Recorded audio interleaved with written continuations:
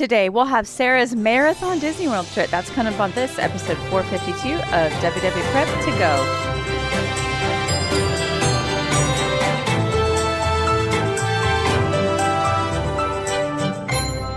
Hello and welcome to WDW Prep To Go, where we talk strategy and ideas for people planning their Disney World trips, and we have lots of trip reports. I am your host, Shannon Albert from WDWPrepSchool.com. Thank you for being here for episode 452.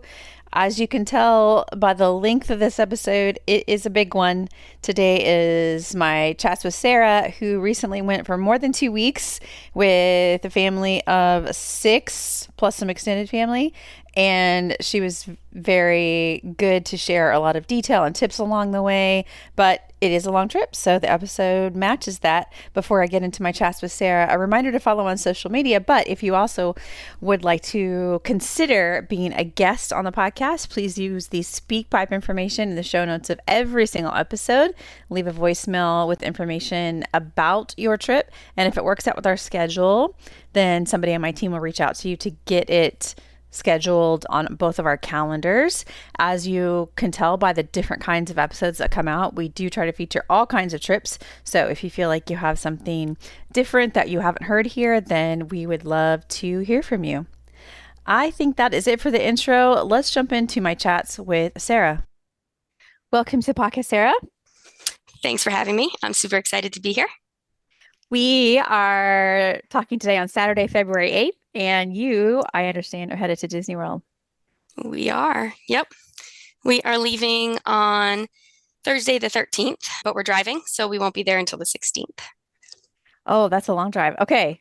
And then when do you get home? So we are departing Disney on February 28th, and we get home on either the 2nd or the 3rd.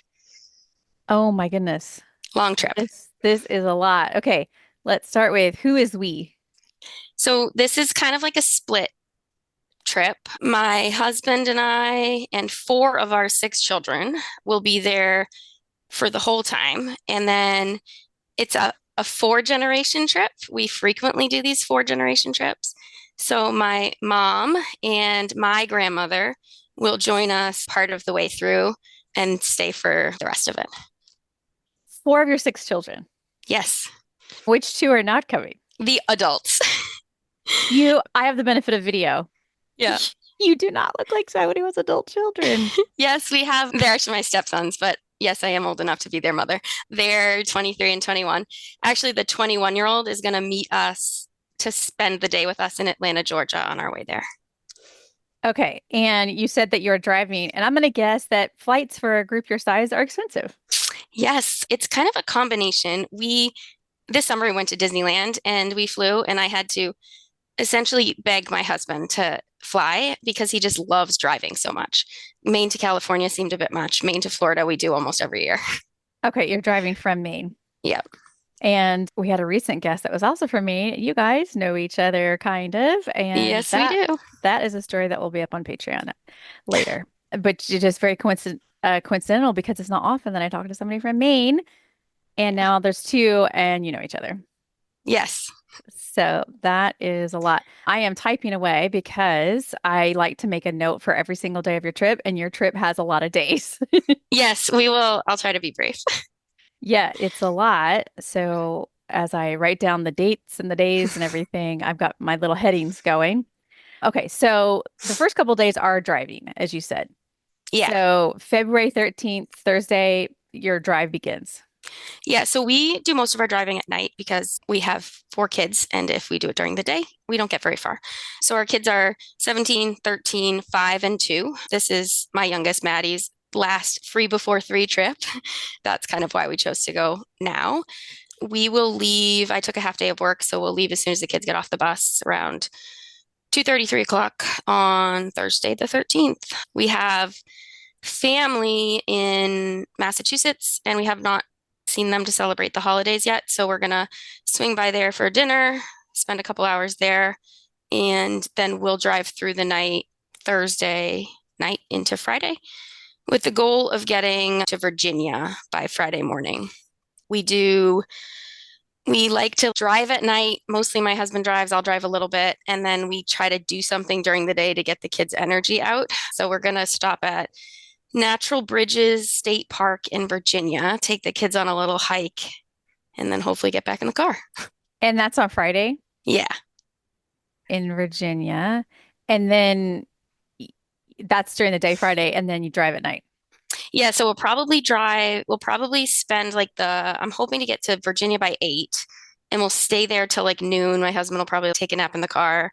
We'll feed the kids like a picnic lunch at the park, let them play in the playground, take them for a hike, put them back in the car. And the goal is to get to Atlanta, Georgia by like late Friday night, where we got a hotel room. Okay. And And then yep, obviously sorry. Saturday, that's where you'll be. Yeah, so we'll stay Friday night at Hilton outside of Atlanta.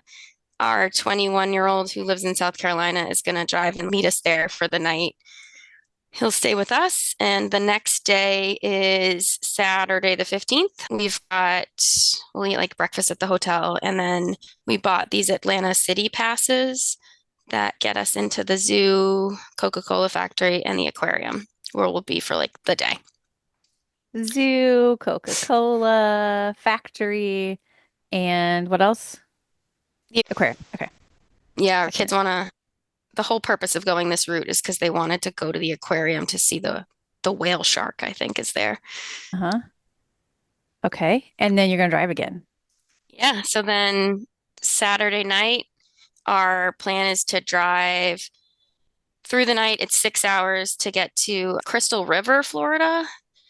And this is a surprise for our kids. They don't know we're going yet. We usually go orange picking the morning we arrive to Florida, but this time we're going to go on a manatee tour where they take us out on a boat and let us kind of swim where there's manatees. So that's what we're going to do So, Sunday morning. but Saturday night, you're still driving through the night. Yes, And so it's Sunday morning that you'll arrive to Crystal River. Yeah. Crystal River. Okay. And that's for Yes, manatees. we arrived to Disney very tired. Yes, you will. This is the whole trip before you even get there. Yeah. The way That's there is not bad because we're like on this just excitement of getting there. The way home's rough. yeah. Okay, so then how does your Sunday, February 16th look then? Yeah. So we'll do this tour from 8 to 10 and then it's 2 hours to Disney and we'll either feed them there on the way or get to Disney as soon as we can. And this is a split stay and we're checking into Fort Wilderness. Okay, and what kind of accommodations are you doing there? So we're DVC owners there. This is our like welcome home stay. We haven't used any of our points yet. Cabin. And yeah, so a cabin. Fort Wilderness we've only stayed, we go to Disney all the time. We almost always stay at Fort Wilderness. We've only stayed at Animal Kingdom Lodge one time, and otherwise we always end up back at Fort Wilderness. And before it was a DVC location, were you just booking the cabins directly through Disney then? We did the cabins a couple times. We pulled a pop-up down once and stayed there for a 10-day trip once.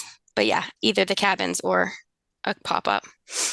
Okay. So you're going to check into your DVC points cabin. Yep. And what else do you think you're going to do on this day?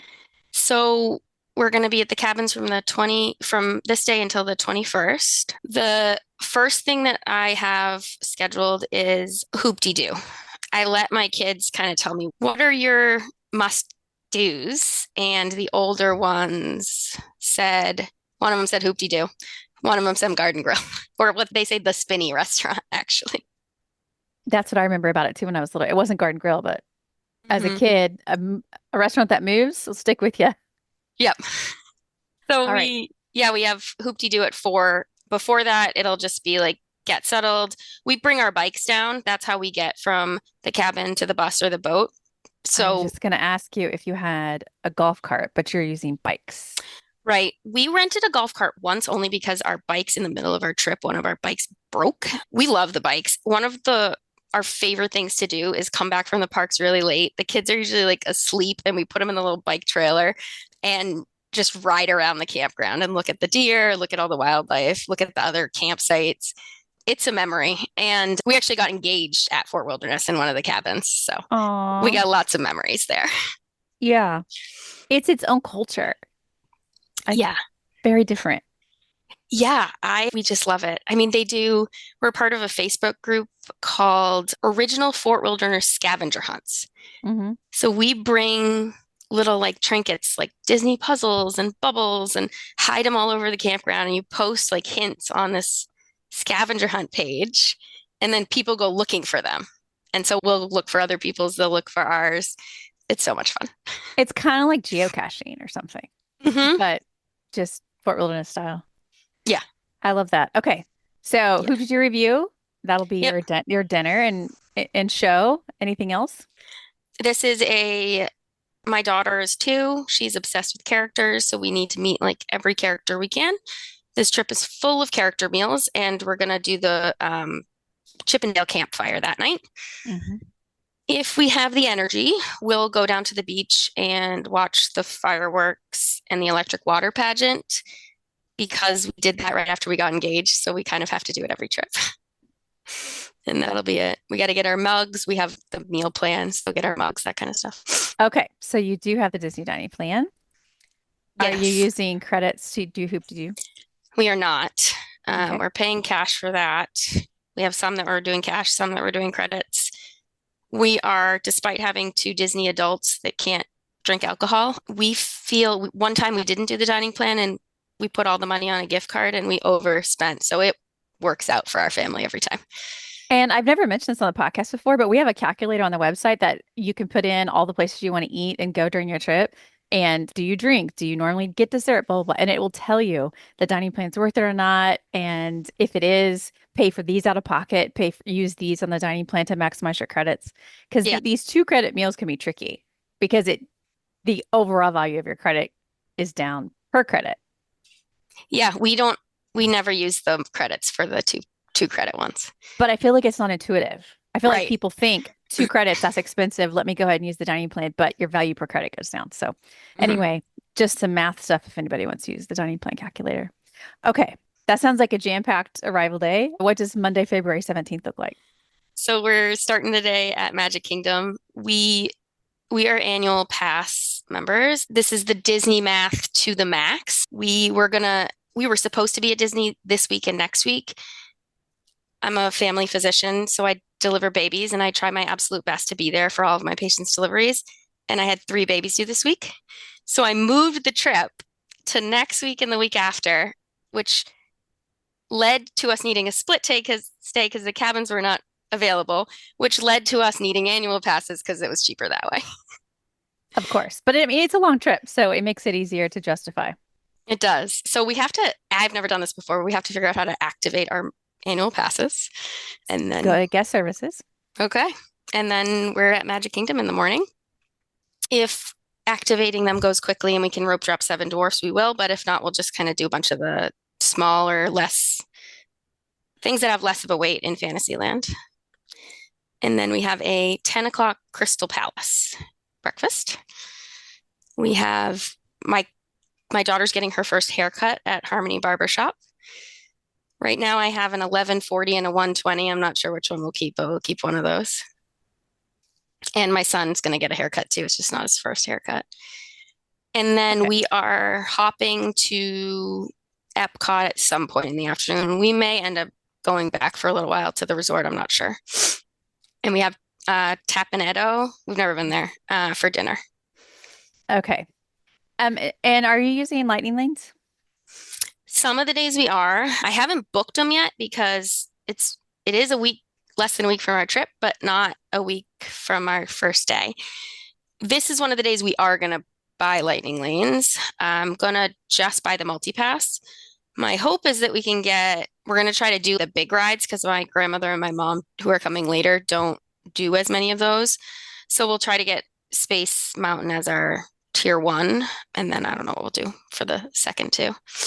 And we'll try to do Tiana's as a virtual queue. I'll probably buy Standby Skipper. I actually have to buy Standby Skipper twice because of the length of the trip. Yeah, normally it works for one purchase for the whole trip, but your trip's just too long for that. Yeah, it's a good problem to have. It is. Yeah. Okay, Tuesday, February 18th. Yeah. So we, let's see. Oh, we have the reason we're hopping to Epcot is because we qualify for the evening extra hours too, Okay. which we may or may not stay for.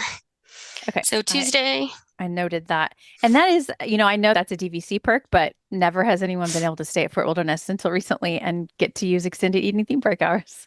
I know. Yeah, it's pretty cool. We Uh, used them last time we were there when we were at Animal Kingdom Lodge, and my husband usually takes our little ones back, and then me and my two oldest stay for extra hours. And it's some of the best memories, like running from ride to ride with them. I have some amazing memories of that.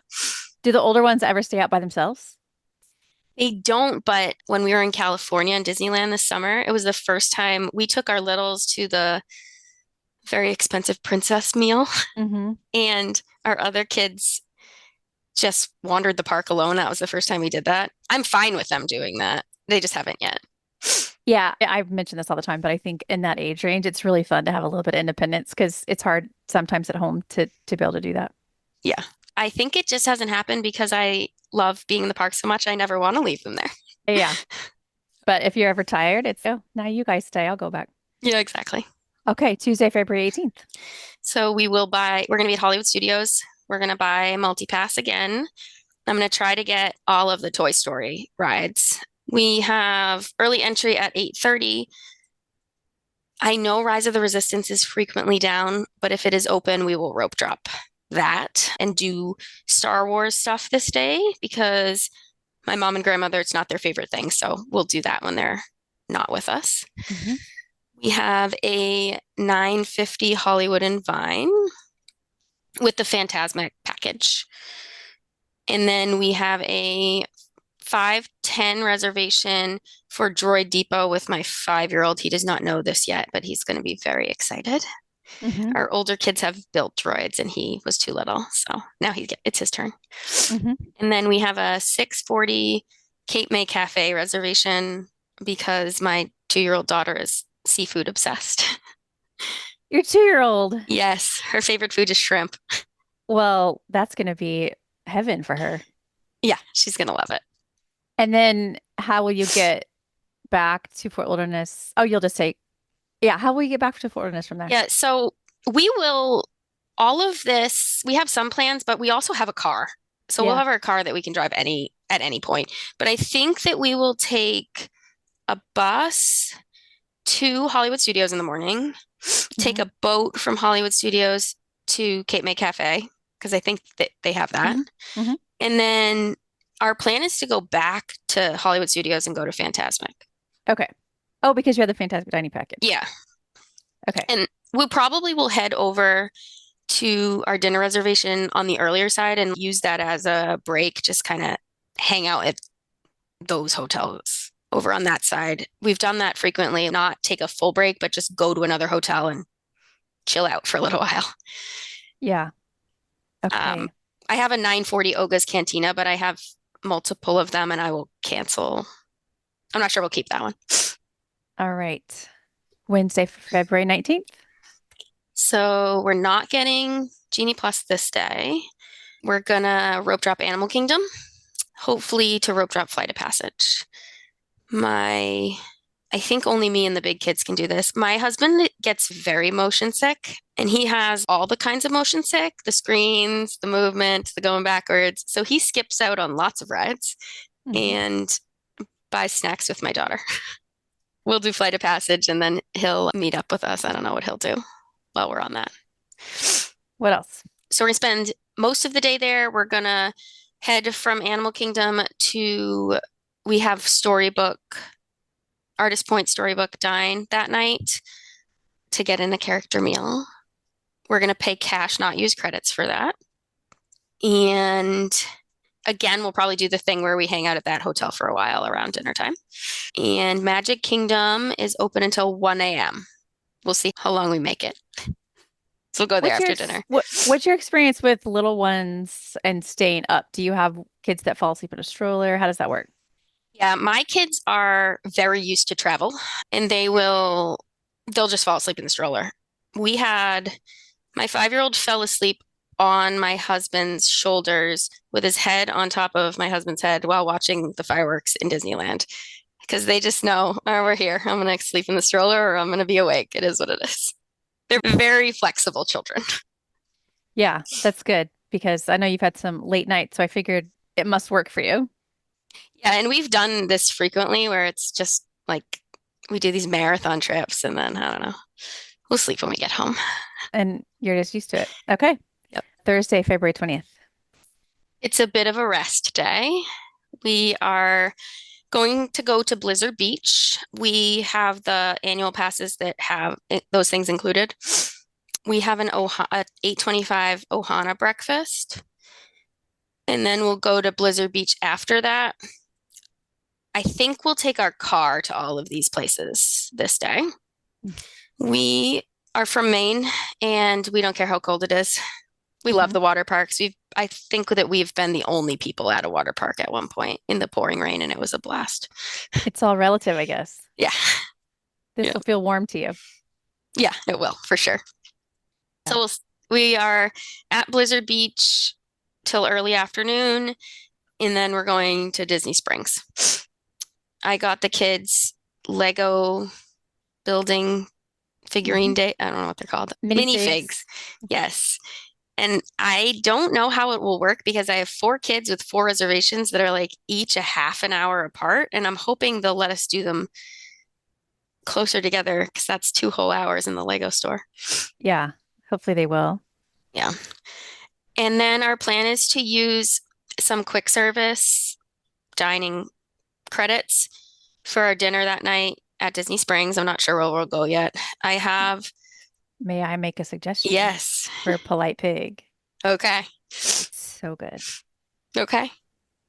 Yeah, for sure. There's a lot of good quick service, but that's probably my favorite personally. Cool. Yeah. My husband wants to go to, I have 2 reservations, but not to get like a full meal. My husband wants to go to the boathouse because he saw this like baked Alaskan dessert that he wants. So I have a reservation at 3:45.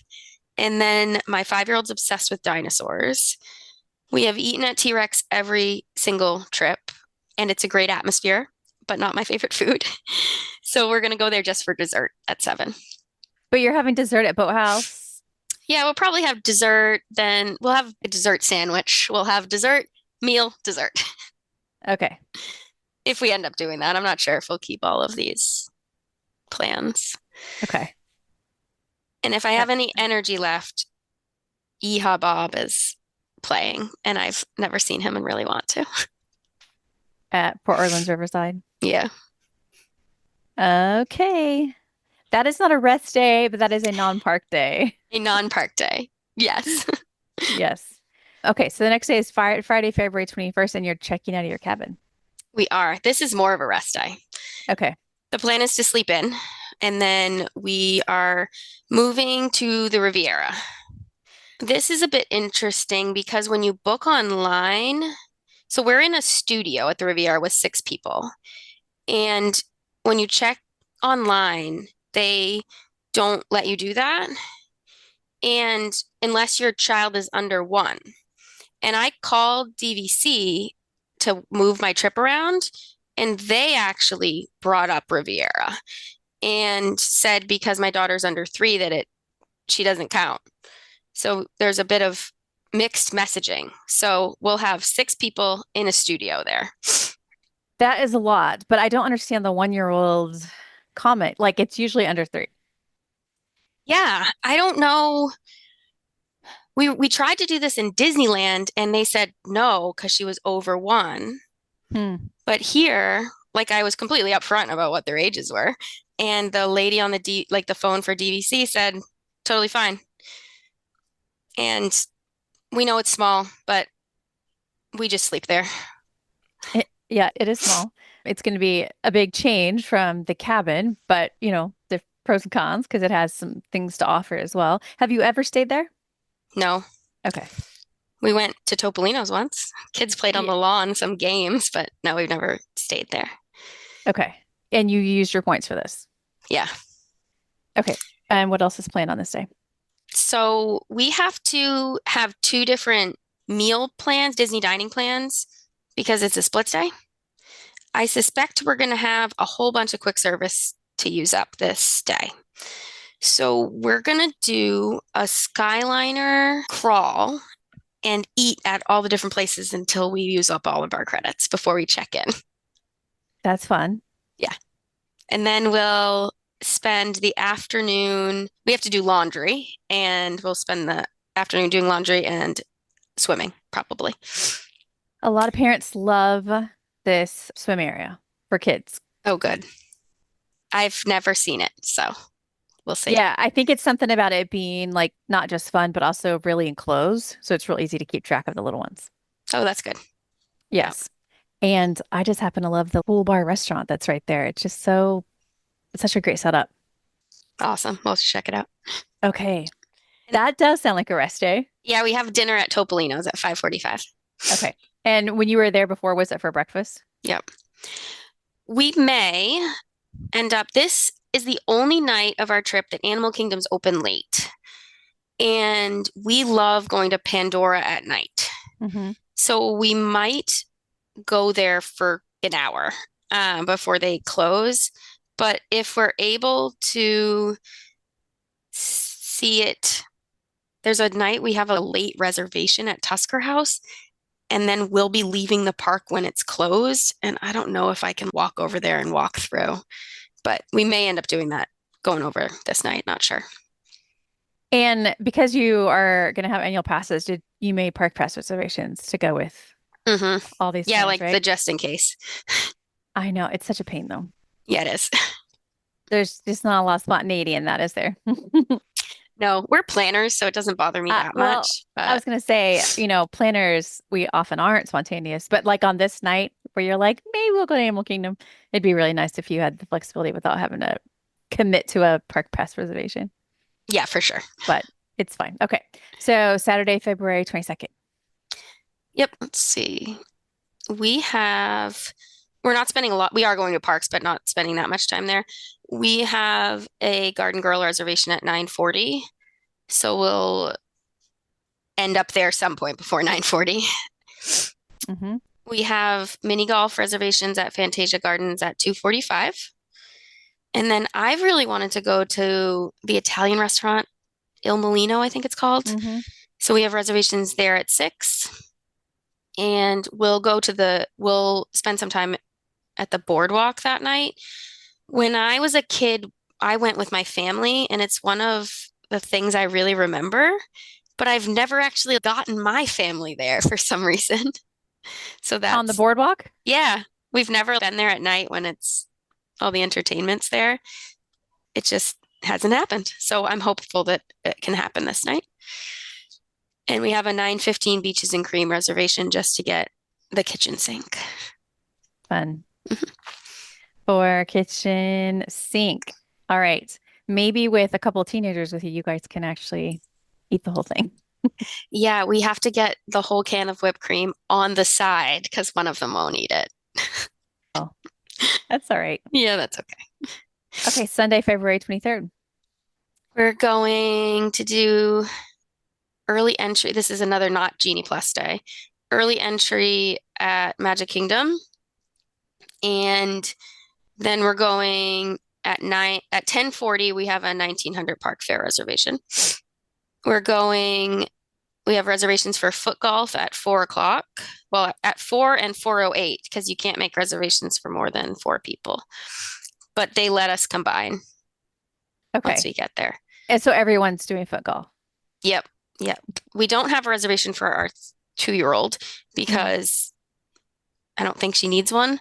And she'll probably just kick the soccer ball for us. Mm-hmm. We'll do that. And then this is when my mom and my grandmother fly in. So they're going to fly from Boston to MCO. And are they staying at Riviera as well? They're staying at Pop Century. Okay. And they arrive like later in the day? I think they get in like the afternoon, like early mid-afternoon. Okay. We have a 6:30 Boma reservation, and they will be there for that. Okay. And I'm always asking about logistics. I know you have a car, but will they have a car? I got them Mears Connect. But how are they getting to Boma then? We'll drive them. So you have room for them in your car? Yeah, we have a 12-passenger van. Oh, okay. Yeah. It's not just your typical SUV. No, we have lots of kids, so big car. Yeah. Yep. Okay. Yeah, so we'll go over to Animal Kingdom Lodge at some point in the afternoon after they get there. We have to pick up a scooter. My grandmother's 82, and she is super active and really healthy and does great, but 14, 15 miles a day is a bit much. So we rented a scooter, and that'll get dropped off at their hotel before we go to Animal Kingdom. Okay. All right. Staying on the Skyliner will be very convenient then. That's why we choose that. Okay. And then Monday, February 24th. Okay. So we'll be at Epcot and we are getting we're getting the multi-pass that day. Mhm. We're hoping to get Frozen for our priority one and to rope drop Remy's because we'll be on the Skyliner. So I think that will be easier to do. And if we don't meet Anna and Elsa this trip, we won't be able to leave, according to the 2-year-old. So our plan is to rope drop Remy's, go meet Anna and Elsa, and then we have breakfast at Akershus. What time is your Akershus reservation? 9:45. Well, that's a perfect time to meet Anna and Elsa. Yeah, I think that they open at 9:15, so we can do that, then go for breakfast. Mhm. The only other plans we have that day, we never save enough time to spend going like around the world to all the countries and eating at the food booths. So we're gonna do that for a very long lunch slash dinner. I think we'll have to meet Asha from Wish and we will have to do Soarin' because it's my grandmother's favorite ride. I have a 7:30 via Napoli that I'm not sure we'll keep or not. For the whole group. Yeah. I really And wanted a Space 220, the lounge, but I couldn't get it for this day. are your mom and grandma on the dining plan? No, they're not. Both me and my mom are vegetarian, and if it weren't just me alone, it's not worth the meal plan, but with my kids it is. And so my mom and grandmother are not, but I think we'll have so many quick service credits that we'll buy their quick service food for them and like Mhm. snacks, and they'll just pay cash for the table service meals. Okay. Yep. Tuesday, February 25th. So we're going to Animal Kingdom this day. They have 4-day tickets without park hoppers. Mhm. So we're going to Animal Kingdom. It opens at 7:30. My plan is to buy individual lightning lanes for the people who will do Flight of Passage because we'll have a stroller and we'll have the scooter. So rope dropping Flight of Passage seems hard. But if we do that, I think that we can get away without buying multi-pass. We Mhm. can rope drop like Navi River Journey and then go to the safari. Nobody in They will not want to do Everest, so we'll just do it a different day. Mhm. And then the priority for this day is all the shows because I think the shows in Animal Kingdom are pretty awesome. Mhm. And we'll try to head over to Rafiki's Planet Watch to see if we can see one of the procedures kind of earlier in the day. We have a Tusker House reservation. We have one at 11:05 and we have one at 5:55.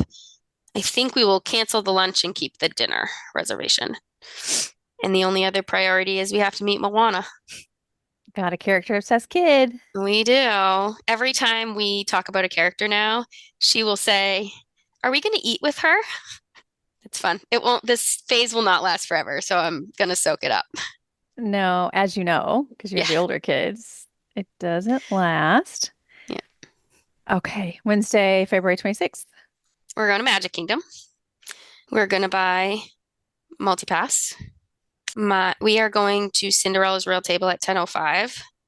So my daughter we'll have to kind of dress her up, get her all dolled up for that. She's too young for Bippity Boppity Boutique, but we'll do something like that in the room just with us. Mhm. We're going to try to get Peter Pan for our Lightning Lane. And the only reservation we have is 10:05 for breakfast at Cinderella's Royal Table. Mhm. We were trying to figure out how to watch the fireworks without having the crowd with my grandmother in the scooter. So we had initially got a California Grill reservation, but we canceled it and we got a dessert party instead. Mm-hmm. So we'll do Which that. one? The one that you have to get there at 6:30. So I think So it's the pre-party. Is it garden viewing? I don't Pre remember. or are you sitting in chairs at a table or are you I sitting don't out in think the so. I think Okay. we're So the standing, but we're in like our own area. garden view pre-party, Yeah. basically. Yeah. And then they will head back Magic Kingdom's open till midnight for us, but only till 9 for them. They will head back and they may or may not take our littles with them and we'll stay. Okay. All right. And then Thursday, February 27th. Yep. Hollywood Studios Day. I saw that one come in. Yep. We'll go to, we'll get multi-pass and try to get Slinky Dog Dash because it's one of our favorite rides. And we'll try to get Tower of Terror for another Lightning Lane. It's my husband's favorite ride. It's my least favorite ride. I hate falling, but I have to do it with him every time. Mhm. We have a 12:15 reservation for Roundup Rodeo. Mhm. And then this is our night that we have our other Oga's reservation. If we don't keep the first one, we'll keep this second. We'll keep this one, but I anticipate us going earlier in the week. And then we'll have already seen Fantasmic, so we may leave early this night. I'm not sure. Okay. And you're riding the sky. All of you are riding the Skyliner, so that'll be easy. We are. So that night we have to take, they fly out the next day. We have to take the scooter because they fly out too early to return the scooter. So we are taking it to our hotel and we're going to have they're picking it up from our hotel on Friday morning. And I think that's it for that day. Okay. So then Friday, February 28th, your mom and grandma fly home early, but what are you doing? Are you going to start driving? We are, and we always say, oh, we'll leave early. We don't leave early. Like, we probably will close out Epcot if I know us. We will sleep in because we're going to get the scooter gone and all that stuff. So we'll sleep in. We have Topolino's breakfast. That's like our last credit that we're using at 8:40. And then I have a Space 220 lounge at 2:15 and Le Cellier at 4:40. And I don't know if I'll keep those or if we'll leave, but we're going to go to Epcot for a little while.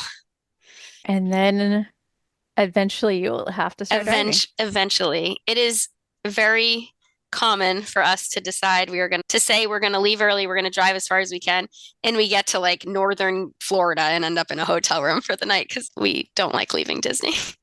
So you don't know where you're stopping that night. A lot of times we just sleep in the car at a rest stop. Okay, so then Saturday, March 1st is more driving. Yeah, our only plan for the way home is we're going to go see the pandas in DC at the zoo, but otherwise we are just drive as quickly as we can home. Okay. All right. That is more driving than I've ever done in my entire life. Yeah, we drive all the time. Yeah, you gotta have to. So makes sense why everyone's used to it. Yeah. Okay. Is there anything about your trip we haven't talked about in the pre-trip then? The only thing that I thought would be kind of cool to share, we made a countdown for this trip, and we usually do a ring countdown. This time I took a bunch of cups, little solo cups, and made a Mickey Mouse out of them, and took toys the kids already own, put them in the cups. They call it Advent every night, and this has brought them more joy than I could have ever imagined. So it was a cute little countdown that I like saw on Pinterest or something. I need a visual. Okay, I think I took a picture. Now it's all poked apart because they've taken all the toys out. Yeah. But I'll try to send one. And each cup I put a toy. It's like a little Mickey figurine or something. And then a sticky note that says one part of our trip. Like I wrote Cape May Cafe. And every night at dinner, we talk about whatever's on the little sticky note to get them excited for the trip. That's cute. I mean, send a pin too. I'm very active on Pinterest and I like to share those pins to our countdown board or whatever. Oh yeah, I'll find it. I can definitely find it on there if I don't have a picture. So that's been kind of fun. We have Disney Visa card holders, so we might do we get an extra character meet and greet. And then I bought a Disney Magicals Extras DVC. It's $100 a year. someone else could learn from my mistake. So that's why I'm sharing. I purchased this in advance because one of the perks is that when you're a DVC owner and you can buy one-time use points. You actually can buy 12 and get 24. So I intended to use that benefit for a future trip. And then by the time I could actually make the reservation on the 7-month window, there was no availability. So I should have waited to purchase the $99 thing until I made sure there was availability, if that maybe is relevant for a very small number, but relevant. So we'll try to get our worth of that with the character experience and the lounges and stuff. Hmm. Okay, good to know. There's lots of DVC owners that would love to know that. Yeah. So, okay, well, this is jam-packed. I am going to block off a whole day to talk to you when you get back because this is going to take a little bit of time. I'll try to be quick. I may not be the person who has the exact times and how long we waited and that kind of stuff. Yeah, that's But okay. You have to be a little more brevity for the longer trips, but yeah, I for hope you sure. have the best time and I'll talk to you when you get back. Awesome. Thank you so much. Welcome back from your trip, Sarah. Thank you. We're talking on Saturday, March 8th, and that means that you've been back for about 5 days. How was it? It was amazing. It was the probably the best trip we've ever been on. Aw. Yeah, it was great. It's sad to be back, but important to be back. And my youngest has said he would like to move to, not my youngest, my 5-year-old said he'd like to move to Disney World. So it was a great trip. Yes, don't we all? There was a time where if you searched my name, it would say I lived at Disney World. Oh, really? Like on the map, it would plot it. Yes, I wish that was possible. It's not really, but I'm Mhm. glad that you had a good time. You have a lot of trip to get through, and you're on standby to deliver a few babies. So let's Yep. get started before one of them arrives. You told us in the pre-trip that Thursday, February 13th, you were beginning the drive from Maine. Yes. We actually got a huge snowstorm. So I that helped us because I was supposed to work until noon. All but two of my patients canceled, so I actually rescheduled them and worked from home, just tied up some loose ends, and my kids had a snow day. So they like finished packing up the car. I worked a little bit. We ended up not getting out until about 4:30, but it worked out because we didn't have to drive through the snow.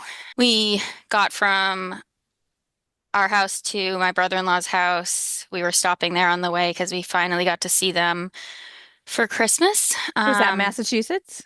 Yes. Yep. So we were in Massachusetts from 7 to 9 and just got to have dinner with them, finally catch up, exchange Christmas presents because illness plagued us around the time Hmm. of Christmas. And then we left around 9. I did the first part of the driving. Most of the time, Scott drives. He loves driving. I hate it. It works out great, but he needed to get a little bit of sleep. So I drove for a couple hours. The kids, I wrote this down because I thought that it would be helpful for others who were driving. We got them boxes, at least the little ones, of new toys, new coloring books, that kind of stuff, and I wrote their names on them so that it was stuff that they had never seen before. That helped entertain them until they fell asleep. They each also, we have a bunch of snacks in the car, but they got their own box with their own snacks that they could eat without, can I have a snack? Can I have a snack? Can I have a snack? And then we had, before we left, we made a list of a bunch of movies that we thought that would be relevant for the things we were doing. And they would pick a picture of the movie out of the bag. So they watched one of the last movies that they had from that list and fell asleep. We drove through the night. In the morning, so this was the 14th, we got to West Virginia by the time the kids woke up. And then after about what feels like a million stops between when they wake up and when we get to anywhere, we got to Natural Bridges State Park, which is where we were intending to have our first stop be. We wanted to get there in the morning, but we didn't get there till about 1. So we did that. There was a hike. It was pretty icy still there, so we didn't do a really big hike. But if anybody's going to do a long drive, strongly suggest not only stops, but we like the stops where the kids can get out, run. Hiking a mile after all that driving was pretty awesome. Um, And so as a person who doesn't love a long road trip, you and your husband are literally just going back and forth and trying to sneak in sleep where you can. Actually, for the most part, he's driving. I don't know how he does it, but on the way home, he drove us home for 48 hours and never slept or slept little naps. Wow. I don't know. So I drove from 9 to 11, and then he drove from 11 to 7, That is such a long time. and then gets up and goes for a hike. I don't know how he does it. Listen, good for him. I can't understand it, but I'm glad that works out for you guys. Yeah, So from Virginia, I think you were going to Atlanta, right? yeah. So the distance from where we had stopped in Virginia to Norcross, Georgia, where we were going to stay, was 7 hours. We left at 3. We did not get there until 2 in the morning because that's what it's like if the kids are awake. We had to stop for dinner. We went to an Outback somewhere, and then we got to the hotel at 2 a.m. My older son was meeting us there. He's in South Carolina, so he drove to Atlanta. He actually checked into the hotel. That caused a little bit of an issue because it was all under my name. Hmm. So I had to call the hotel and let him check in. And then we split up. We got 2 rooms, and like our middle kids got to stay with Bailey, who's one of our older kids. And I mean, stay with them. It was 2 in the morning, so sleep in the same room. Yeah. That was all we did that day. Okay, Um, that was Friday. And that then now we're yeah. on Saturday, February 15th. You had Atlanta City Passes. Yeah, that actually went really great. We got up at 7:45. And we had breakfast. We intended to leave and try to get to the zoo by the time they opened at 10, but we walked out to our car and discovered that somebody hit our car. So our bumper was messed up.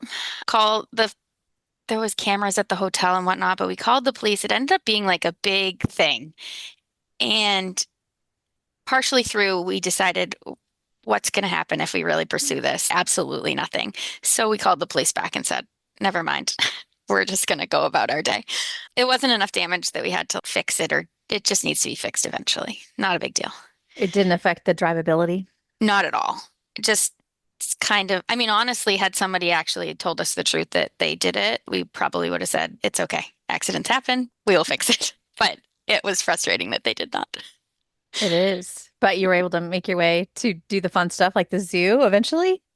Yeah, so we got to the zoo at 10:45, so it wasn't that bad. It was like 45-minute delay. If anybody, or even if you're not driving, I suppose, but if you're driving and you have lots of park days, especially with kids, we find it really helpful to schedule something that's low risk. So it's not like Rope Drop Magic Kingdom. We just went to the zoo because Scott had to go back to the car like no fewer than 4 times because of things we forgot.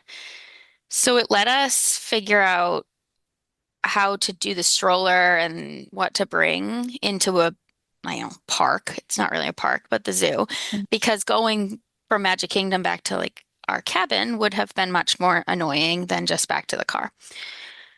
So we've done that in other trips too, and it's saved us. It was raining, it was cold. We walked around the zoo for a little while. We were there for about 2 hours. We saw everything, but I would say it's more like maybe a 4 hour thing if you wanted to do some of the shows or talks. Jackson saw a Komodo dragon for the first time, which was hilarious because he asked the employee there where his wings were, because apparently dragons are supposed to have wings. Listen, Yeah, I understand the question. exactly. We went to the Coca-Cola factory after that, which was pretty cool. It's basically, there's a bunch of rooms, but one of the rooms is Club Cool to the extreme. It has different sodas from all over the world, but like, I mean, hundreds of them, to the point where I had to shut off the 5-year-old and the 3-year-old, or almost 3-year-old, for fear of stomach aches. We also learned there that Maddie was afraid of the Coca-Cola bear that you could take a picture with. Hmm. And we had 10 character meals coming up. So we were a bit curious how that would go. Yeah, that's not fun. You can also see that bear in Disney Springs, so I guess skip that store when you're there. Yeah. Yeah. We didn't go to that store when we went to Disney Springs. Yeah, you went to the bigger one. Yeah. And then we did the Georgia Aquarium in the like afternoon, evening. That was amazing. That's the best aquarium I've ever been to. Highly recommend that as a stop if you're like driving and can pass Atlanta without a big detour. It's huge. We were there from 3:45 to 8:30. It was very busy. We saw pretty much everything, but we missed out on the sea lion show because apparently you can buy tickets online, and I did not know that. We saw a dolphin show. It was probably the best dolphin show that I've seen in an aquarium, and it's the only aquarium that has a whale shark, which was our motivation for going. One of our kids wanted to see the whale shark. Did you sufficiently wear them out after this day of activity so that you could drive at night to Florida? Yeah, that was a success. Okay, good. They got in the car. We had to wake them up to eat dinner 15 minutes later. Oh, I think so. Scott napped. I think he left the aquarium at 7:30, and I kept the kids in there for another hour, and he went to the car and took a nap in the car. So after the aquarium, Bailey was going, he was going to stay in Atlanta for a couple days. So he took off, and I think we just got Chipotle and Chick-fil-A for dinner. Because when you have six people, you can't all agree on one place to go eat. And we drove, it was 6 hours from Atlanta to Crystal Springs, Crystal River, which is where we were going the next morning. mm. We got there a little early, so about like 10 minutes away from the place we had to be, we stopped at a gas station and took a nap. And the next morning we had our first Disney magic before we even got into Disney World. And how did that work? What was So, that? and then the other thing I did is I wrote down our steps and our mile count for this trip because my kids decided that it was not a rest day if we walked more than 20,000 steps. I agree. That's not a rest day. That's Yeah. intense. Spoiler alert, there were no rest days when we were at Disney. Wow. So that day that we were at the aquarium, it was 15,971 steps, which is not bad for a bunch of driving too. Hmm. So Sunday we were at this gas station. We had slept a couple hours there.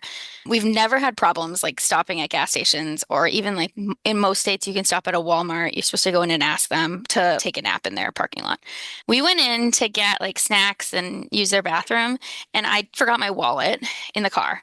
So I got myself a coffee and I picked up some snacks for the kids and walked up to the counter and just said, "Oh, I'm going to leave this here. I'm going to go get money." And the lady said, "Oh, it's fine. Just take it. Take all of it." So so it's Disney magic before we're even in Disney. I wonder what her boss or the owner would say about that. I don't know.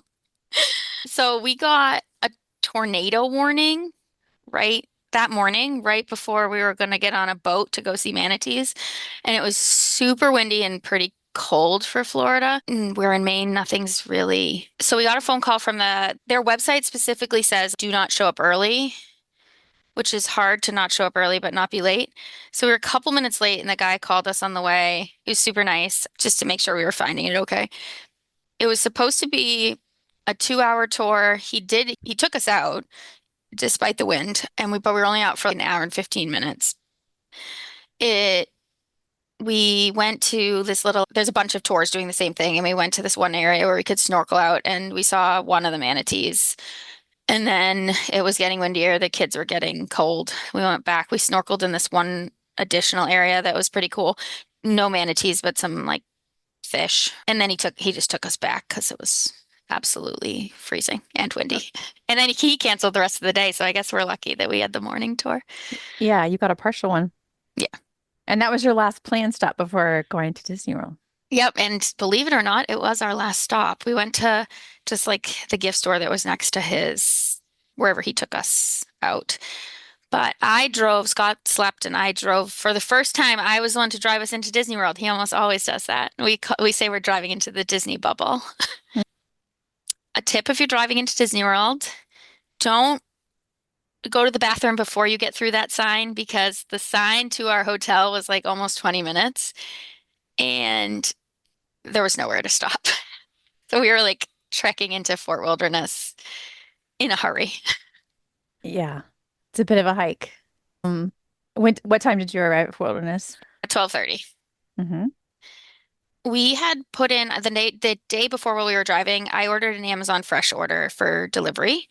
Don't forget to change your address back if you do that, because later something else got delivered to Fort Wilderness. It's very relatable. Yeah. I didn't even know I did it. I don't. If you order non-perishables, just regular stuff, they will return it and you will get your money back. But perishables is a different story. Yeah, we can't do Amazon Fresh here. That's not a thing where I live. Hmm. We're too far from anything. So I have only done this twice. Once was in Disneyland and once in Disney World. And yeah, apparently it changes your address. Uh, yeah, it changes the default, doesn't it? Yeah. Spoiler alert for your return trip, I guess. But you got it at Fort Wilderness. Yeah. We had bought, so despite being on the meal plan, which worth it times 100 for us. One of our kids has to, well, two of them, but one of them really needs to eat in the morning before taking a medication. So we had a lot of reservations not until 10 o'clock. So we wanted them to have at least like something in the morning. So we just got some cereal and milk and a few snacks. The other thing we did wrong is we got there, we checked in, we got our Amazon Fresh order, but our room wasn't ready. Hmm. We should have waited till our room was ready to get the order because then we're trying to like shove a giant gallon of milk into a freezer and it was okay, but mistake. What time was your cabin ready? Probably around 2, 1:30 or Hmm. 2. There was a big line to get in to Fort Wilderness. You like check in at the gate, then I think we've already always gotten there super early or super late, and they've had us go into the the front desk.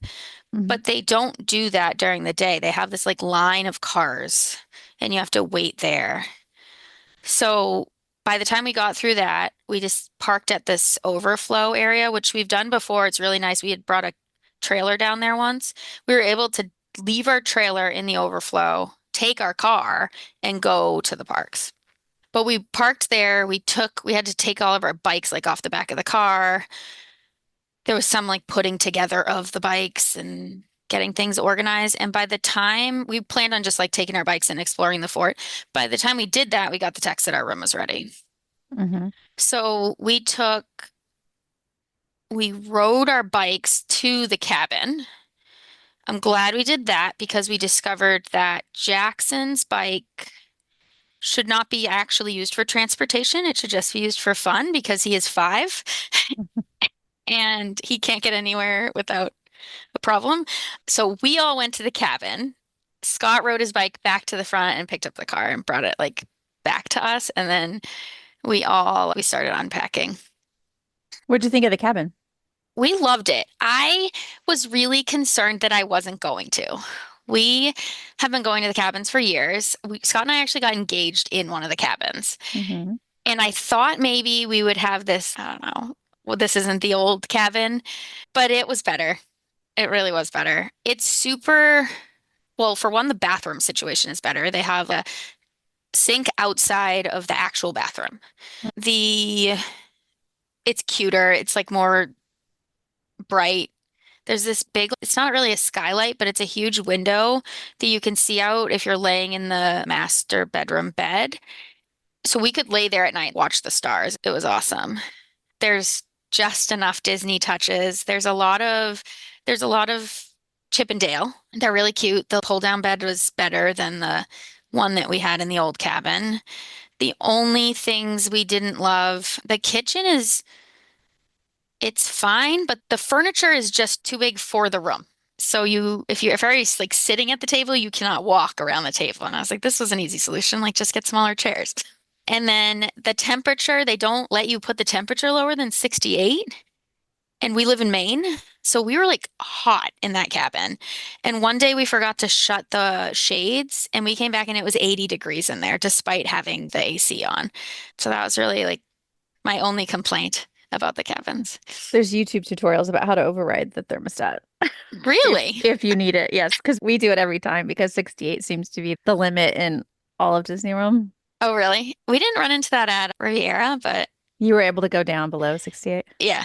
Oh, Yeah. nice. But I wonder if we like accidentally overrid it because the batteries were out and it wouldn't work. And instead of calling the front desk, because that takes time, Scott replaced the batteries and like from some we had or from like a toy and then just put the other ones back later.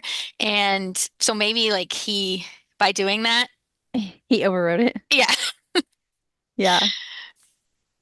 Yeah. Okay. You were unpacking, and your next plan on my list was to go to Hoop-Dee-Doo Review. Yes. So let's see. We got all of our bikes ready.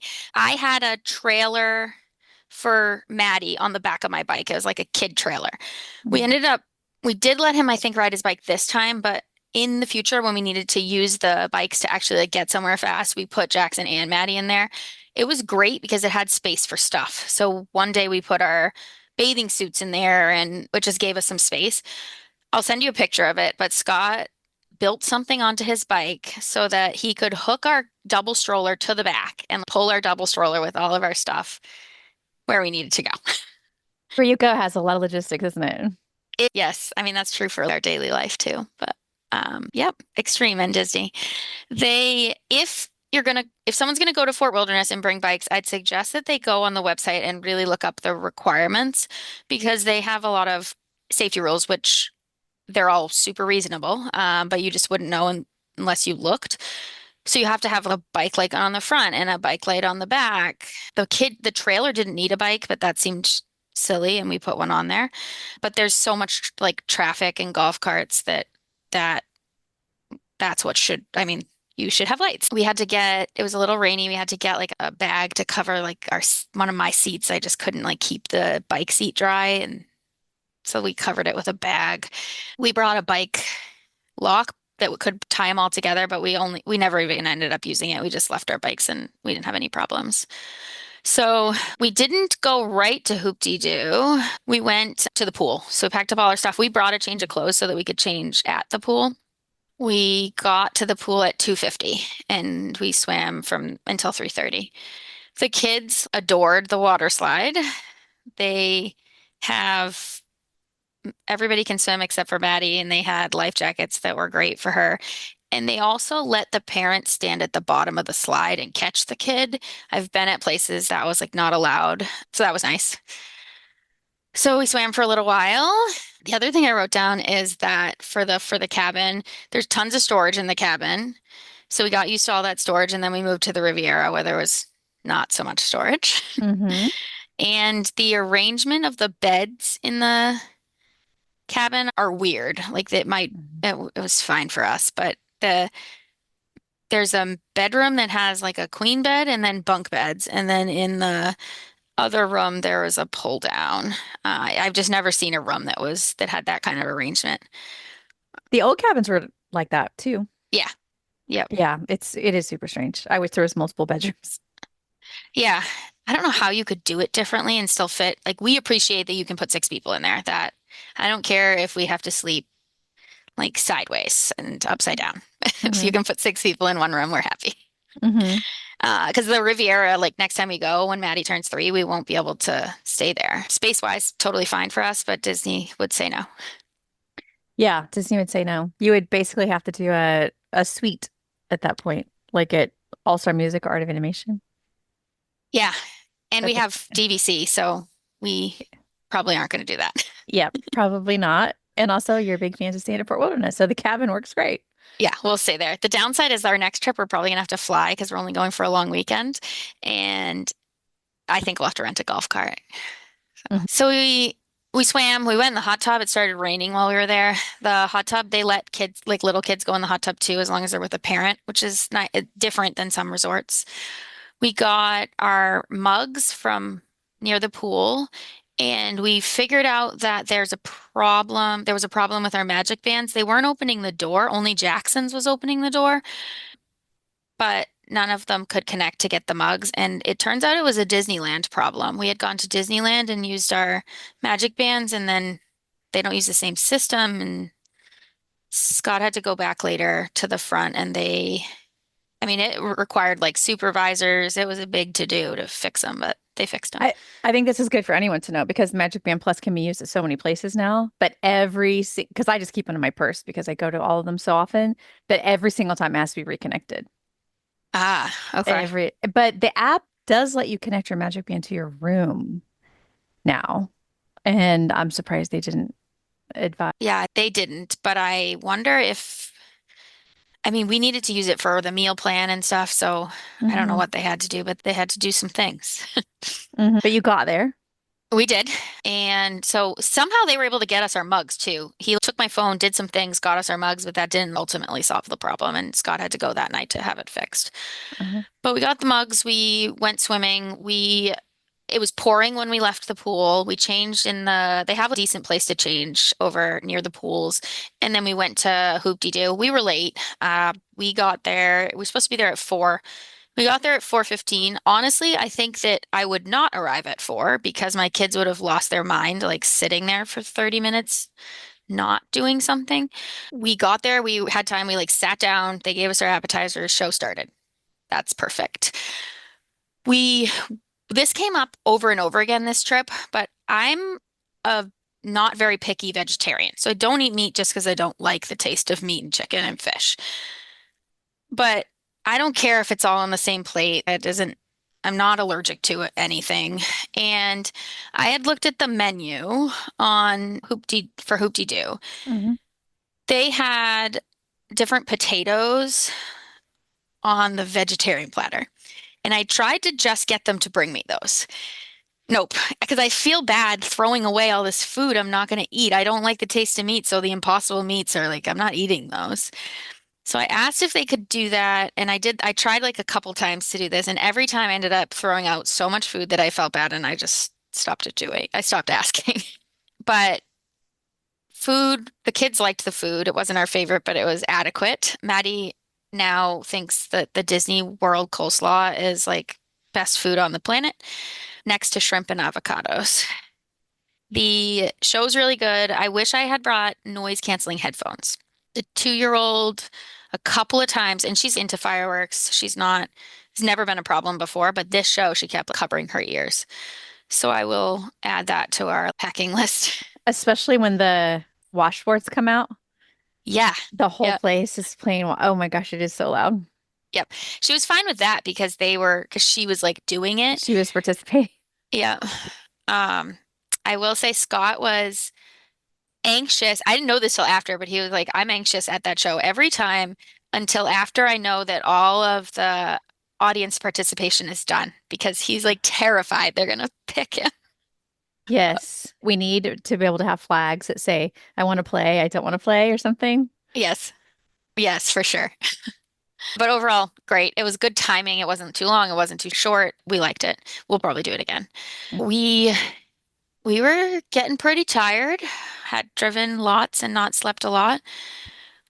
So we were going to stay in that area and watch fireworks, electric water pageant, but we did not do that. We went to get some stuff from the trading post that was down there. Maddie needed new pants because of an unfortunate potty disaster. You can buy those anywhere in Disney. Mm. And then we biked back. We split up. The Micah and Tucker just took off on their bikes. I think they went and played pool.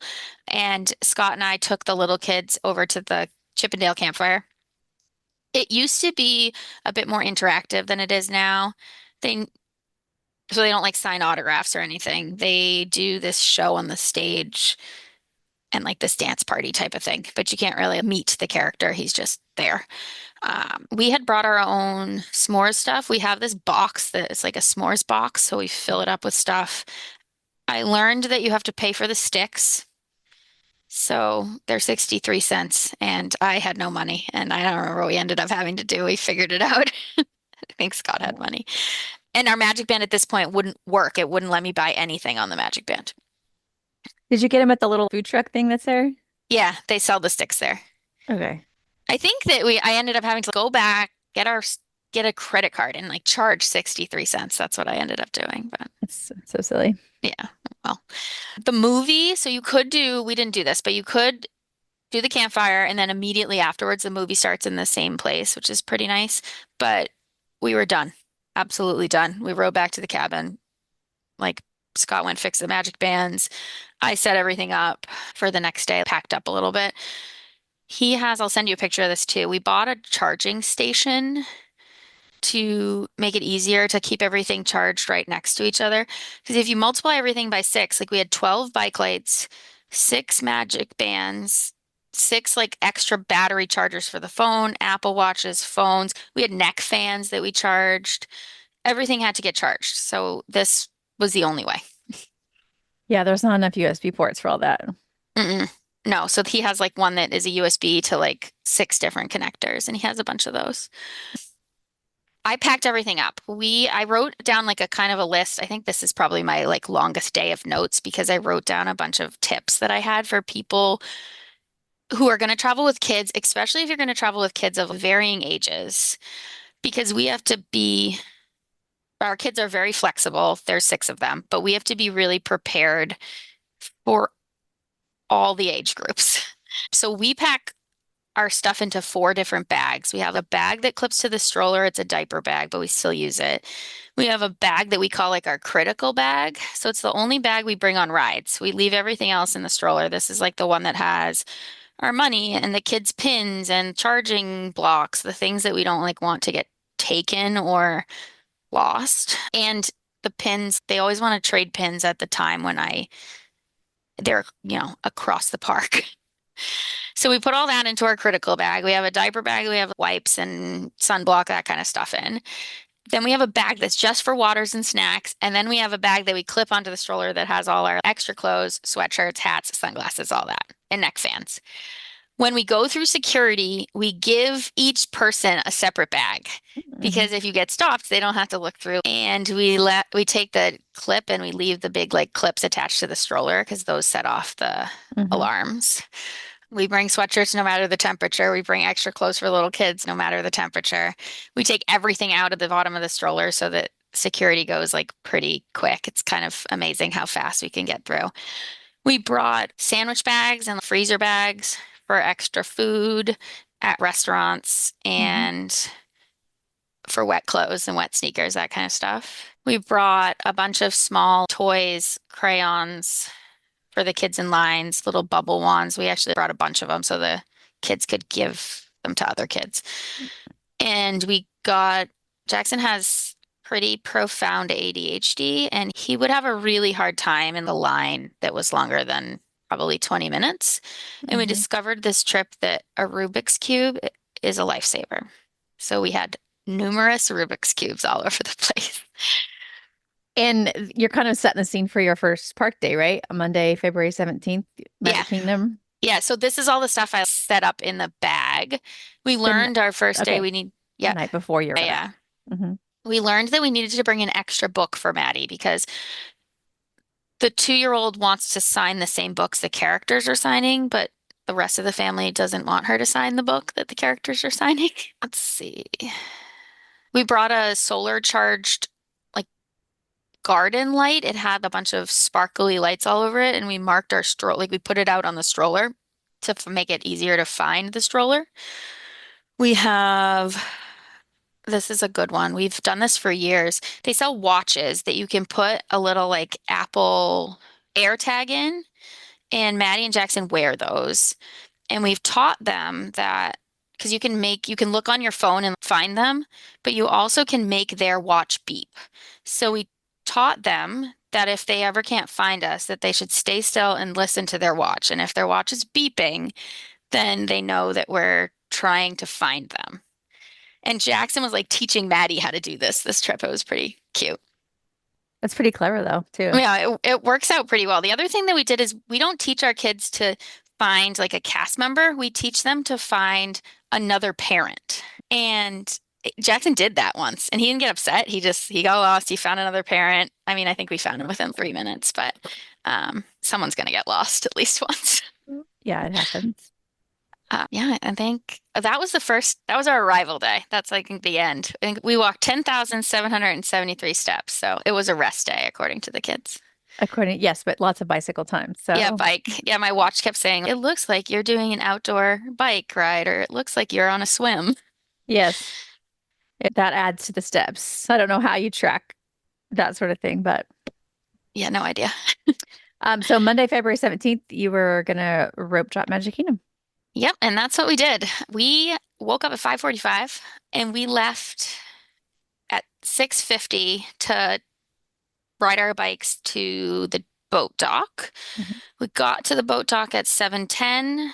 I would suggest if you're at Fort Wilderness, use the signs, not the map. The map's very wrong because there's tons of construction. So we got lost on our way. The boat arrived right like 7:23 actually, and left 10 minutes later.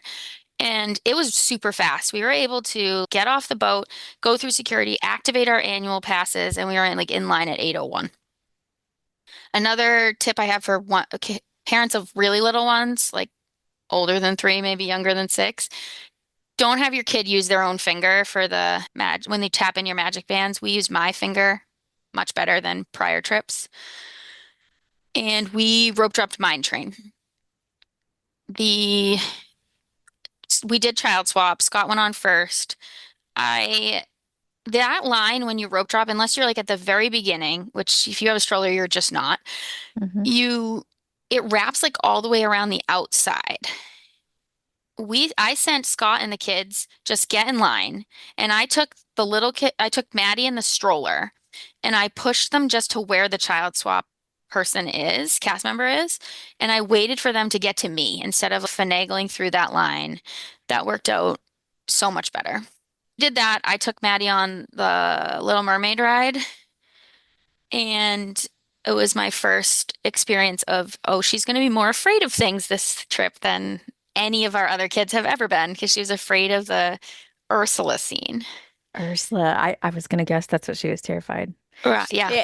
She's a good animatronic, but a little too good, maybe.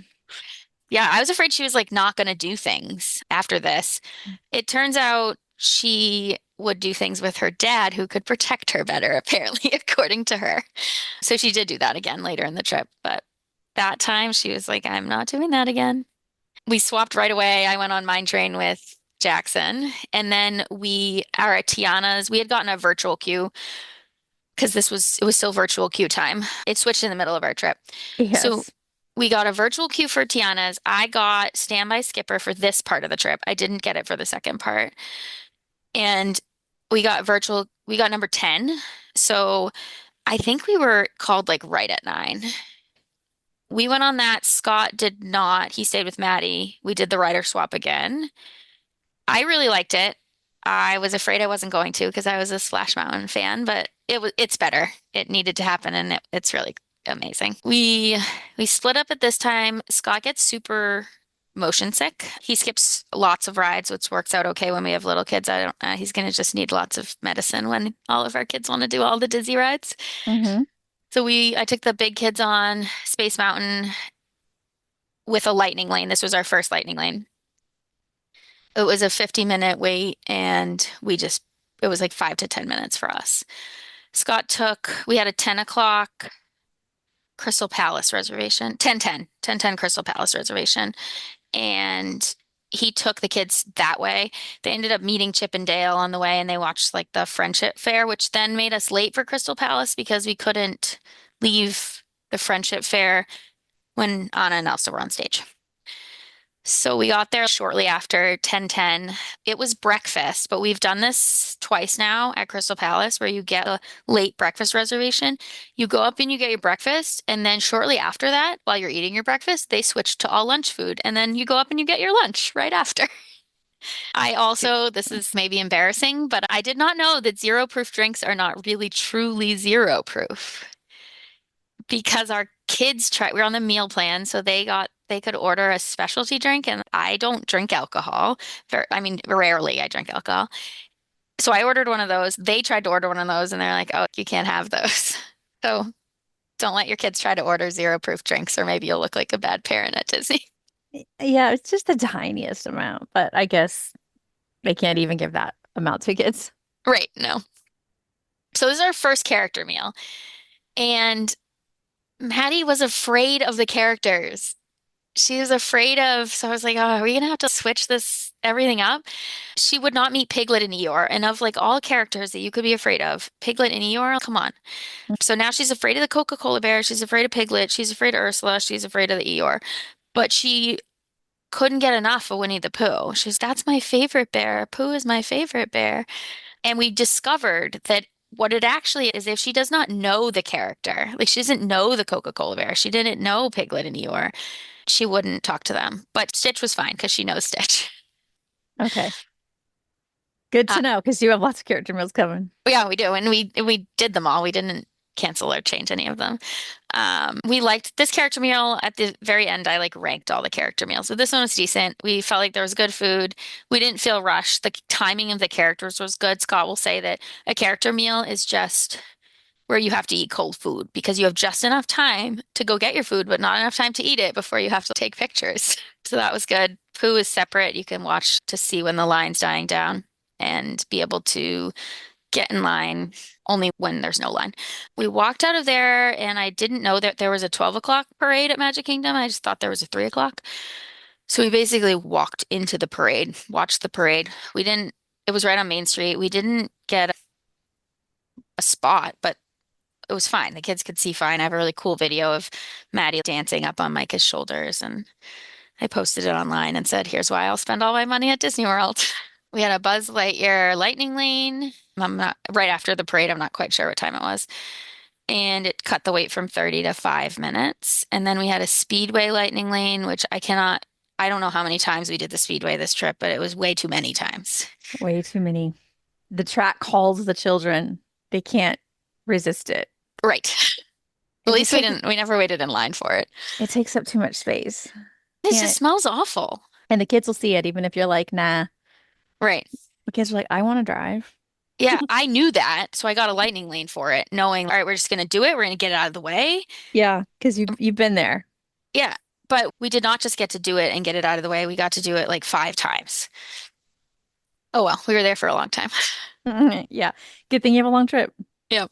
So Maddie had her first haircut at Harmony Barbershop today, this day. So we got there. I think it was like a 1:20 reservation. Got there at 1:15. They like took us right away. It's really cute.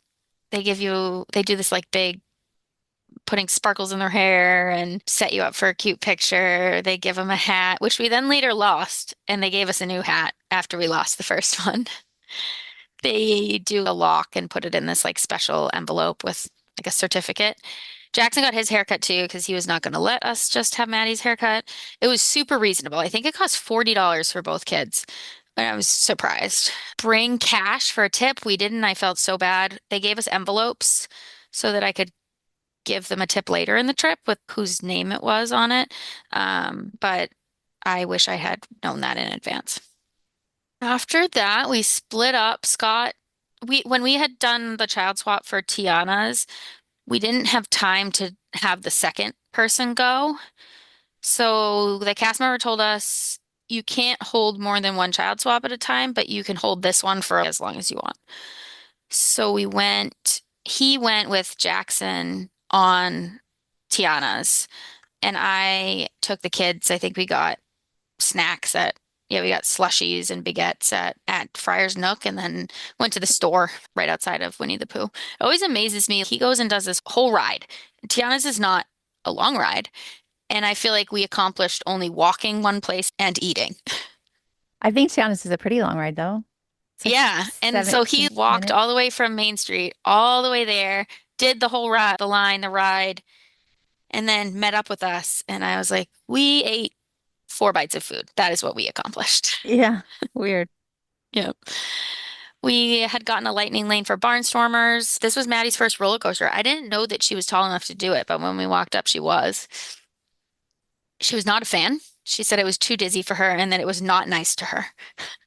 All right. So we've got animatronics, some characters, and rides. Yeah. But And she just she's my 6th kid and my 5 other kids, I don't know. They're boys. Maybe that's what it is. Who knows? But none of my kids are afraid of anything, like to the point where it's a little dangerous that they're not afraid of things. And she's afraid of everything. So we did Barnstormers. We realized we lost the hat to the first haircut. The kids started having an utter meltdown. Maddie was freaking out so bad she ended up throwing up. We had planned to go to Epcot, but we decided to go back to the pool. We decided this the night before. The kids had fun at the pool. We knew we had a long trip. So we decided at some point during this day we would go back and swim. So when we had packed up our stuff that morning, we put towels, because Fort Wilderness doesn't have towels at the pool, and bathing suits and our mugs in the bike stroller so that because it was like our cabin was at the front of the Fort Wilderness, the pool's in the middle, the boat launch is at the back, so that we wouldn't have to go all the way back to the cabin. So we, I think I took Maddie and just went and asked if I could buy new ears for her first haircut ears, and they ended up just giving us a new one. I had her in this backpack carrier and she fell asleep. We missed the boat, so we ended up waiting like a really long time to get from Magic Kingdom to Fort Wilderness. So much so that we were like, okay, we're taking our car when we can. And going to Magic Kingdom's not great with a car, but Hmm. the boats are nice because you don't have to fold your stroller if you get one of the big boats. So it's a production for us. So we got to the pool at 4:30. We, I had gotten, I think, a lightning lane for Soarin' at Epcot, and I canceled it and decided we were just going to go to Epcot we were just going to get there for our dinner. We were going to let the kids chill by the pool. And when I decided we were going to do that, Scott decided to go take a nap. So I took the kids to the pool and he went back to the cabin to take a nap. Maddie was still sleeping. I just let her sleep near the pool and she woke up starving. And this is the first example where I was so happy we had the dining plan. And I know it's all in my head, but I didn't feel bad about walking up and getting a hot dog and chips and because it was already paid for, I didn't have to worry about it. And she giggled her way through that entire hot dog as like the best thing that ever happened to her. Quite a turnaround from getting sick a little bit before.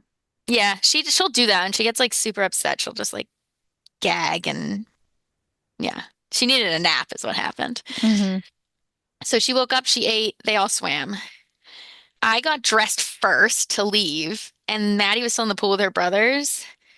And I, the 12-year-old was not being the bestest of babysitters, and he like pulled her under the water.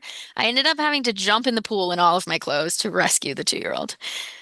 So did that. Now I have soaking wet shoes, soaking wet sneakers. As a huge plug for a boot dryer. We brought a boot dryer and it completely dried my shoes, my soaking wet sneakers overnight this night. That is a good idea, but I can't imagine packing all the things that you It's have. not big. It's not big. No, it's like the size of, oh, how can I describe it? I guess it has to fit in your shoe. So, Yeah, but it's like I just got these two things you like stick in the shoes and then it plugs in. hmm. I'll send you a picture of it. It's really not big. We will bring that when we fly. Yeah. Either way. Okay. It's pretty smart. I've gotten shoes that were soaked in the rain and it took days for them to dry. So that's pretty smart. Yeah, it was high on the list of things that we were glad we brought. So we got back, rode our bikes back to the cabin, changed. It was cold. So we changed into long clothes and we decided to drive. So we had a 7:40 reservation for I think it's Tapanetto. Is that how you Hmm. say it? Hmm. We left the cabins at 6:45. We had Skipper get us the evening Guardians virtual queue. I don't remember the number we got, but it was early. We got to Tapanetto early at 7:30 and we checked in online and went shopping in the store. They actually didn't seat us until 8. They were behind. It was good food. It was the first time we've ever been to a place like this and we like didn't know the etiquette. Like we're sitting with other people. They We have six. It was like a couple. We have 4 kids. There's 6 of us. Everybody's like wild. Like my kids are spilling things, and I just felt bad for the poor other couple who had to sit with us. And then we didn't know, like they'll put like a little bit of food on your plate, but not your like whole meal. I was like, I didn't know if I was supposed to eat that or wait till I got my whole meal. But food was really good. I think it was a good value on the dining plan. I don't know ex actually how much, but I thought it was good. The experience was really fun. The kids liked it. I was worried he may just before you can stop him. And I was worried about the really hot griddle and him sitting near it, but we put him like diagonal to it and it was fine. I'm kind of Yeah. surprised that it's a thing at Disney because it seems like a kid like could get hurt on it. Really? When I had little ones, I took them to Hibachi about once a month because it Really? was like it's like entertainment to be able to watch somebody cook your food and do all the theatrics that they do. Yeah, it was fine, but I know that but Jackson's a unique child. I know that if we put him where his brother sat, he'd have been on top of the stove.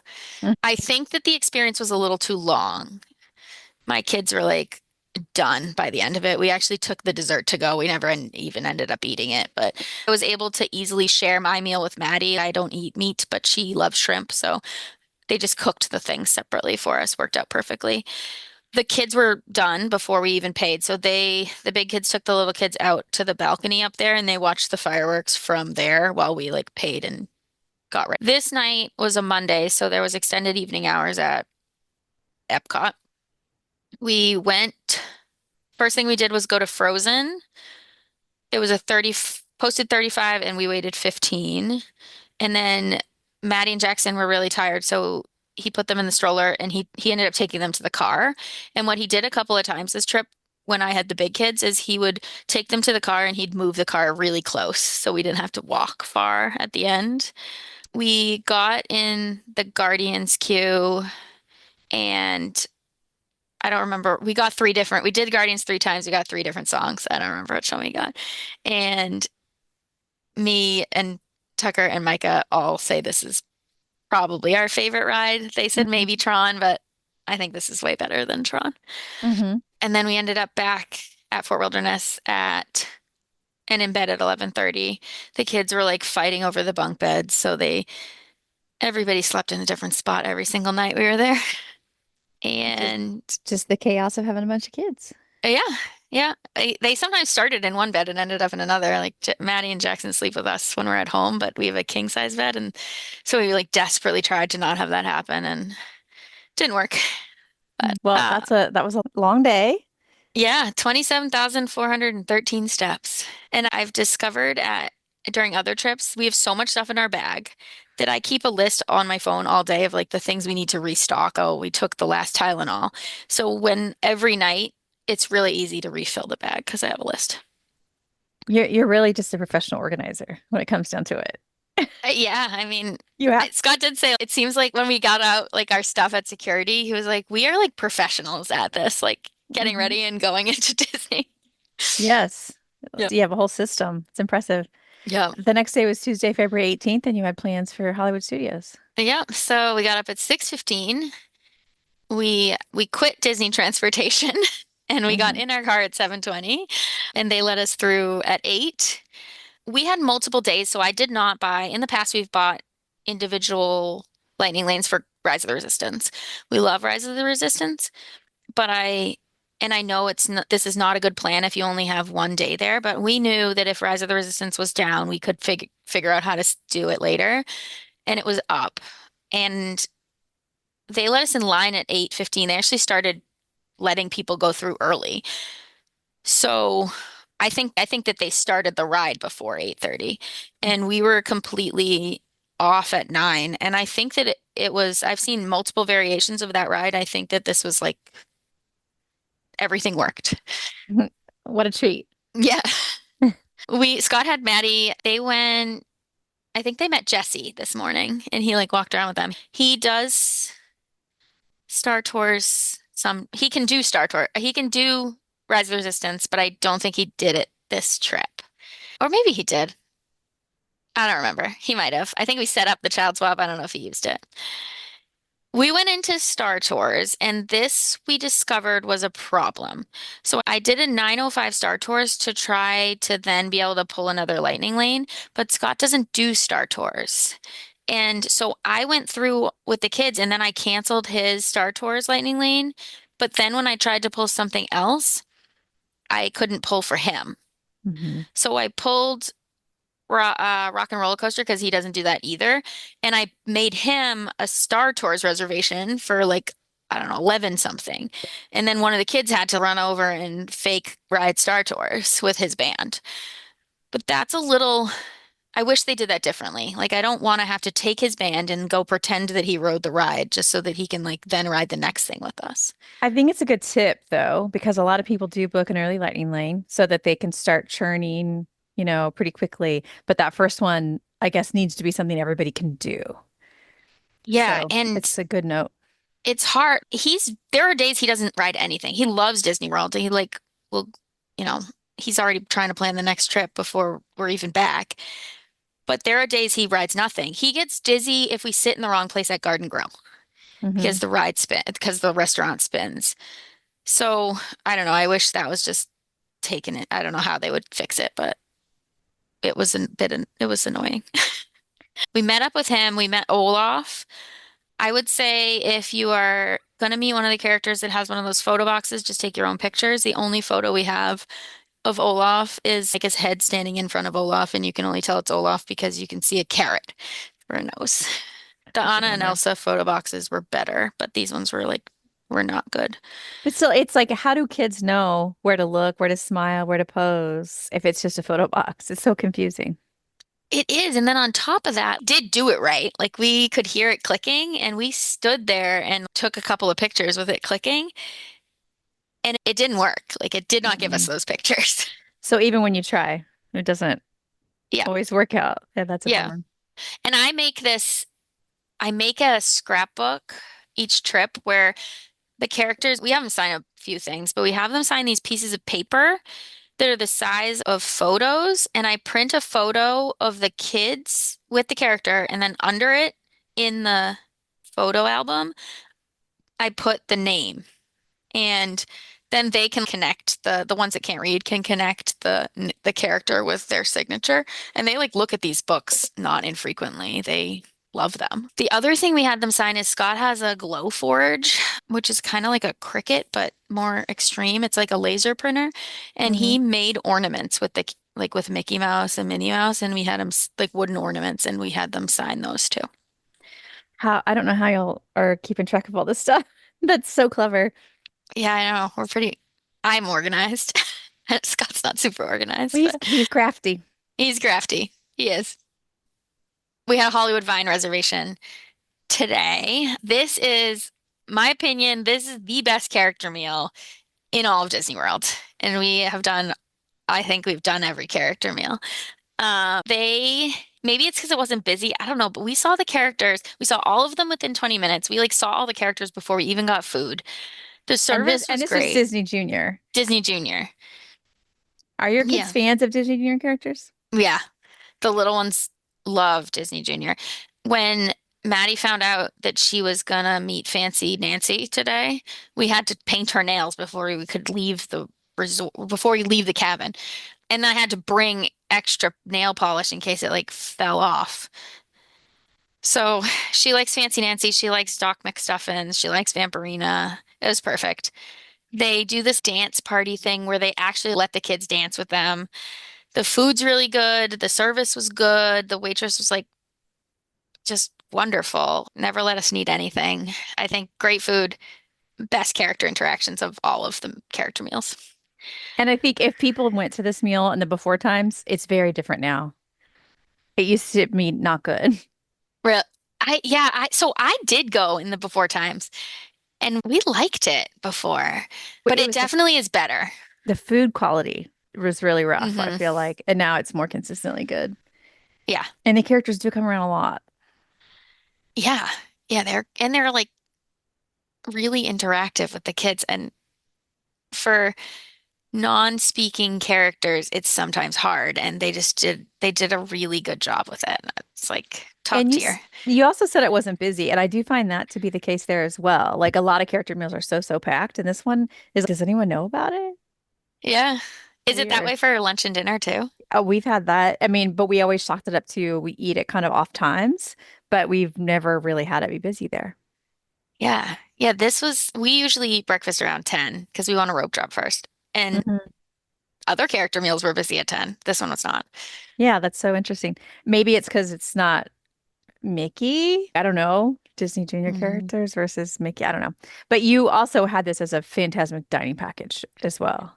We did. And we didn't realize that you had to go to the first show. And so she told us that, and we had a Cape May reservation that was going to make it so that we would not be able to do that. So I tried to change the Cape May reservation without any luck. It was like, you can eat at 3 or you can eat at 9. So we ended up just going to Cape May really early with the knowledge that maybe that was not going to work out, but they did take us like super early when we showed up. So after Hollywood and Vine, we did the Muppets because I'm worried that we're not going to see that again. Uh-huh. And then we did Indiana Jones. Maddie's afraid of Indiana Jones. She hasn't weaned yet. Like I still nurse her, and I was super thankful because that was like my way out of any show or thing. She's also afraid of the Skyliner, so I had to nurse her every single time we got on the Skyliner, or we were not getting on the Skyliner. So she fell asleep during Indiana Jones. The last 2 times we've seen this, the like boulder scene is broken, and they had to move past it. They didn't do it. Oh, and then I guess Scott did do Rise of the Resistance because I have a note that says that he went with Micah to do Rise of the Resistance after Indiana Jones. And again, I guess this is the trend is that he goes to do the rider swap and I feed the kids more and we got slushies and Mickey bars. Scott's tip, he said, you need to tell everybody on the podcast that you are not to buy a Mickey bar unless you have baby wipes because you can't eat those things without baby wipes. You just don't expect to eat the chocolate because you take one bite and it just all falls off. So we ate a But very messy Mickey bar. one of your 4 bags had baby wipes in it. It did. You were prepared. Yep. Most of us that don't have kids with us don't have baby wipes. All of my kids are potty trained and we still have baby You wipes. still, no, I totally get it. Cleans up the messes. We just don't have, when you don't have a stroller or the bags anymore, where do you put all the things? I don't know how we will do any theme parks without a stroller. It will happen eventually. We bought magic bands for my grandmother, we call her Mimi, and my mom, we call her Nana B. They are coming later in the trip, and so they needed magic bands. So I let the other kids pick out their magic bands while Maddie finished up her nap.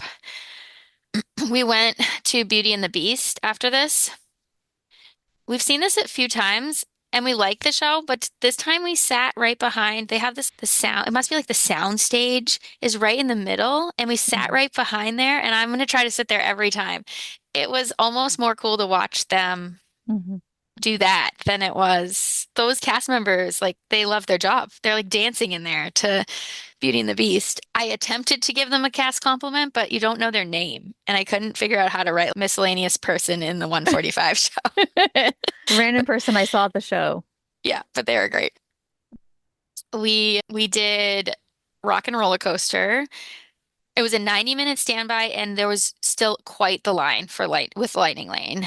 We didn't get off until 3:03. It still saved us tons of time. I'm so glad we had it, but we waited a while. Micah and Tucker ended up getting some snacks, and then we have the like Visa credit card, so we went and did the Visa character meet without Maddie. We brought her in, and it's Darth Vader, who she refers to as Starbucks Man, and Starbucks Man is very mean. Why Starbucks man? Because Star Wars, for some Star reason, Wars. is Starbucks. And Okay, I so got she it. is Starbucks Man. Right, of course. I will say that is a pretty scary meet. Yeah. She wouldn't even walk through, so I had to go backwards with her. That was not happening. Mm-hmm. We met BB-8. I've never done this before. We're not like huge Star Wars fans. I've never been in this like building. Launch bay. Yeah. So we met BB-8. There's no wait. There's a long wait for Chewbacca, so we skipped him. We did Toy Story Mania with a lightning lane around 4. I don't have a lot of criticisms for Disney, but this is one of them. Bathrooms need to be in the lines when you have little kids. If there is a line that they expect to have 60 minutes, a kid's gonna have to go to the bathroom. So Maddie had to go to the bathroom at the absolute worst time, where we couldn't really turn around. The cast member was like, "Oh, you just can't ride together." Okay, well, that's not great. So what we did, I'm not advocating for this. This is what we did. I took her out of line. The cast member did say they'd let us back in, and Scott just backed up and let people go past him until we got back. And then we did end up going on the ride together. I don't think that Disney loves that plan, but there was kind of either that or just ride the ride separately. We went to Galaxy's Edge. I had a 5 o'clock Droid Depot reservation with Jackson. Mike and Tucker had done this in the past, and I really thought he would like it. Mike and Tucker they made lightsabers too, but those aren't really for kids. They're not toys. So I didn't even tell him that exists. So he made a droid. They like went and got the car and tried to move the car up when we went to Droid Depot. That was fun. That was a lot of fun. He made some mismatched colored droid, and the only problem was that this was early in our trip and he wanted to play with that thing for the rest of the trip, including like in the middle of dinners. And we didn't have the trouble that some people have with having to carry it around all day because our car was in the parking lot of Hollywood Studios. Hmm. So we just brought it back to the car afterwards. On the way out, Scott's a big fan of little things like this. This is like where he gets the joy out of Disney because he doesn't really do a lot of rides. Next to Indiana Jones, there's a rope and it says, "Do pull the rope." It's like behind this little fence. And it's the first time I've seen it. And you pull on the rope and there's like people talking and I don't know, yells at you in a Disney way. So we found that on the way out of Hollywood Studios.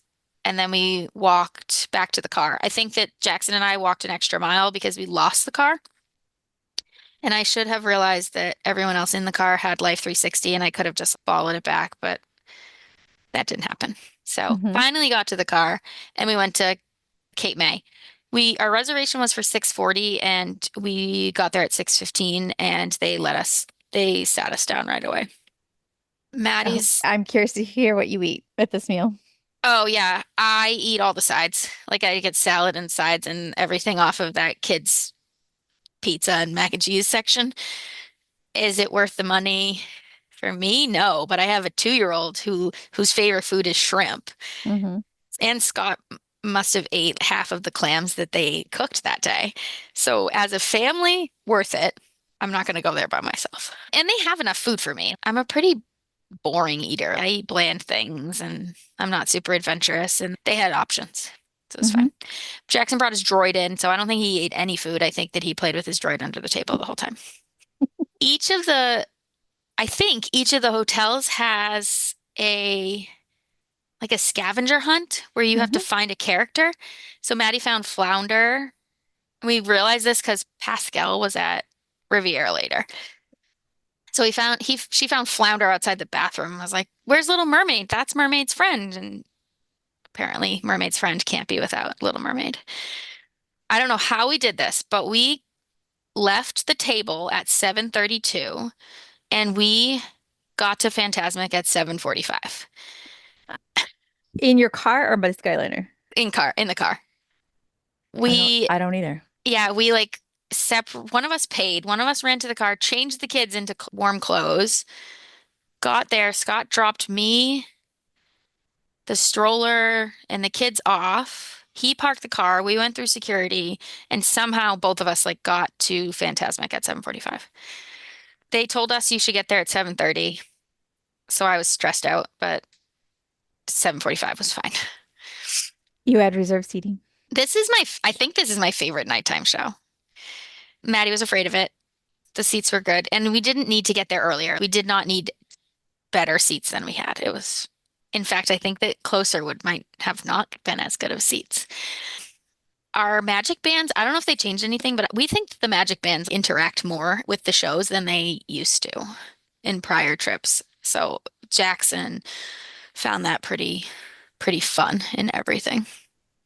We had a 8:40, so we went to the early Fantasmic. The park closed at 9. So we had an 8:40 Slinky Dog Okay. Lightning Lane. We got there. I think Maddie was asleep. Jackson was tired, but Slinky Dog woke him up. He loved it. Child swapped and Scott got in line at 8:56. Then this is the first time we've ever been at Hollywood Studios in Toy Story or Galaxy's Edge at night. So we just kind of walked around, took a bunch of pictures. Had 2 reservations for Oga's, and this was the first night we had a reservation. Hmm. So I kept that one, but we were tired. I think the reservation was at like 9:40. I can't believe they do them this late after the park closes. Hmm. But we got there at 9:40, 9:25, and the cast members were not upset we were early. Hmm. They pretty much I think we got in at 9:35. They didn't have any of the dry ice that they usually have earlier in the day, so none of the drinks did the like fun fuzzy stuff. It was pretty loud, so I was kind of glad Maddie was asleep. I'm not sure that would have been her favorite. But we got one drink and they told us we had 45-minute limit, and I said that will not be a problem. We might have left before our like reservation was even our reservation time. We drank our drinks and left. We got back to the cabin and got to bed at 11:20, and we walked 26,671 steps. I my feet hurts just thinking about all these days in a row. The next week was another park day, Wednesday, February 19th, but you said no lightning lanes. You're just going to go to Animal Kingdom without them. Yep. And that's what we did. We didn't buy Flight of Passage. I will do this rope drop every time. We called it the civilized rope drop. We rope dropped Everest. And we weren't even that early. I think we got in at, it was a 7:30 early entry, and we got there at 7:20. We took a car and we just walked up with 12 people and walked on Everest. We have a chart of where most people head for rope drop and a less chaotic option that we would recommend. Because Yeah. that whole group that goes to Flight of Passage is so intense. And even if you want to go to Navi, Flight of Passage is getting in the way, like all those people. And when you have strollers, it can feel like people are running over you and everything. So Hmm. that's kind of a lot. But you headed to the right. We did. And I will just buy Flight of Passage from now on if I want to go on it and do that every time. Mm-hmm. So we walked on Everest. Scott doesn't do this one. And then we went to Dino Land.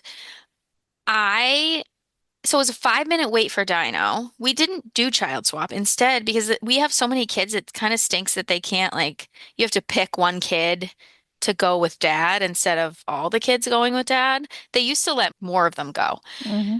So we just went twice. I went with the kids and then Scott went with the kids. And then we went and got our Wilderness Explorers books. We do this every trip, and this is the first trip we actually finished them. They did all of them. We met Russell. Doug was there like right until it was our turn and he left. And then we walked over to the safari. I was glad we ended up doing it, but I was debating it because it had a 35-minute wait and it's just a little bit pushing it for Jackson. But we had snacks for them in line, and then we mobile ordered Satuli for breakfast. So right after the safari, and it was a really good safari. There was like this yellow-backed something animal that they said that you can only see. My big kids would be able to tell you they're like obsessed with animals, but it's this animal that they only see every couple of months there that they say like, hides. So we ended up off the safari at 9:40, and we did like photo pass and Wilderness Explorers badges on the way to Satuli Canteen. We had never been to Satuli because the menu just didn't look like our style. But when they started doing breakfast, I thought that maybe we would like it. It's just not our style. So probably the restaurant's cool, but probably one and done for us. We left there. We did like pin training, Wilderness Explorers badges. We saw some of the animals. And then at 10:15, this is listed as a show. And it's really quick. It's the winged encounters at the front. Mm-hmm. It's really cool. We have seen them fly over us before, but we'd never like actually gone to the place that they're in. It's maybe 10 minutes long, but the birds will fly like right over your head. And they bring out these like stands in the middle of the crowd and they have like the birds fly back and forth. So we loved that. And then at 10:30 we did feathered. This show is nice for parents of little ones because you can walk in and out, take your kid to the bathroom, come back in, no concerns. So that was pretty cool. Saw somebody playing instruments right outside of there. 12:05, the kids followed Kevin around for 15 minutes and did some more Wilderness Explorers badges. We wanted to find Divine, who Maddie is also afraid of. And we went up front. The times listed are just like this big long list it's just a big time range. And we got there. She comes out 20 minutes to every hour, I guess. We ended up just watching. We were there too early, so the kids walked around and saw some of the animals that are in that front section that we don't usually see. And I bought Jackson a bubble wand because the ones we brought from home has broke. My suggestion for parents who want to get bubble wands is get the ones where you push the button and the bubbles come out, not the ones that just spew bubbles everywhere continuously. Jackson spewed bubbles everywhere continuously, and Maddie's did not. I was going to say, it sounds like a lesson you learned the hard way. Lesson learned. Yep. We walked back to the Tree of Life because we had to say goodbye to Bug's Life. It's not our, or it's tough to be a bug. Hmm. Not our favorite. Definitely not Maddie's favorite. But Or a lot of kids. yeah, we stayed, we saw it. Outside of the queue, they had all the old bug glasses mixed in with all the shrubbery. The kids found them because they're always looking, whenever we're in Florida, they're looking for lizards. And we walked around some of the trails. We went to the fruit stand in Africa for a snack. This is a good tip if you're on the meal plan. Quick service meals, you can get alcohol with them if you're an adult. And they sell a hot dog meal there, and it's exactly the same. Kids meal, adult meal. The only difference is the alcohol. So if you have kids, use a kids meal instead of having to use one of your like adult quick service meals because it's exactly the same. I was surprised at how many things that we got with the meal. Like we got two of those corns, two hot dogs, a pickle, a churro, two drinks, and it only counted as two snacks and two kids meals. We went to Gorilla Falls. Tucker took his phone out and was playing with one of the gorillas. I guess they can like see themselves in the phone. That was cute. We stayed there for a little while and there were cast members there to like answer questions and talk to us. That was kind of fun. We got some snacks after Gorilla Falls. We got some snacks from this like sweet shop near there. And Micah and Tucker went to do Everest. I think they did it like two or three times with single rider before we had to leave. We did the Wilderness Explorers badges, like the rest of the ones that we were going to do this day. And we had our Artist Point Storybook Dine reservation at 4:05. That was an early one. I had written it down, but I didn't know it was as early as 4. Yeah. Yeah. We did it early because we knew we would be back at Animal Kingdom later this trip, so we didn't think we needed the whole day there. And this was after hours night at Magic Kingdom. So, and Extended evening theme park hours. Yeah, sorry. Okay. Extended Sorry. evening hours. I try to walk a balance between clarifying and just letting the guests talk but I'm literally like, was this an after hours event? Or No, was this yeah, extended no. evening theme park hours? Yeah, the names are hard. Feel free to clarify. I know. Well, they are difficult. They are. Yeah. So we went to Wilderness Lodge. I think that I probably told you in the pre-trip that we don't usually take afternoon breaks, but we usually do something at a resort nearby that serves as an afternoon break. And this was a really good example of this.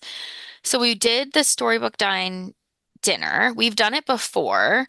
I wish we were sat, obviously Disney can't know that my kid's going to be terrified of things, but I wish we were not sitting right next to where the Queen comes out.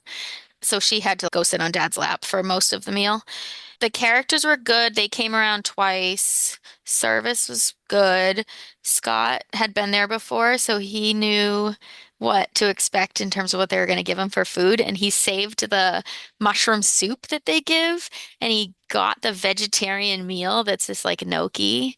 And he poured the soup all over the gnocchi when it came. And the cast member was like, I've never seen anyone do this. I'm gonna tell everybody out back about this. And they get to take sometimes they'll give them, she said they sometimes will give them food. Just like now we're all gonna try this mushroom soup meal that he created. That's hilarious. That's some planning. Yep. This is a 2 credit meal. We paid cash, but it was a 2 credit meal this would have been worth 2 credits. It was good food, good character interactions, like a lot of food. I can see why it was 2 meals. The desserts are pretty good, but unfortunately, they tell you that the apples are from the Queen and that they have some story. And so Maddie would not eat them. Too scary. She might be sleeping if she eats the apples. She can just watch the rest of her family eat the apples. Yeah. That didn't bother her at all, apparently. Yeah, I was going to say, what does she think's going to happen? She's going to lose her whole family? She's 2. She didn't think that far ahead. I actually don't even know if she knows what happens. She just knew that queen was bad. I'm not doing anything that's associated with her. It was pouring. So we hung out Wilderness Lodge. We really like it there. If I ever buy points anywhere else, this will probably be it. We hung out there for a long time. When we got to dinner at 4, we didn't leave Wilderness Lodge until 7:20. Maddie and Jackson were literally playing dancing in the rain out by like where the pool area is, right outside of the restaurant. And we just we had other clothes. We just let them dance in the rain for an hour.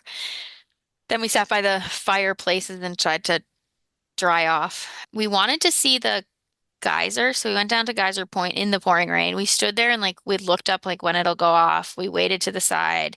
We should have walked to the front of it because in the front of it there was a sign that said like this is not going to work today or broken or whatever. So we stood out there for far too long and then went back to the car, changed into warmer clothes, and ended up leaving at 7:20. We got lost. This was like a maybe we're tired and there was a bit of a meltdown. Everybody was like losing their mind. We wanted to go to the fireworks. Didn't happen. We got to the monorail from like at the TTC at 8:20 and we got there at 8:30. Then things just was like a half an hour of things not working. No one's fault, just things not working. We walked to Haunted Mansion because it was a 15-minute wait. By the time we got there, it was a 35-minute wait. We were not doing 35 minutes. So then we looked and Pirates was a short wait. We walked over to Pirates and Pirates like closed right before we got there. So we went on the app and the kids were like, I want to do the mermaid ride. Because Jackson hadn't done the mermaid ride. Maddie told him about the mermaid ride. Look on the app, that's down too. So we did the treehouse. That's how we used the first of our time at Magic Kingdom. Were you alone in the treehouse? We were. Nobody was in the treehouse. Mm-hmm. Yep. At I don't know what time it was, probably 9 o'clock at this point. And then Aladdin, we kind of just caved and we're like, whatever we get done, it is what it is. The carpets had a 5-minute wait, but we waited longer than that. And Maddie was asleep, and then she woke up shortly after that and was like, "I'm doing that sleigh ride."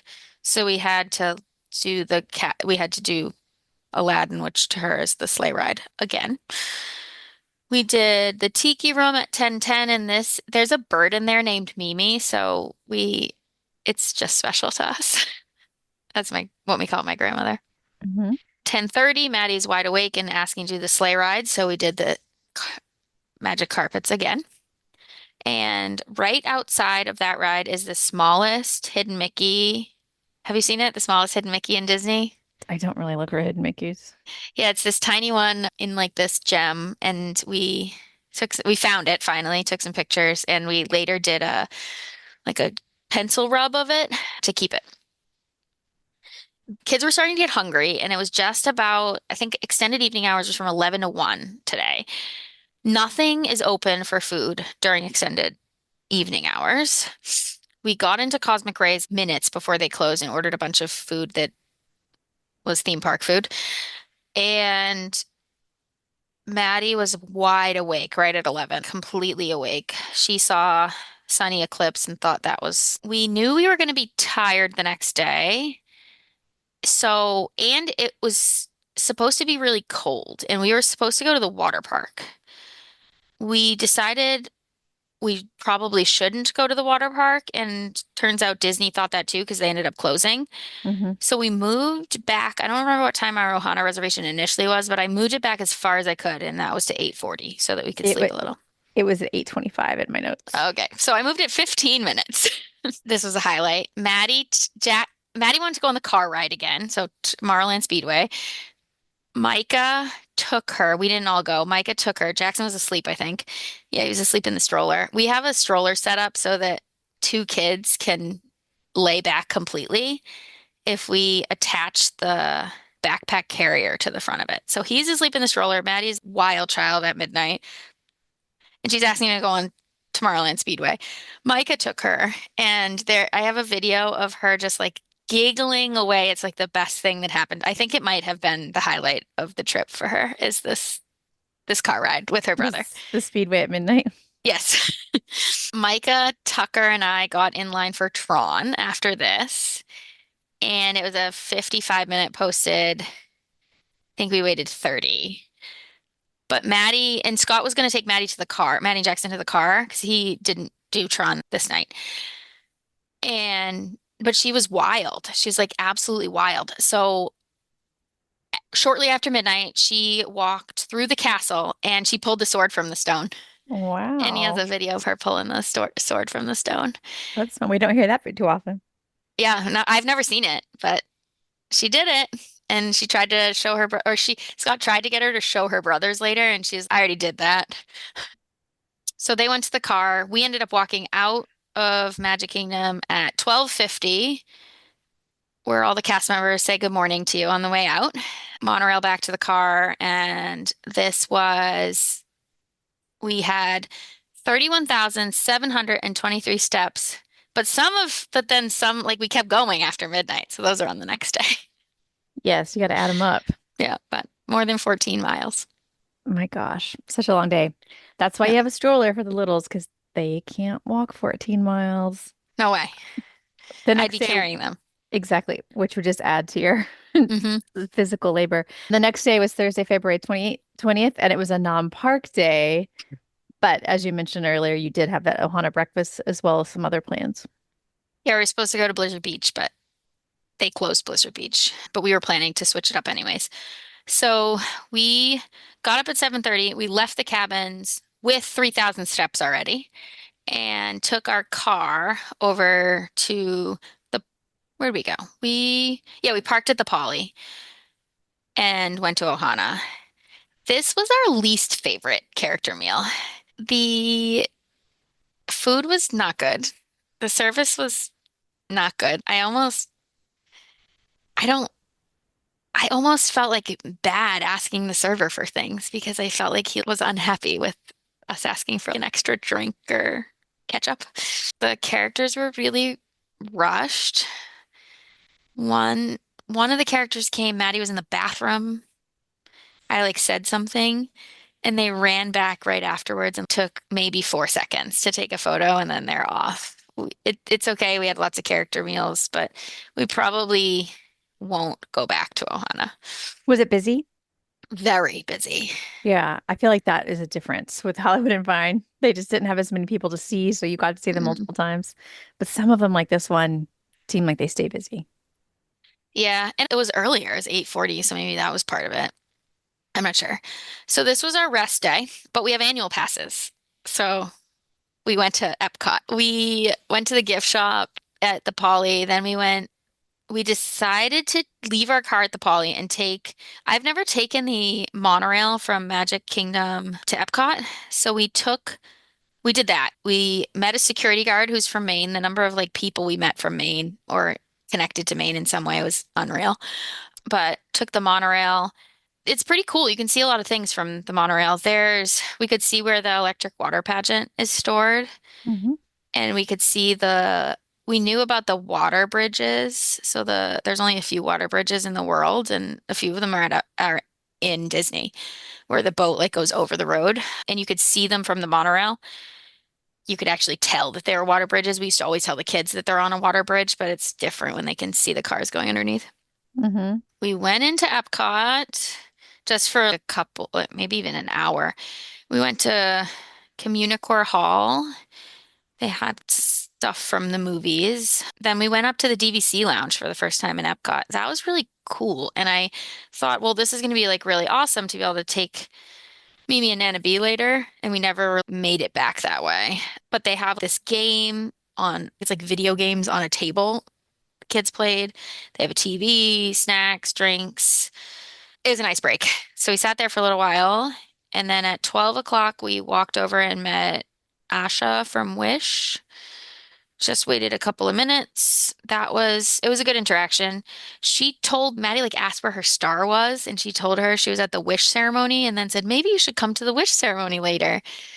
So for days, Maddie asked me when the Wish ceremony was, but that was good. We took the monorail back at 12:30. We went back into the Poly. We had brought our mugs with us this day, so we filled our mugs at the Poly. We did that a few times this trip. We've never thought the mugs were worth it, but because we spend all day in the parks, but we did this a bunch of times. So they brought him to Wilderness Lodge. We brought him here, and it worked out. It's also just the logistics of carrying them everywhere, though. Because it's okay if you take them to a park, then you have to have a place to put them.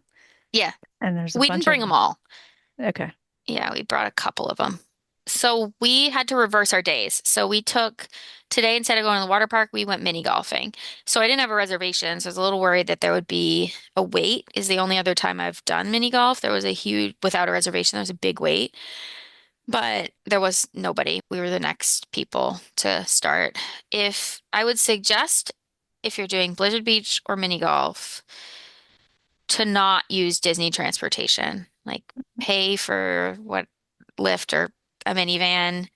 You would have had to take the bus to Animal Kingdom and then Animal Kingdom to Blizzard Beach. I bet maybe that, now that I'm thinking about it, is why they weren't busy, because I bet they weren't even running those buses because it was so cold. Yeah, when Blizzard Beach isn't open, then the only option is a car. Yeah. Mm. Blizzard, the parking lot for that Summerland, Winterland golf course is tiny. So we don't ever park there. We park at Blizzard Beach Hmm. and then just walk around. So that's what we did. I'm sure it wasn't crowded this day. Mini golf was so good that Maddie couldn't play mini golf because she's sitting with the snowman and petting their head and trying to open all the doors to the castles and stuff. And she's played mini golf before, but I think she just wanted to keep seeing the character. So she would keep picking up our balls. Thankfully, we sent like Micah. They don't let you all go together if you have a big group. So Micah, Tucker, and Jackson were like ahead of us, and she kept helping us. We would hit the ball, and she would, oh, I'll help you with that, and she'd just pick it up and put it in the hole. It's not quite how it works, but I'm sure your score was better that way. Yeah, exactly. I don't know that the adults kept score. The kids Which did. which side did you do? We did Winterland. Hmm. We've done Summerland before. I think Winterland's better because you're in Florida. Hmm. Let's see. And she found a computer, like an old computer. She likes to pretend. She says, so I'm a physician, so I bring like work home all the time. And I end up working on my computer and like doing my notes at night. So she has this little keyboard at home that she calls her homework because we call my work my homework. I don't know why. And she found the very last hole is like a keyboard. And the people behind us, I had to like physically remove her from the keyboard because she was doing her homework at mini golf. As one does. Yep. I think So it makes sense to call it homework because it's like you go to work, but yeah, you're also working at home, so it's homework. right, I exactly. think I think for a toddler that makes sense. Yeah. Yep. 2:15 we left for Disney Springs because we had planned to do like this like food crawl at Disney Springs.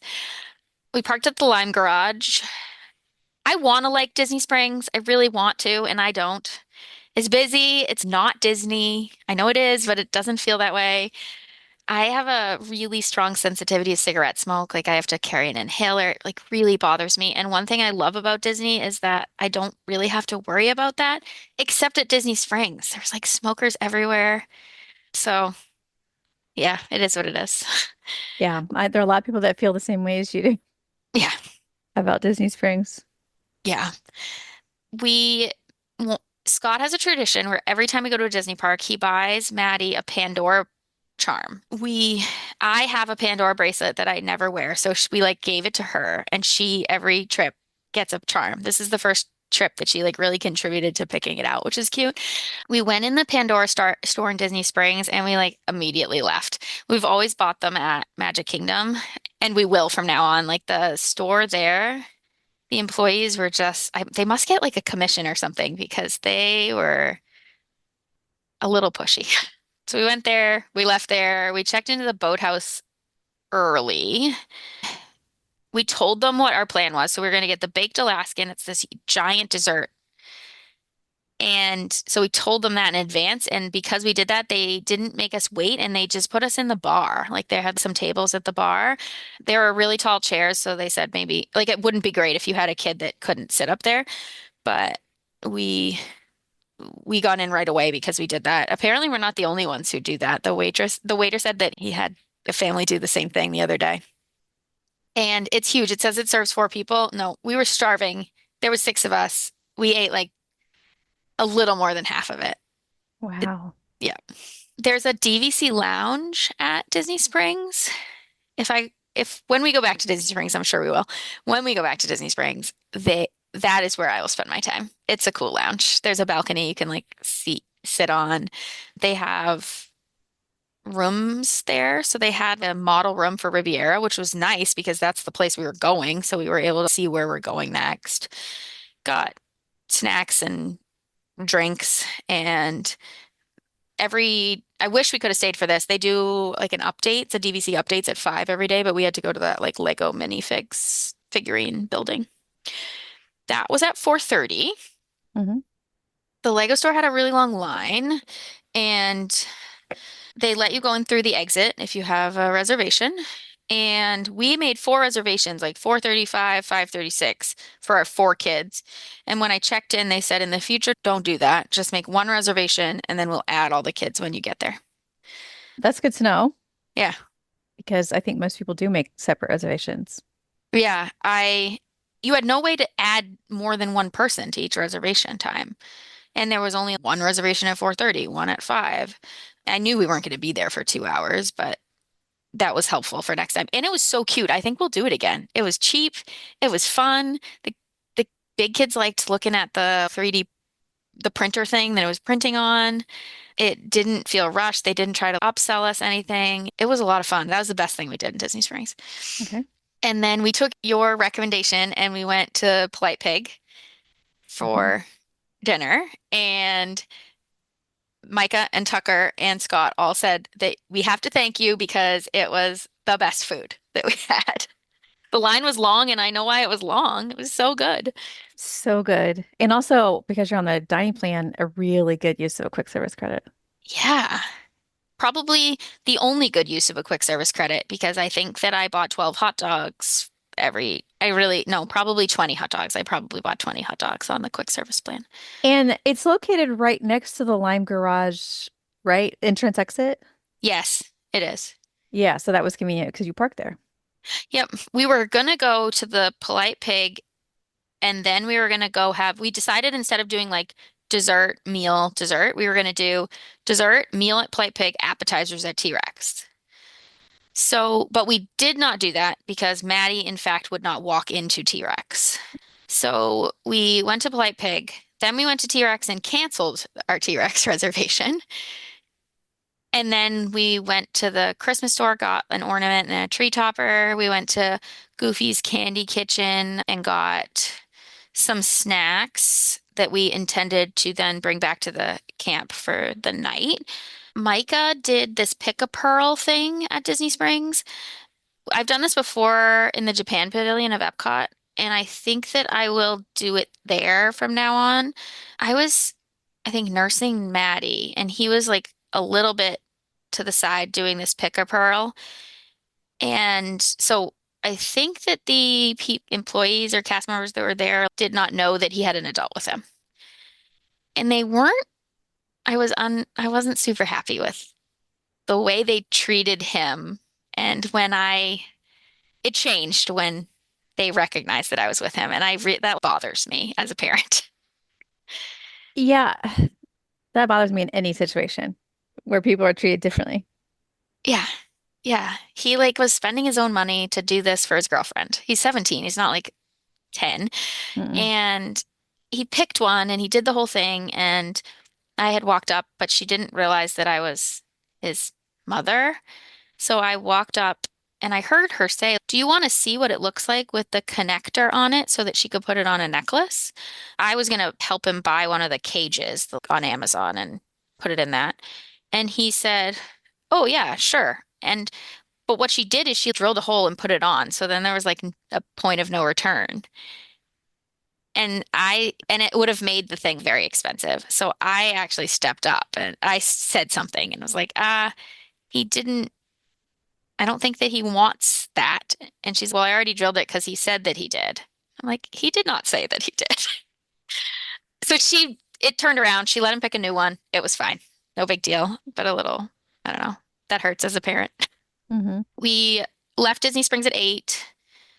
We went back to the cabin and we hadn't seen the electric water pageant yet. And this is like one of the things that we have to see every trip. When Scott and I got engaged, that night we went and watched the fireworks and the electric water pageant from the beach at Fort Wilderness. So we must recreate that every single time. So we got And you had originally planned it on your arrival night, but hadn't fit it in. it So this is exactly. another chance. Didn't happen.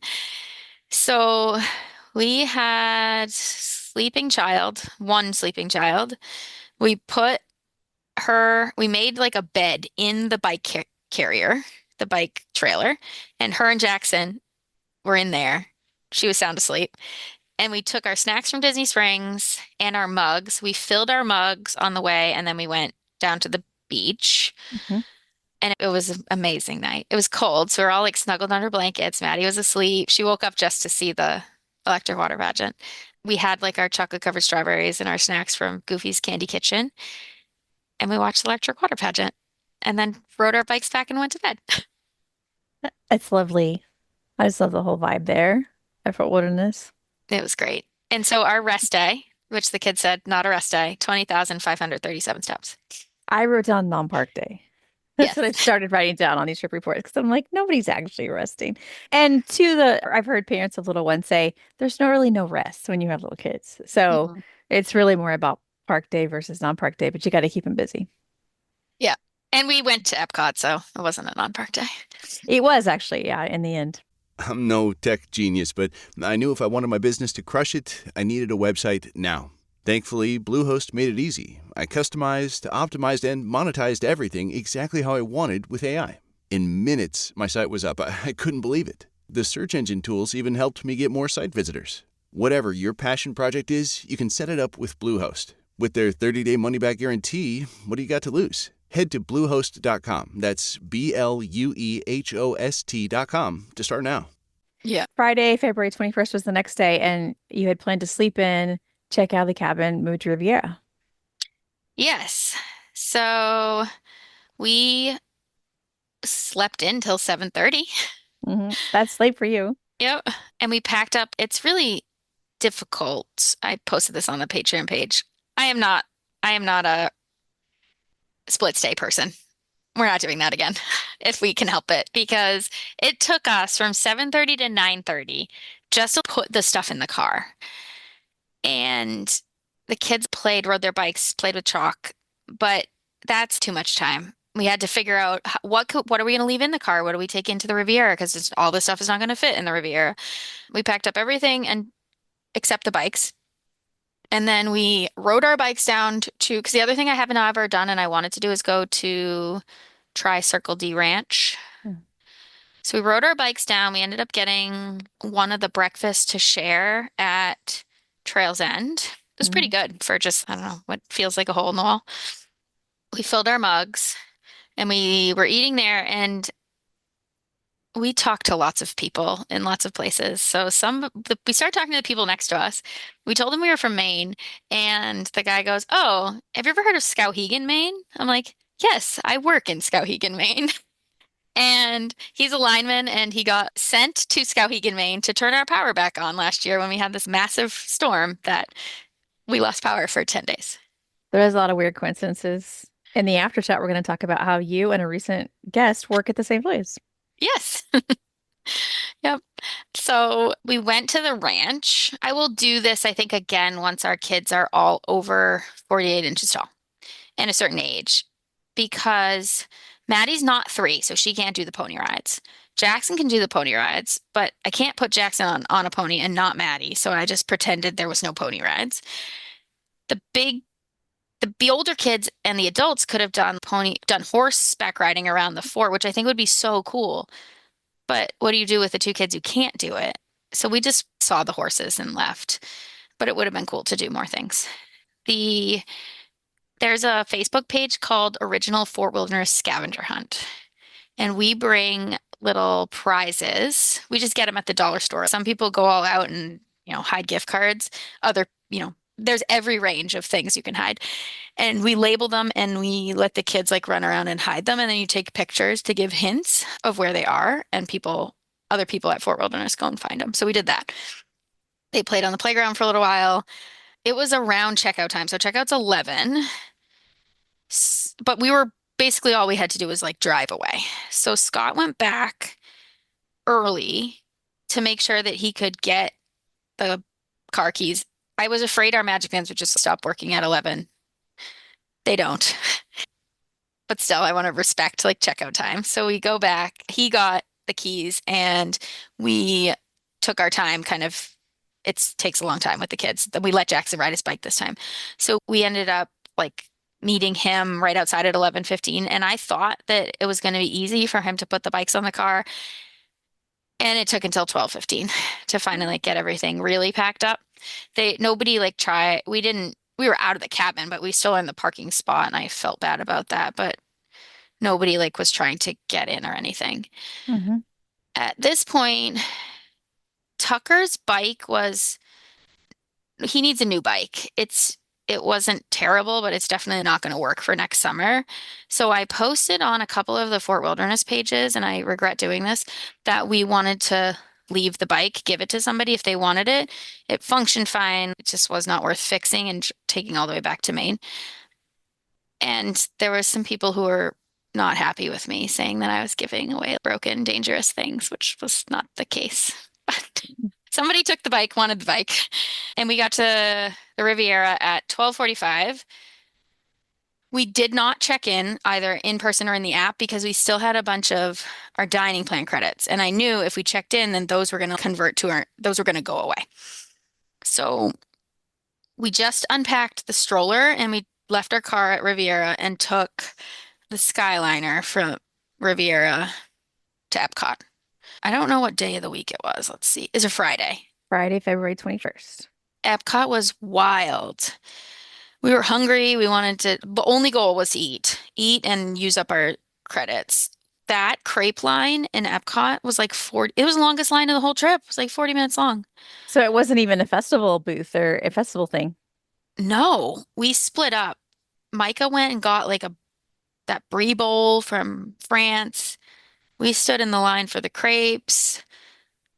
Wasn't a fan of the brie bowl, but the crepes were amazing. Scott's decided we're going to figure out how to make these at home because they were really good. Mm-hmm.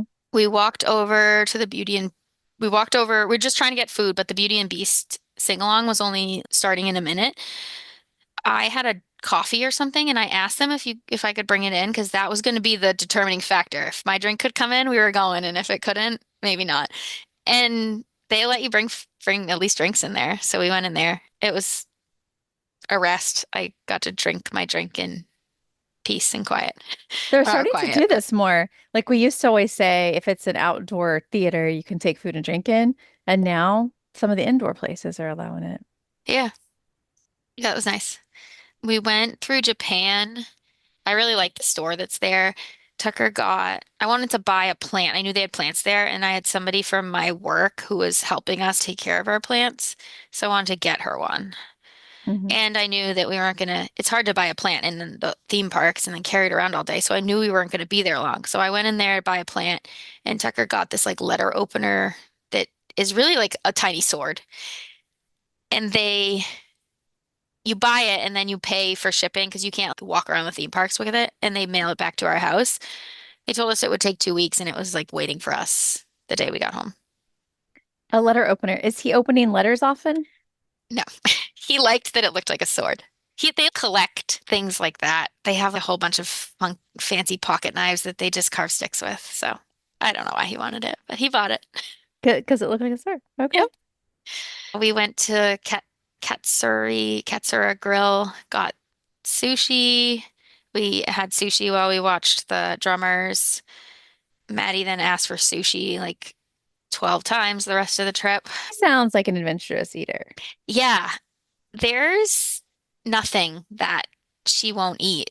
I used to say she likes everything except feta cheese, but she eats feta cheese now, so she like eats everything. And she's 2. Like she's most adventurous 2-year-old. Her favorite food is shrimp, and her second favorite food is avocados. Mm-hmm.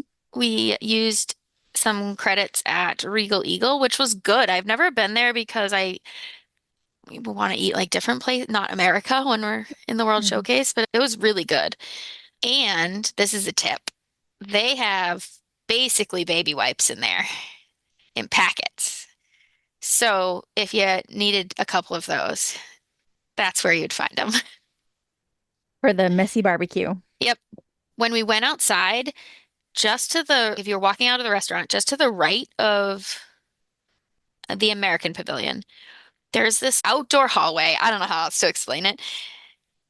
Or outdoor road that goes to backstage. and there was like 10 characters there, including Geppetto, which I've never seen Geppetto in a Disney park. By the time we like walked over there, they were all leaving. They definitely all come out in a group, all leave as a group. They were practicing. Yes, that's what I've heard. And you can't like time this because you don't know when they're coming out, but they're Mhm. like really good interactions from what I could see. I like how random it is too. It's random when they appear, but also just the mix of characters. You never know, like Geppetto, Yeah. Yeah, it was who Chippendale and Chippendale were like playing with each other. That you don't see them a ton together, and when you do, they're not like this interactive. They were good. in the months leading up to the Halloween party beginning, Hmm. sometimes it's a great time to do this because they have to get ready. Uh-huh. And so they'll be at Epcot practicing. Cool. Good to know. I I don't we know. I don't know what they're practicing for though now. I don't know. We are going back for Labor Day weekend, so we'll have to keep that in mind. Nice. We took the Skyliner back at 4:05, got checked in, discovered Riviera is a very nice hotel. It's maybe too nice for our style. We felt it was fine. It just felt like we were underdressed for everything or just wasn't our style. We picked up a scavenger hunt. We didn't end up doing it, but it would be really cool for your check-in day, and I assume they do it at all of the Skyliner resorts. There's a scavenger hunt for the Skyliner. You like get on, get off at a resort. There's a bunch of questions, and then you get back on, you go to the next one. Because we had intended this day that we were going to do like a Skyliner crawl and eat a bunch of food, but we ended up going back into Epcot. So we picked that up, and I just think we probably will do it at some point. It seemed fun. Hmm. Scott started laundry, and laundry at the DVC resorts was great. We've always done it at the cabins, and it's not like super expensive, but it ends up being like $30, $40 to do our laundry. It's $1 a load at the DVC resorts. You just have to buy the like laundry detergent. So we did that. We went to Topolino's for dinner. We love Italian food, and we absolutely love Topolino's breakfast. Hmm. This was, I think, the worst meal we had. Mm. The service was good and everything, but Tucker and Micah got steak and they liked it, but Scott and I and the kids got pasta and none of us thought it was very good. They have one of my favorite pasta dishes there. Really? I think it's rigatoni. Is that Really? That's what we got and neither one of us liked it. so good? I think they're Well, kind of known for it, but if you didn't like it, then that's not it good. it felt like too pasty, but we went to Il Molino later in the trip. That was the best. Walked back to our hotel and decided, well, the most positive thing was that that was a really short commute.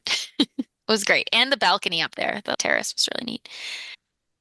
We split up now. So Animal Kingdom closed at 8. It was now like 7. Micah and Tucker went to the pool, and Scott and I went to Animal Kingdom with the little kids. We we have these crayons that are blacklight crayons. So on the bus there, we took the bus. We colored their faces like with these blacklight crayons and then went into Pandora. We just wanted to go into Pandora at night. And it was like kind of the only opportunity we had. We got there at 7:30. We watched the Tree of Life Awakenings for a little while and then walked like a few minutes and then walked into Pandora, took some pictures. And right before an 8 o'clock close, we got in line for Navi. It had a posted 40-minute wait and it was a 15-minute wait. And the animatronic was broken at the end. Ugh, The bummer. so annoying. I know people are going to ask about those black light crayons, so if you could Yes, send me a right. link, I wrote a Yeah, note. I'll write a note. So we got off of Navi after the park was closed. We kind of just meandered around. In the past at Animal Kingdom, after park closed, they have done this like drumming show there. They didn't do it this time, but I think it's Disney's really sweet, amazing way of getting people all together and then and after park closes, like collecting everybody so that everyone is leaving. Hmm. But they do it in the most sweet, wonderful, fun way. We were on the bus at 8:55 and we were back at our resort at 9:11. We got to see some fireworks. It must have been Epcot's fireworks as we were walking back to our resort. I was trying this day to cancel our mini golf reservation because we were going to go to Blizzard Beach the next day. And I couldn't do it. There was like no way to do it by email, no way to do it on the app. Even on the app, my mini golf reservation wasn't there. I went up to the front desk and they did it. Somehow had, they could see that I had a reservation and she canceled it. No problem. Took 2 minutes. We were back up to our resort. Scott did laundry. Again, there was lots of laundry.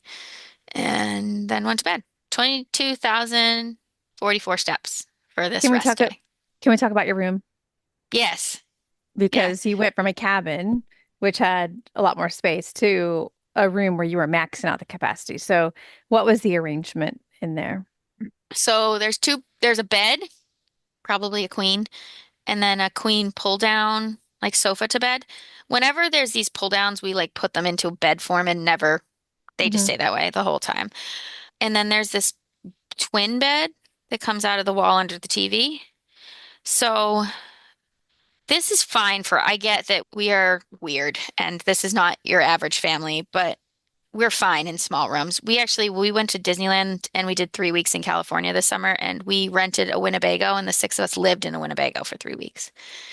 So this is like spacious compared to what we've done. So Micah and Tucker slept on the pull down.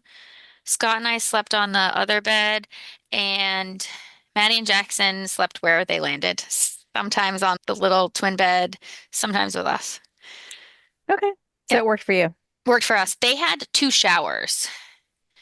I liked their layout of their bathroom. They had the big shower, like one of those rain showers, and the toilet. And then in the room next to it was the sink and another shower. So you could have multiple people getting ready. They didn't have 2 sinks, but they had a sink like in that little kitchenette, which serves as another sink. Yeah. That's convenient. Yeah. The hardest thing to get used to was going from this huge kitchen to a tiny kitchen. And they had K-cups at the cabins and they only had the regular coffee. I have to have coffee. Wake up, have coffee within minutes. And it was just different. I don't care which coffee I have, but it's just different. Luckily, there's good coffee available within the Riviera if you want to go down and snag some. Yeah, I need coffee, but I don't actually like good coffee. I like Joffrey's way better than Starbucks. A lot of people are in that camp. I'm not one of them, but whatever works for you. Yeah, I don't like dark roasts, though. Oh yeah, I do. I love it. Yeah. Okay. So that's the end of that day. And the next day was Saturday, February 22nd, with plans for Epcot. Yes. This was supposed to be Epcot mini golf and boardwalk, and it turned out to be Epcot, Blizzard Beach, boardwalk. We left our room at 7:20. The Skyliner started moving as we were walking there.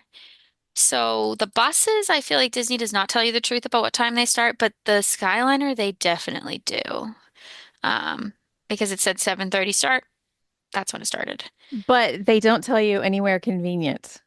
No, they tell you at the Skyliner. They tell you at the Skyliner.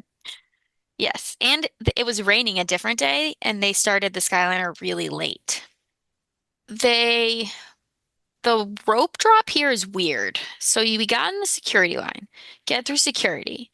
Then they move you like a little ways and they stop you again. Then they scan your bands at some point. And then you walk a little ways more over this bridge. And then you stop again. And then you walk more closer to France and you stop again. It was strange. We met some people in line who were from New York and they were behind us and they ended up being the first people on Remy's. We were like probably, I don't know, 30th. That's confusing. I think the moving is because they wait till an area reaches a certain capacity and then they have to move it for safety reasons. So they just keep moving people to keep the numbers manageable or something. That makes sense. I think that's how it works. Yep. It was early entry started at 8:30. We got on Remy's at 8:30. I love this ride. It makes Scott dizzy, but he did it. He just closes his eyes. And Maddie hated it. So the next time we tried to do it with Mimi and Nana B later, she refused to go on it. She hated it. We liked it. The scene that it gets really hot from the fire, she was like, not having that. And then we did a double rope drop and we rope dropped Figment because that doesn't open until 9. The second rope drop. Second rope drop. We went on Figment, and then I think we might have been the first people to meet Figment. We walked off the ride and into the meet and greet. I got a Figment shirt, But did that and terrify your daughter? no, It nope, kind of terrifies me. no problems with Figment. She likes that he smells like skunk. Great. He's just so big. Whereas used to seeing Figment on such a small scale, it just seems so strange to see him life size like that. Yeah. And he kind of throws off my theory that if she knows the character, she's not Mhm. afraid because she doesn't know Figment other than the ride she went on 5 minutes earlier. But no, I mean, fine. that's what he's from. He's just a park character. I don't know. I guess so. And we even bought a Figment book that she wanted as we were leaving the Figment gift shop. Okay. Yep. We've never done the Disney shorts Mhm. because I thought it was just a movie. It's not. It's really cute. It, like moves around and like the seats shake and it's 3D. And so we did that and that was cute. We love that. We had a garden grill reservation. I should have told them to have us sit. They ask if you want a booth or a table, and I said I don't care, but I'm gonna say table next time because the tables are on the inside and the outside makes Scott dizzy. So we did that. This was fun. This was high on the list. The Mhm. characters came around multiple times. It wasn't rushed. It felt they brought the food to us, which was nice. He brought us more steak and more bacon because they kids had and Scott had finished that. Interestingly, this was the only meal where we couldn't order a non-alcoholic specialty drink as our drink. I'm uninterested in having alcohol at 9 in the morning. And we tried to order like the other ones, and he said those were not included with the meal plan. We could have only had the mimosa. So we had orange juice, no big deal. Orange juice and coffee.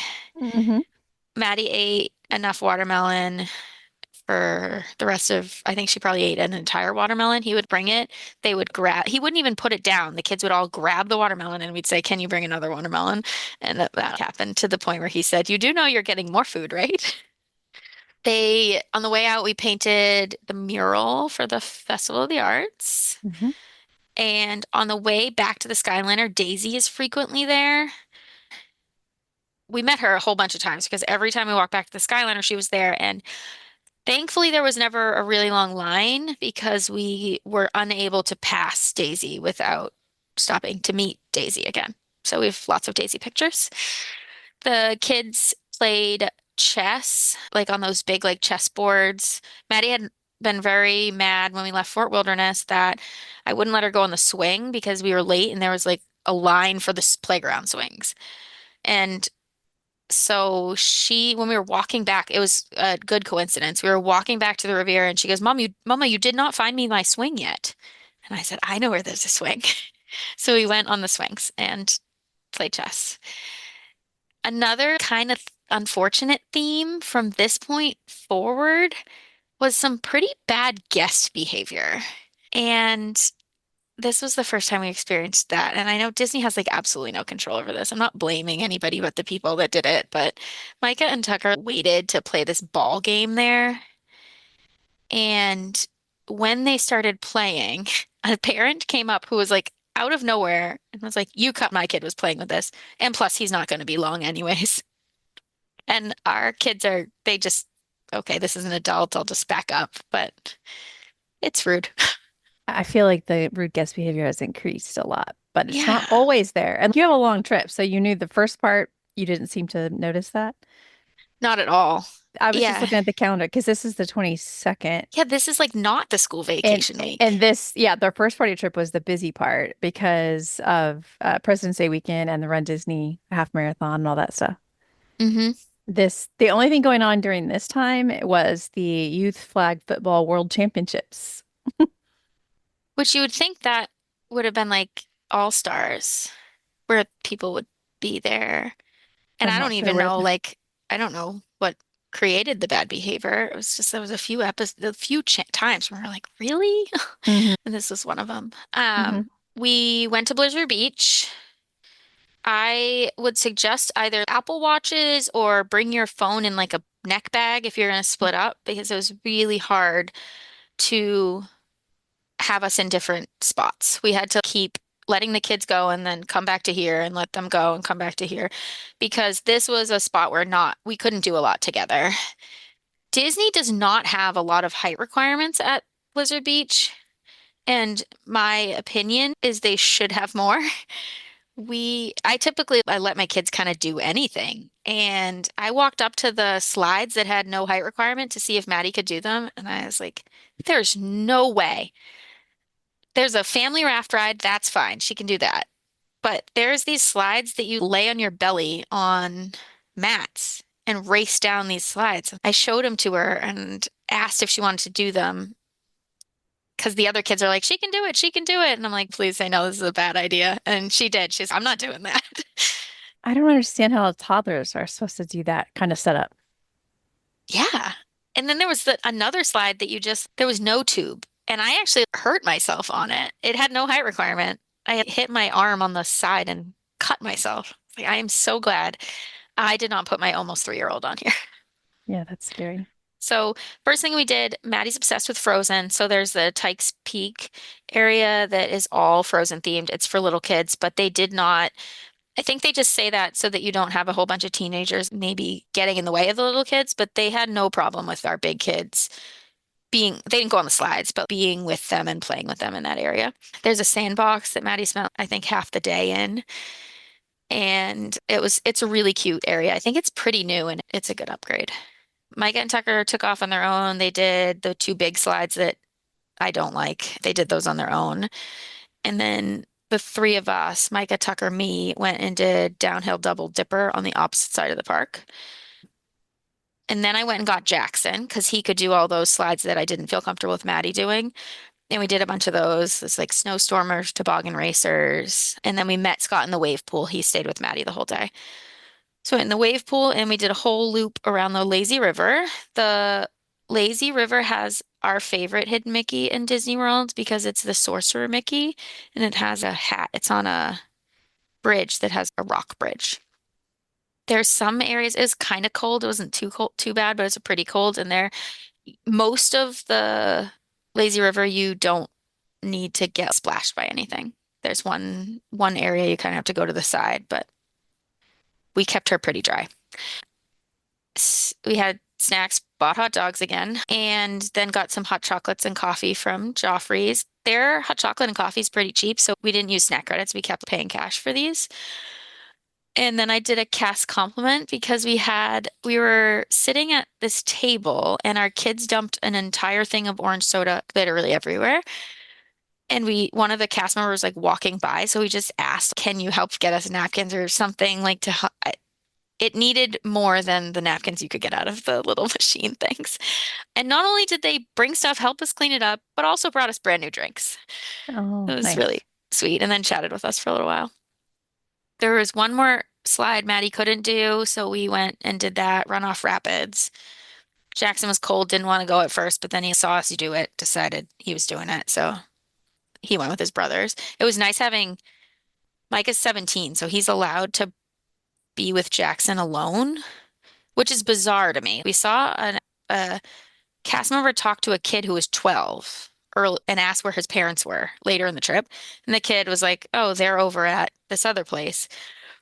And this cast member said, "You can't be alone in the parks." But my 13-year-old and my 17-year-old can have my like 5-year-old and do whatever they want. It seems a bit odd, but it was nice for us to not have to go on everything he wanted to do.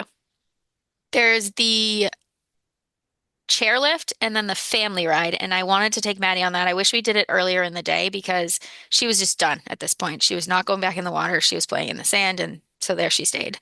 So we did the chairlift, and then me, Jackson, Micah, Tucker did the chairlift up and went to Steamboat Springs. This is a perfect example of Jackson's personality. I think I told you he's wild. And he thought that on that chairlift, we were to jump off of it and land in the water. Like he fully intended on that. Like a ski lift, kind Yeah. of. And then the park closed at 5. 4:45, we brought them over to this ski patrol training camp, which is a little weird because they have all kinds of different height requirements. So you have to be like under a certain height to do the zip line, but over a certain height. So they were just all over the place, each for who could do what, who was doing what. Couldn't keep the kids together. We took we this was the day we had our car. So we drove our car back. We changed at the water parks for dinner. We'd brought all of our stuff for dinner. We took the car back to Riviera, parked the car, and got on the Skyliner to go to Epcot, and then we were gonna walk to the Swan and Dolphin. And we called Il Molino and told them we'd be a little late. So we were like 15 minutes late. The only other place I had trouble with smoking was on the way here. There's a smoking area when you go from the Skyliner over towards Beach Club. Mm-hmm. There's a smoking area there that was like really hard to avoid. Like I ended up like running up in front to get away from. Molino was amazing, really high on the list for restaurants we ate at. Maddie was asleep in the stroller and they let us bring her. It was so nice. They gave us a table like off to the side and they let us bring the stroller in so she didn't wake up. They had a bread appetizer, just how the restaurants put bread on the table, but it came with a little charcuterie board with like eggplant and pepperoni. And the food was just great. I had raviolis. Scott couldn't decide between two meals. One was the chicken parm and one was this like shrimps, spicy clam linguine. So the waitress said, well, why don't I give you like a whole portion of the chicken parm and then a half portion of the other one? And the way Topolino's used to do breakfast. Mm-hmm. And he loved it. Said it was, that and Polite Pig, two top meals. Nice. I feel like Il Molino doesn't get a lot of attention because it's at the Swan. Yeah, it was really good. It's not on the dining plan at all. Mm-hmm. So we just paid cash. I don't think it was like really expensive. Everything's expensive there, but it wasn't terrible. Mm. And then we walked back on the boardwalk. I stayed on the boardwalk, or I stayed at the beach club and spent some time on the boardwalk when I was a kid with my family. And I remember all the performers, and it was just good memories. So I wanted my kids to see that. Unfortunately, Jackson had a Rubik's Cube in his hand, and he dropped it, and the pieces scattered, and some of them fell through the boardwalk into the water. So we had to buy a backup Rubik's Cube later. There was musicians and this acrobat show we watched. We had brought our mugs over again, and I got coffee. Then we walked over to Beaches and Cream. I had a 9:15 reservation, but we got there at 8:45.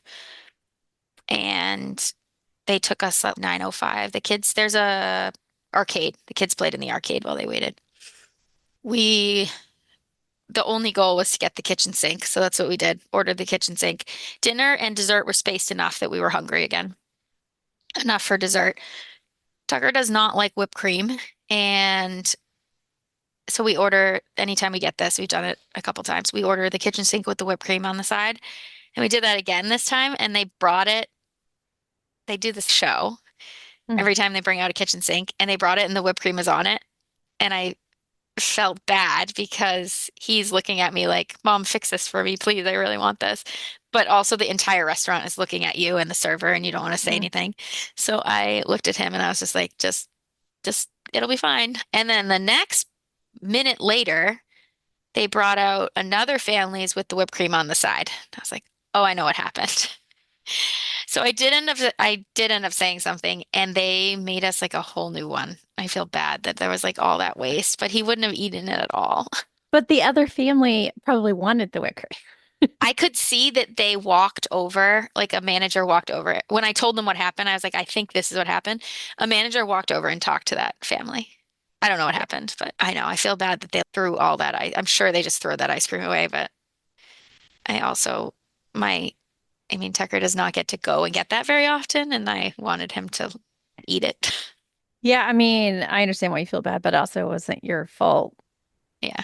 They just switched it. Yeah. Yep. No big deal. How much of it were you able to eat? Oh, most of it. Mhm. Yep. Yeah, there wasn't very much left. It it isn't my favorite dessert, but it's just fun. Yeah, it's kind of a little bit about the entertainment of it all. Yeah. I also wanted to mention with the refillable mugs because you got them as part of the dining plan when you were staying in the cabin, Hmm. but as you know, they last for longer. So if anybody else is in that situation, Oh, so we actually did the dining plan twice. okay. So but yes, they do last longer because we ended up taking two of our mugs and giving them to my mom and Mimi. But we had 10 mugs by the end of this because we got five at the Riviera and five at the Fort Wilderness. They last for 14 days, but Disney always says it's just lasts for length of your reservation or something. Oh, is that what it is? Yeah, It but did. it's The cabin ones didn't, I don't know if they lasted us.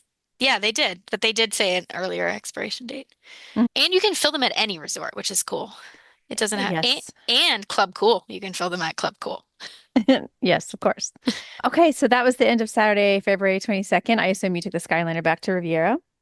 We did. Took the Skyliner back. Maddie was refusing to sleep, so at 11:15 I was reading the Figment book over and over again and got her to bed and we had walked 23,004 steps. All you homeowners have unique needs.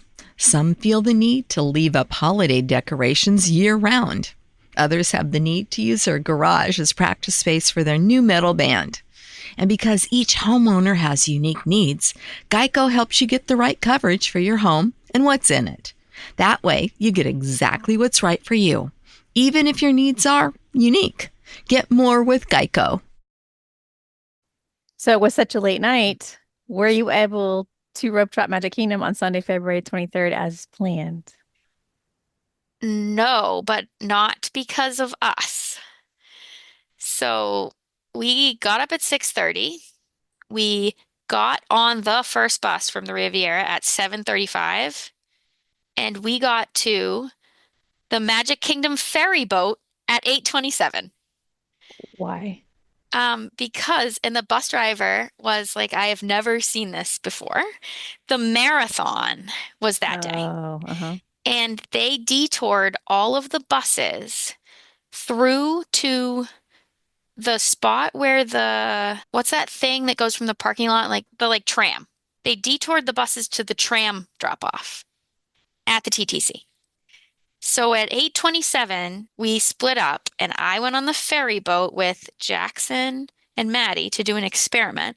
And Scott went on the monorail with Micah and Tucker. The monorail had this enormous line Mm-hmm. and they got there first.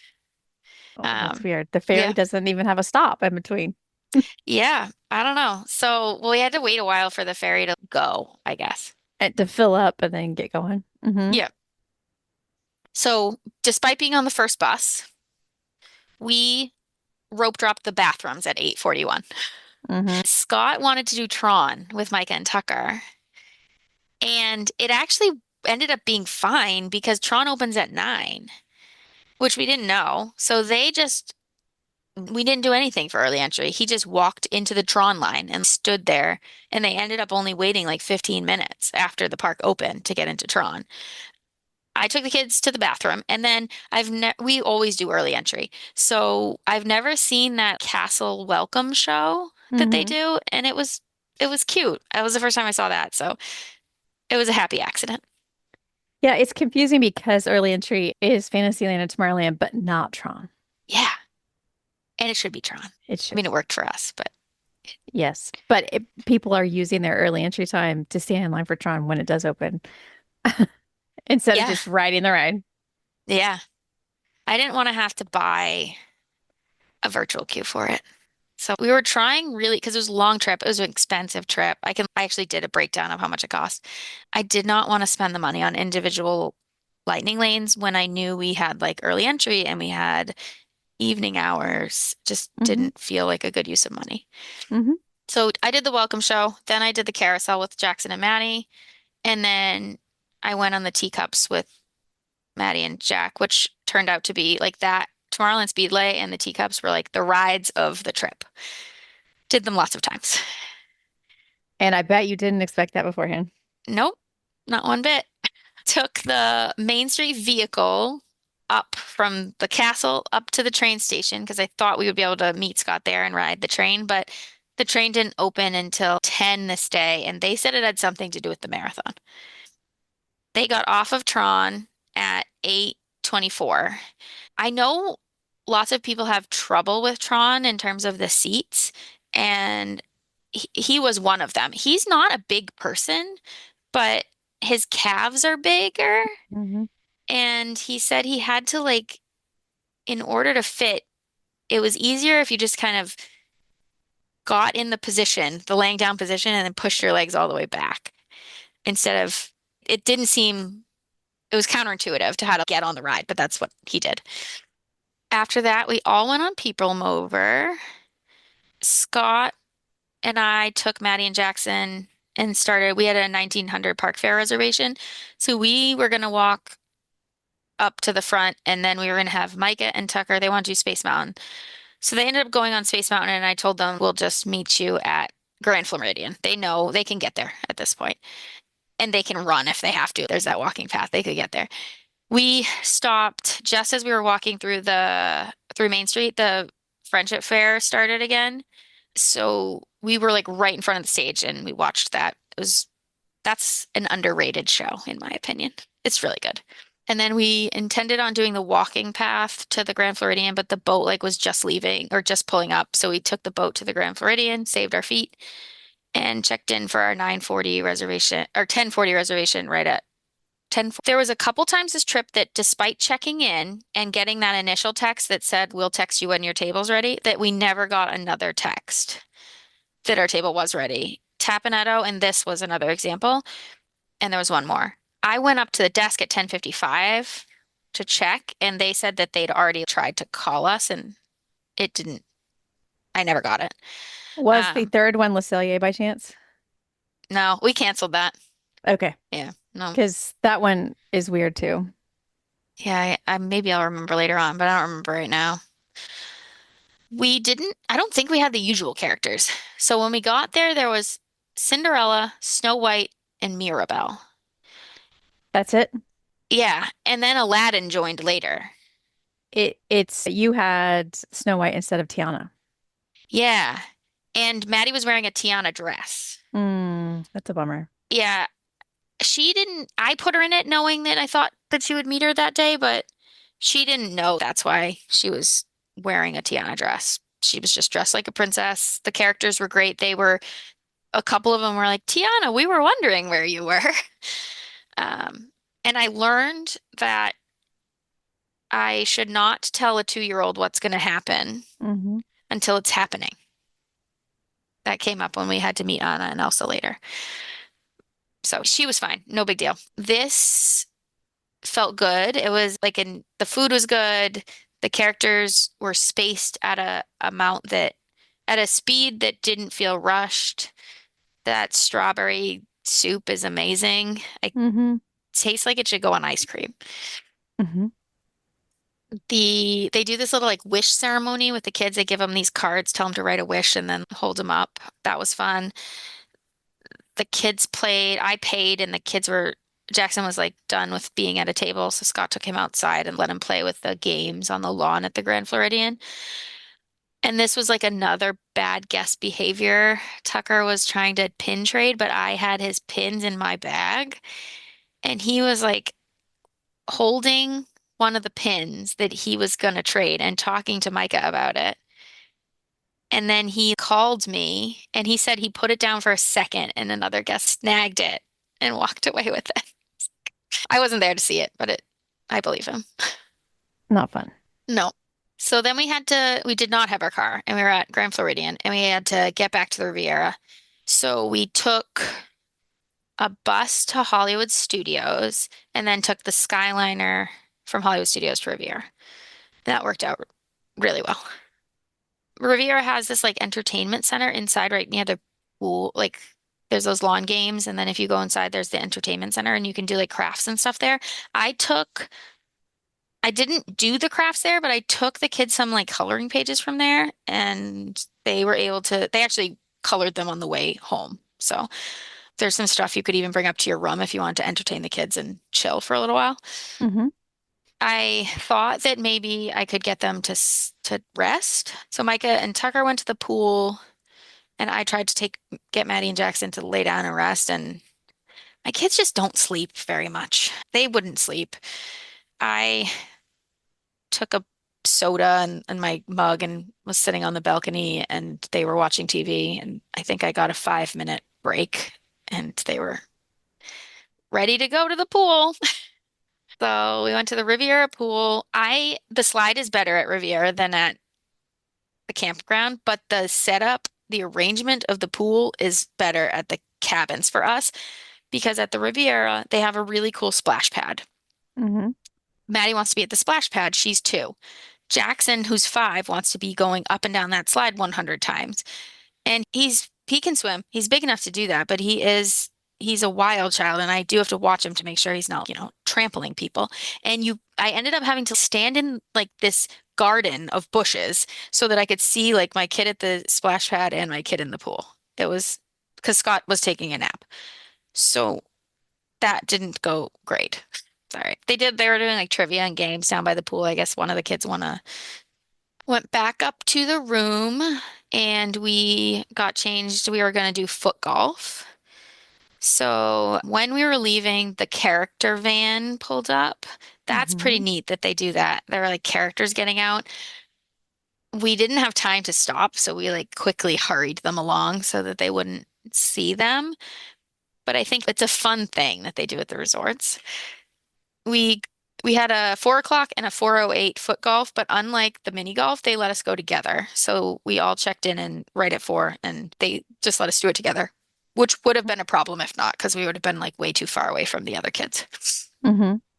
By the time we got everything, bathroom break, got the stuff we needed, we actually didn't start foot golf until 4:20. And while we were there, this was the day that my mom and Mimi were going to arrive, and we found out while we were there that their flight was delayed. So they did land. They were supposed to get there earlier in the day. They landed and be able to get situated in their hotel. But they landed, by the time they got their luggage, it was like 4:30. The scooter that we rented from Buena Vista Scooters got delivered to Pop Century before they even got there. Mm-hmm. Turned out fine. They left it with guest services, and she was able to pick it up later. Foot golf was not Maddie's cup of tea. I'll send one of these because it's cute, but I have a picture of her like practically asleep on her ball. She's just like laying there saying, I don't like this game. There's a lot of walking. Weather was really nice. It was a good break from the crowds. I liked it. We had fun, but she did not have fun. And this is a hard thing, like with so many kids, you can't just, I should have brought the baby carrier is what I should have done. But if you have one kid and your kid hates it, you can get up and leave. But I'm not going to 3 out of the 4 like it. Drag yourself along. Yeah. And a lot of stuff is catered to her, so this is one thing she has to just put up with, I guess. Yeah. She had to deal with it. So she got back into it on the last couple of holes, but it was fine. There was a couple of alligators there. Jackson asked, again, wild child, like we have to be cautious to keep him safe because his question when we saw the alligator was, do you think that one's little enough that I could wrestle it? Never. The answer is always no. Nope. So Mimi and Nanabe took Mears Connect. There was no issues there. The delay was not Mears, it was their flight. They got to Pop. They asked to be near the Skyliner and on the first floor. And the theme of the rest of the trip is us joking around saying that if you are over 80 at Disney World, the rules must not apply because they checked in. They said it would be better if we had a first floor room. And they said, we don't have any first floor rooms. And then I wasn't there. My mom was like, then Mimi came in trying to drive this scooter and was not a very good driver. And then voila, we got a first floor room. So they ended up on the first floor. Not near the Skyliner, but it was good. Although those elevators are just not super convenient. Yeah, I don't even know where they are. They're in the middle of every building, but the buildings are so big that it's just not very convenient. I know her. There would have been probably a scooter sitting randomly outside on the first floor, and she'd have walked up the stairs and gone to bed. Yeah. The Pop Century was fine for them. That's usually where they end up staying.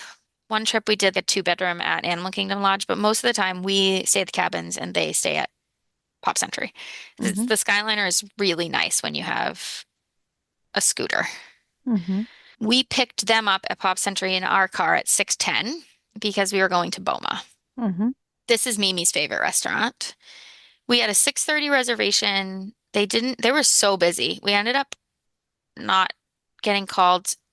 Oh, this was the other place. They didn't send me a text. Okay. We got seated at 7 and it was fine because it like let us, we walked out, saw the animals and it was nice. This was the first time like the kids got to see Mimi and Nanabe in a couple weeks and it's exciting. I used to get this drink there. It's called the Magic Star. They have it like all over Disney. It comes with these like glow cubes. And I used to get it on the dining plan, and they won't sell it to you on the dining plan anymore because it comes with merchandise. So I asked them if I could get it without, like, just don't put the cube in there. Mm-hmm. And they said, no, can't do that because there's no way to ring it up. So what we ended up doing a lot of times, my mom will have a glass of wine every once in a while with dinner. And so we just had bought her drinks with our meal plan and we got soda. So it was really good. Good meal. I think Maddie and Jackson fell asleep at the table. They were real tired. Got left Animal Kingdom Lodge and dropped them off at Pop Century. And on our way there, I realized that we didn't have the gift card. So we've been paying for the tips with gift cards that I had put $1,000 on. So this gift card had hundreds of dollars still on it, and we left it at the table.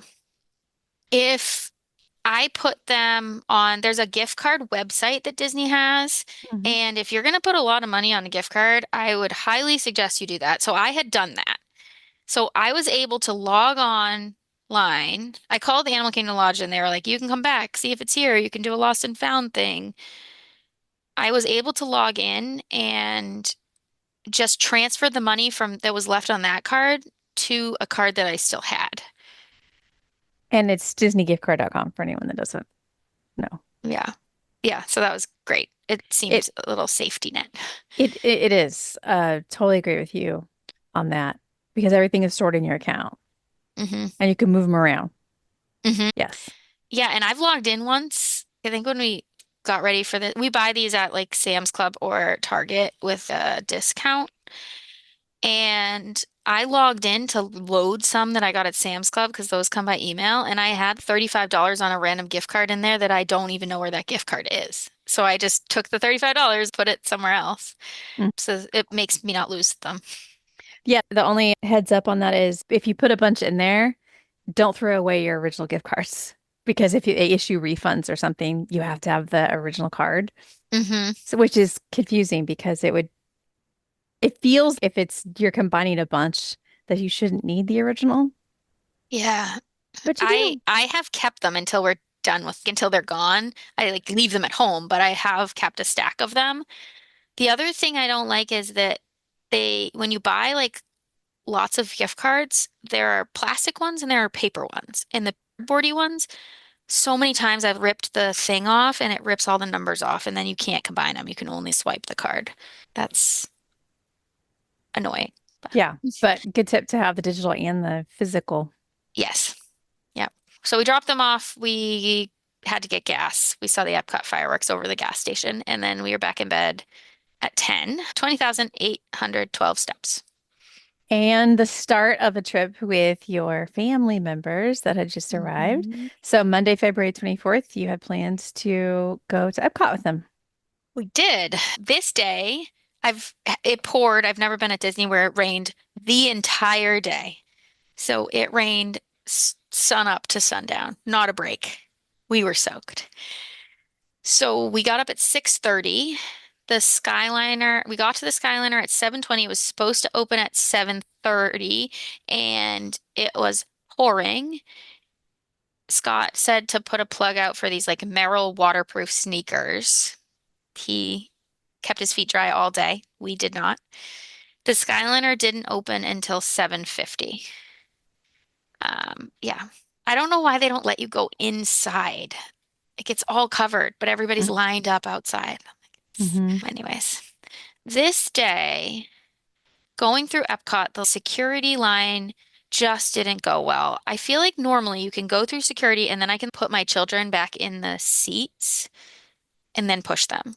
And they wouldn't let us do that. So they told us we had to keep going. So Scott had a stroller. We have 4 bags. It's pouring, and I'm now carrying 2 children. And I don't know where I can stop to put them down.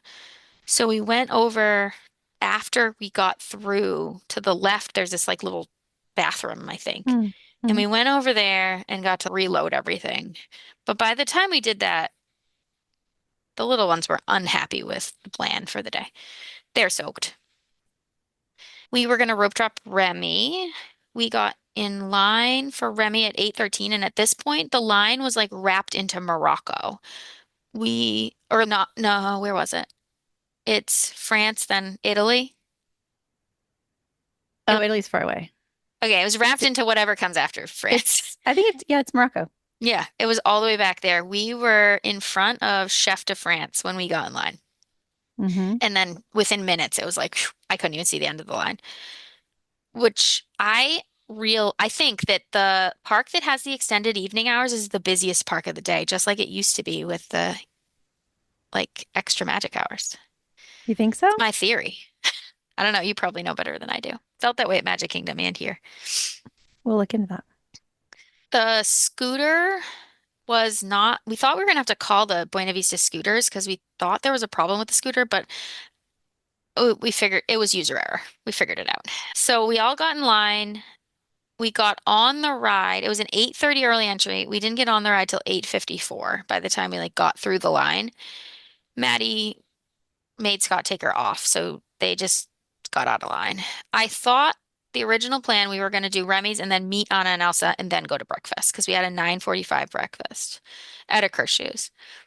That didn't happen. And this is where I decided not to tell Maddie any plans until they were actually happening because we walked over to Anna and Elsa. We got there at 9:20 and there was like an hour wait or something like that. And I knew if we got in that line, then we wouldn't. And the line was like out to we were going to miss our dining reservation. So we took her to the Anna and Elsa flower tapestry things that are outside of the Norway Pavilion. And she took a picture with them and got less cranky. We walked through that like museum while we waited to be able to do the online check-in. And then we went to Akershus.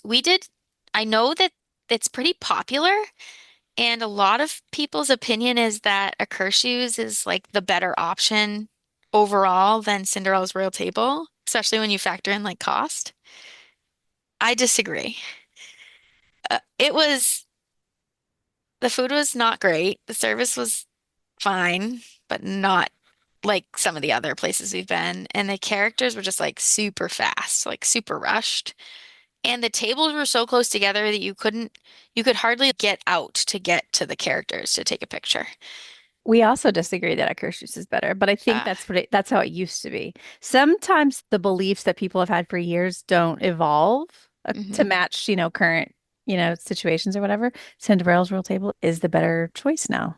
Yeah, for sure. But it is more expensive. Yeah. This was like a decent use of a credit. We used a credit. And I think this is another time my mom got like some coffee drink, not like non-alcoholic, but we were able to use our meal to get her one of the specialty drinks. And then we left there at 11 and got in line for Anna and Elsa that had a 30-minute posted at this point, and we waited 25. The queue is pretty cute in there, so that was a fun little meet and greet. And it was a good meet and greet. They took good time with the kids. The photo boxes worked better, and there was some interaction between Anna and Elsa, which was cute. And we took a picture of all the generations. So Mimi, Nanabe, me, and then Maddie. Like we did all the girls. It was cute. Then we walked towards, I think we had a Nemo lightning lane. We walked through like Mexico and out. And if you look at it's one of the things Scott found. If you're on the bridge after you leave Mexico and you look towards the Morocco Pavilion, Tower of Terror plays like the best hide and seek that you can find. And it like lines up and is the same color as the Morocco Pavilion. So we found that. He'd been looking for it. Yeah, some people think it was intentional, so it kind of all blends together somehow. But they like so when Galaxy's Edge and Toy Story Land were created, people Mhm. were upset about the combination and you know what I mean? Like it just didn't blend as well. Mhm. Because if they're thinking about Morocco with Tower of Terror in the back, then So far. what are we talking about with Toy Story Land and Galaxy's Edge being right next to each other? It's just kind of a Right. weird combo. Yeah, I don't know if they did it intentionally, but it like certainly looks like they did. It does. Yeah. We went to the Nemo ride. It was a 40-minute posted. It was this is what I mean, Epcot being so busy. It was pouring, and we waited 5 minutes in line before we even got to the tap styles to tap our bands for the lightning lane. There was like a huge line. Unfortunately, we got stuck on that like EAC scene, and Scott had to sit there with his eyes closed because he has to keep his eyes closed through that part or he gets dizzy. But the kids got to ride this was, I think, the first ride that Maddie and Jackson went with Mimi and Nana B. It was cool. The aquarium was busy, probably because it was pouring and everyone wanted to get out of the rain. We saw manatees. We went to Turtle Talk with Crush. Jackson got to ask a question. He asked, "What's the difference between your front legs and your back legs? Do they do different things?" We played in that Bruce playground for a little while, saw some of the other exhibits. It was 1 o'clock, so there was like cheering, obviously, from people getting a virtual queue for Hmm. Guardians. We had gotten a virtual queue, so I didn't get Skipper at this point in the trip. I just got the virtual queue on my own, and ultimately the time expired. But I redid the virtual queue, and a cast member told me like, don't do this again. So I got us all out of that virtual queue and put us in the 1 o'clock virtual queue, and we got a new time. And we did end up getting it, but we obviously were at risk of not getting it. And when I talked to a cast member about that, because I was trying to rush my kids to get to it, she was like, don't rush. It's never going to expire. It'll be fine. She said, just leave yourself in the first virtual queue. I guess this is kind of irrelevant now because they don't have virtual queues. But we learned later that does not mean that you don't need it for the extended evening hours, because we tried to tap into extended evening hours and it turned blue. And this was the last day you could do a This was virtual. the very last day. Yeah. That's why it was so busy. Everybody was rushing to use virtual queue. Yep, I guess so. In the No. pouring rain. We got some snacks. We redid all the ponchos. Lots of ponchos this day. And then we walked over to Live In with the Land. This was like a reset of, okay, more people, rain, like things are just going to take longer. So we had a 1:50, it expired at 1:15, Live In with the Land, and we didn't tap in until 1:20 because we just could not get there. We only waited a couple minutes. It turned green. It was not a big deal. We're big gardeners. We did like a huge garden in the summer, and I like love this ride because Mhm. I get ideas for the garden. You should do the behind the scenes tour someday. Yeah, I want to do that. Yeah, it would be fun. I think that Jackson needs to be a little older Yeah, or but not with him. yeah, I was gonna say break off into a smaller group that wants to do it or whatever. Yeah. We did Soarin' with a lightning lane. Scott doesn't do Soarin'. Maddie's too little, so he got a snack. He went to Sunshine Seasons, got a snack. She was like, I'll have sushi, please. And there's no sushi there. So then and she's doing this on her own. Like she's not asking dad, she's asking the cast member, I would like sushi. And then he said no. So there was no sushi. Or Scott was like, you can't have sushi. And so then she said, I'll have a pink drink, please. Well, they made her a pink drink. I don't know, boba balls and yeah, she got a pink drink Is that what them. she gets at Starbucks? Is that the deal? We don't really go to Starbucks, Oh, but okay, because they're yeah, known for a pink drink there. no, but she does order a pink drink later, which is even funnier. But yeah, we had a little snack. We saw that Awesome Planet show. And then we left that pavilion. You know how cast members will move strollers? So we do our best to like park where we're supposed to. And I know where the land pavilion stroller place is, and we put the stroller there. We put it in the right place. But I think that they like constantly move them just to make them together. Unfortunately, we have this huge double stroller with a big like brain thing, and it covers everything. And we leave the bags in there. And when they moved our stroller, they uncovered it all. Hmm. So one of the bags with all the clothes in it got soaked. It was just completely soaked. That seems pretty careless on their part.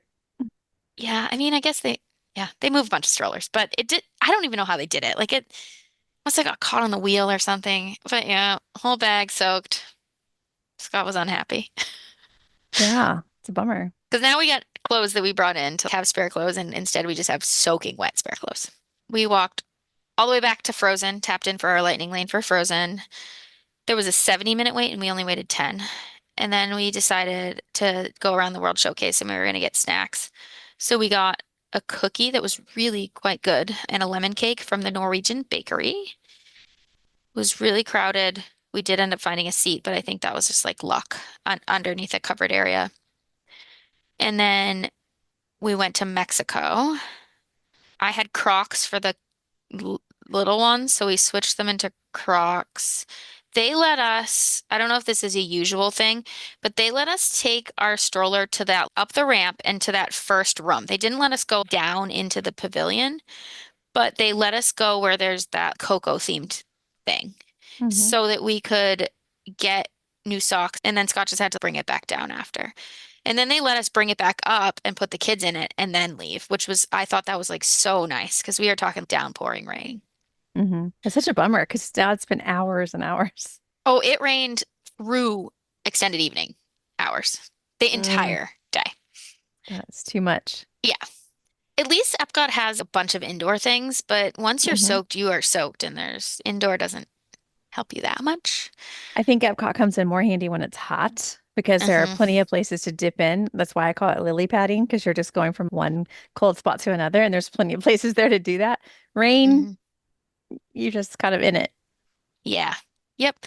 At least it was warm rain. It wasn't snow. The kids kept saying that. It's not snow. Mom, it's not snow. But with your mom and grandma being there, it's what a rough start to their trip. I know. And the scooter kept getting, my Hmm. grandmother can walk like fairly well, but not 14 miles. Hmm. So the way that she uses the scooter is similar to how we like use the stroller. So she would bring it into the land pavilion, park it, and then walk around the whole building. And then Hmm. she left it outside of the aquarium. So that's that the she kept leaving outside and it kept getting soaked. That was the only downside. Yeah, that's a huge bummer. Yeah. The kids started doing the kid cot stuff. We had done it in Japan and they continued the cot stations. Whoever, we were in the Mexico pavilion and there was a bunch of young adults, like they're probably 21. And I wish that I could find their parent and say, good job for raising some good kids because Maddie was coloring at the table and they walked up to get, there was no line. It was just like a spot you could color. And they walked up to get their postcard and she looked right at, and then they went to sit down to like color and she looked right at him and said, you need to wait in line. Like, and they were like super good sports about it. It sounds like something I've been told this, so no, I'm gonna tell other people this. Uh-huh. Yep. Not shy. Yep. We watched someone do like some glass blowing and they were making like a Moana necklace.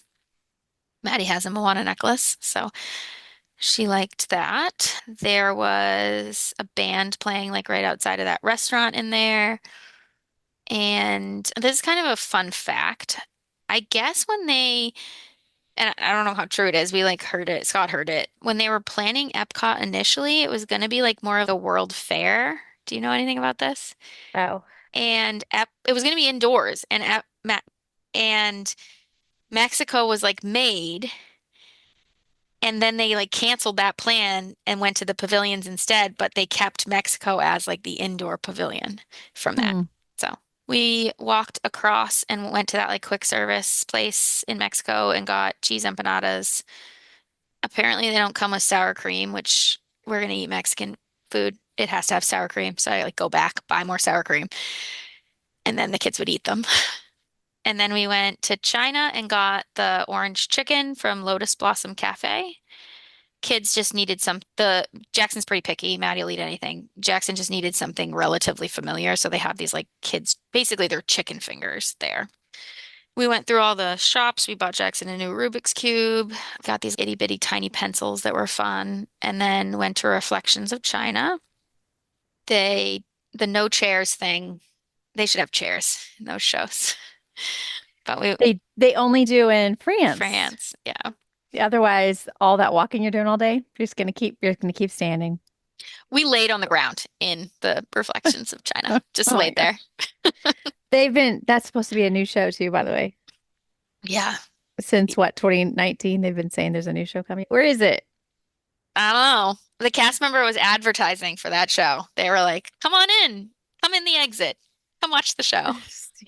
They need to insert some chairs and an update to the show. Right. Yeah.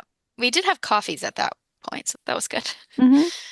We went to that like caramel store in Germany. That's really good caramel. So good. And you can mobile order now. Yeah, we didn't do that, but yes, I did see that. There's not a lot you can mobile order in Epcot. But I like that one because that place gets busy sometimes. We went through those stores. There's like a Christmas store there that has a bunch of ornaments, including the like Christmas pickle. You know about that tradition? So we do the Christmas pickle tradition at our house, and we had it really good. So sometimes like they don't find it till February. And so all of January and early into February this year, the kids were like, "Did you find the pickle? Did you find the pickle?" We'll hide it on like a fake tree. And Maddie walked into that store and was like, "I found the pickle." A lot of pickles. Lots of them. Really easy to find. And there's a store that has cuckoo clocks in Germany. Scott's grandparents had a cuckoo clock, and it was like it's one of his memories from childhood. They're not alive anymore, so he like really likes cuckoo clocks, and we have one of them. We didn't get it there. I think Scott's mom got it for him from like a yard sale, but it is one of the ones that's there. And we found out that the Germany cuckoo clock, one of them there in that store, is in Carousel of Progress in one of the scenes. So we looked at cuckoo clocks, and then we went to the Italy pavilion. We didn't do a lot of the food booths, but we went to the Italy booth that I hear has a bad reputation, and it was like good. We liked it. Oh, we have very different tastes. Yes, Tucker got that mozzarella thing that you dip into he thought that was great. And he brought home the plate as a souvenir. At least everything's cute for Festival of the Arts. Yeah. The dessert wasn't great, but I didn't have any problem with the ravioli other than I was eating it like soaking wet because it was pouring. And then we went back we had a reservation that night for Via Napoli. We canceled it because it was just we weren't going to be there at the right time. But we got the pizza at the back of the pavilion, and we got one because we'd been like eating around the world. We got one quick service meal of it, and it was so good. We went back, stood in the rain, in the line again, and got a second one. So we got that and like a slushie. So instead of eating in the restaurant, you went to the pizza window next to it. Yes. Yep. And this whole time we were like doing the stores, doing the kid caught stuff. We went into the American pavilion, but we just did that like little festival store with a bunch of art stuff and then the kid caught station. And then we started walking. So we had extended evening hours. They did not. So we decided to walk. It was getting close to 9. We were going to walk towards the Skyliner and just watch Luminous is that what it's called? Luminous? From wherever we stopped, wherever we were. And we watched it between Japan and Morocco, and it was like good view, like for just winging it. We really liked it. I think it's the best show that Epcot's had. I was a fan of the Illuminations that was there a long time ago. I liked that one. But then the last couple ones they were just bad. I know. It's very frustrating because they're capable of being great. Yeah. This one I thought was good. It doesn't make me emotional or anything, though. I feel like Happily Ever After can really pull at your heartstrings. And I just feel like anything since then hasn't really done that, but maybe it doesn't need to. I don't know. Yeah. I don't know. We liked it, but also maybe our expectations from the last time we were there and they had those like big things in the middle of the And the water. ugly, hideous Yeah. obstructions that people thought were roller coasters. Oh, really?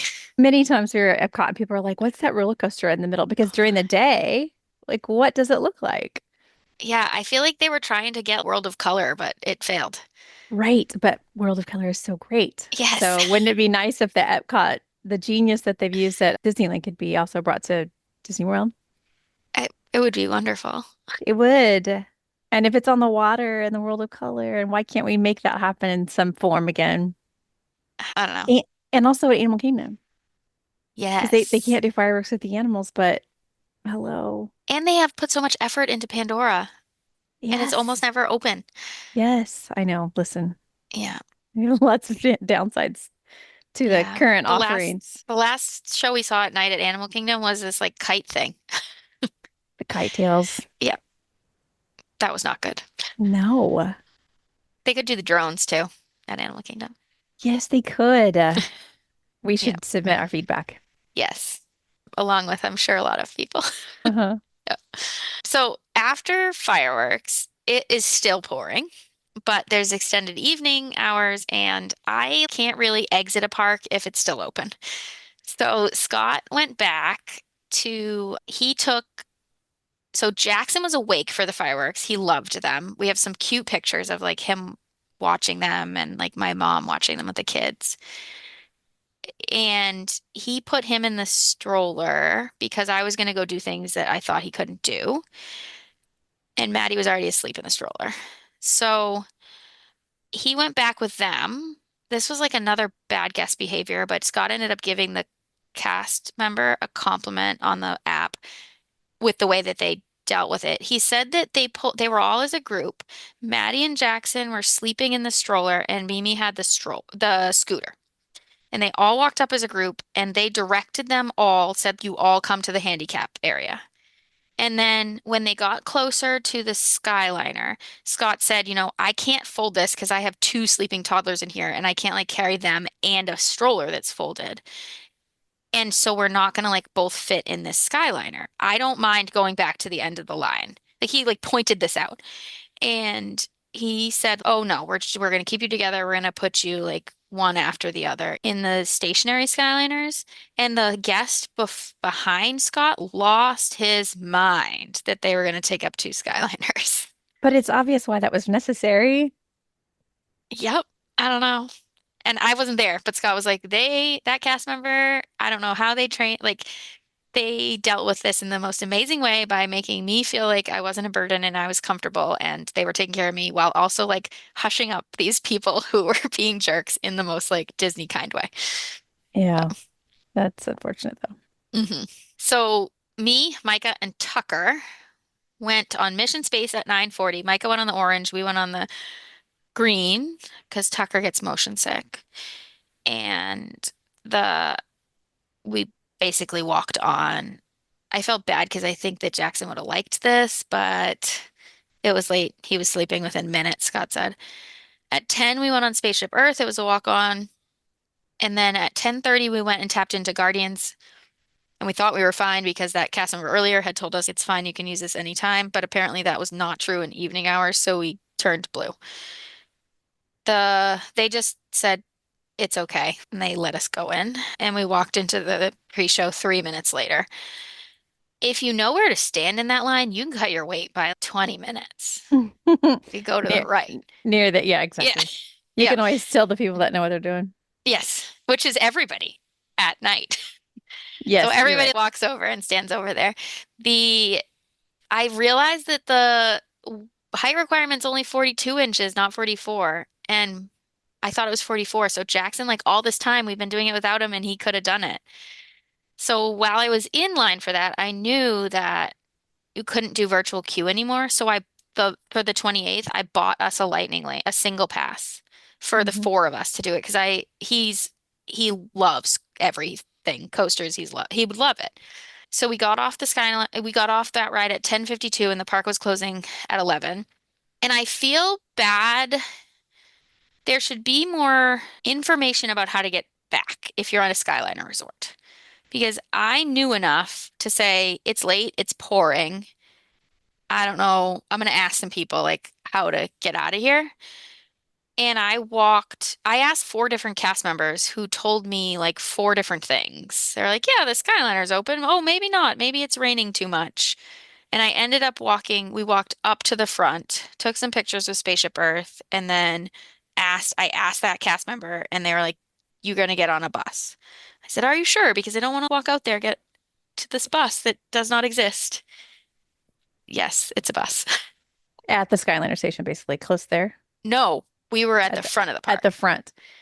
Yeah. And what I think they did is I think that at this hour, they were just like when the buses were pulling up, because it said like a different resort. I think they just see where people are standing and then that's where they go.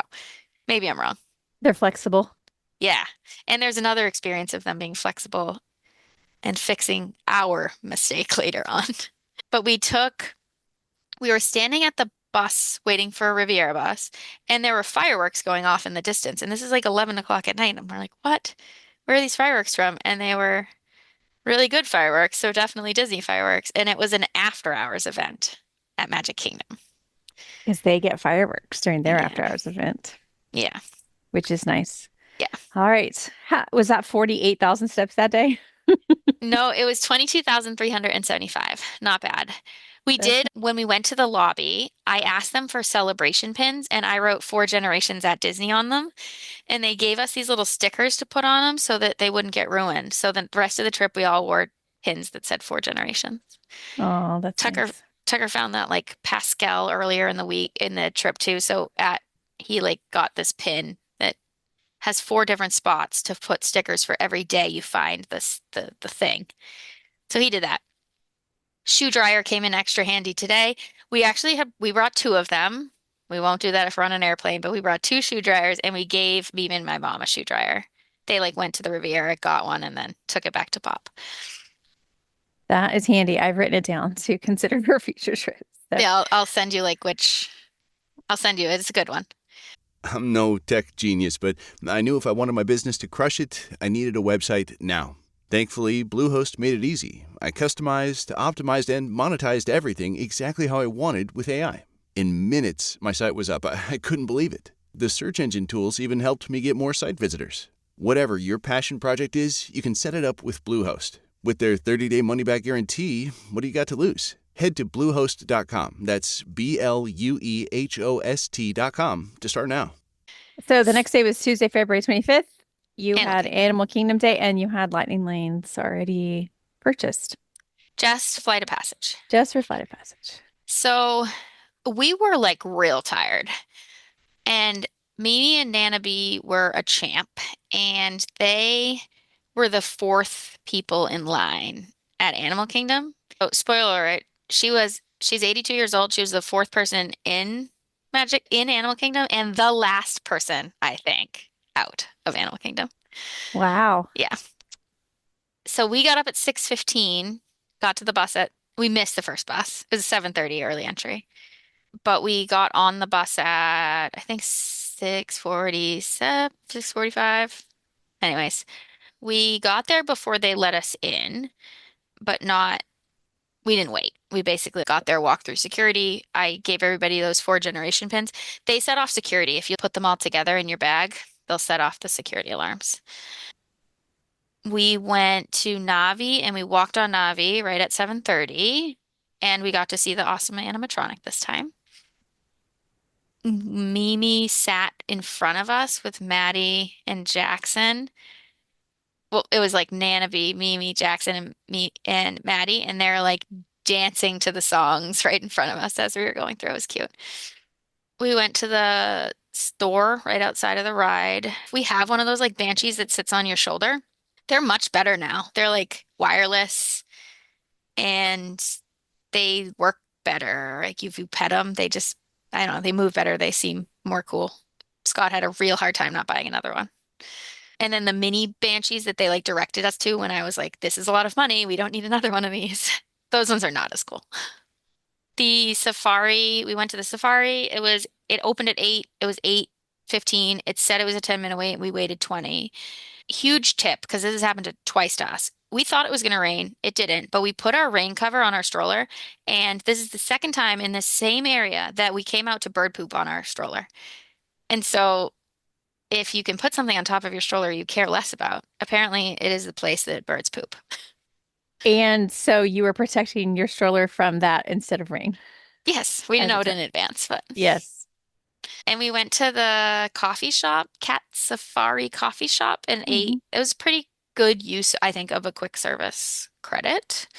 We heard that they do you go to Rafiki's and then sometimes you can see a vet procedure. Mhm. And I looked up the times and it said go early and it said not on these days. So today was one of those days. So at 9:45 we went to Rafiki Planet Watch and we did end up getting to see something.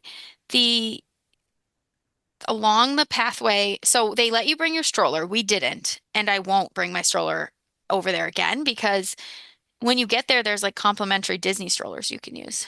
Hmm. So we ended up using one of their strollers. There's a Wilderness Explorers badge like right along the path where the kids have to find animals.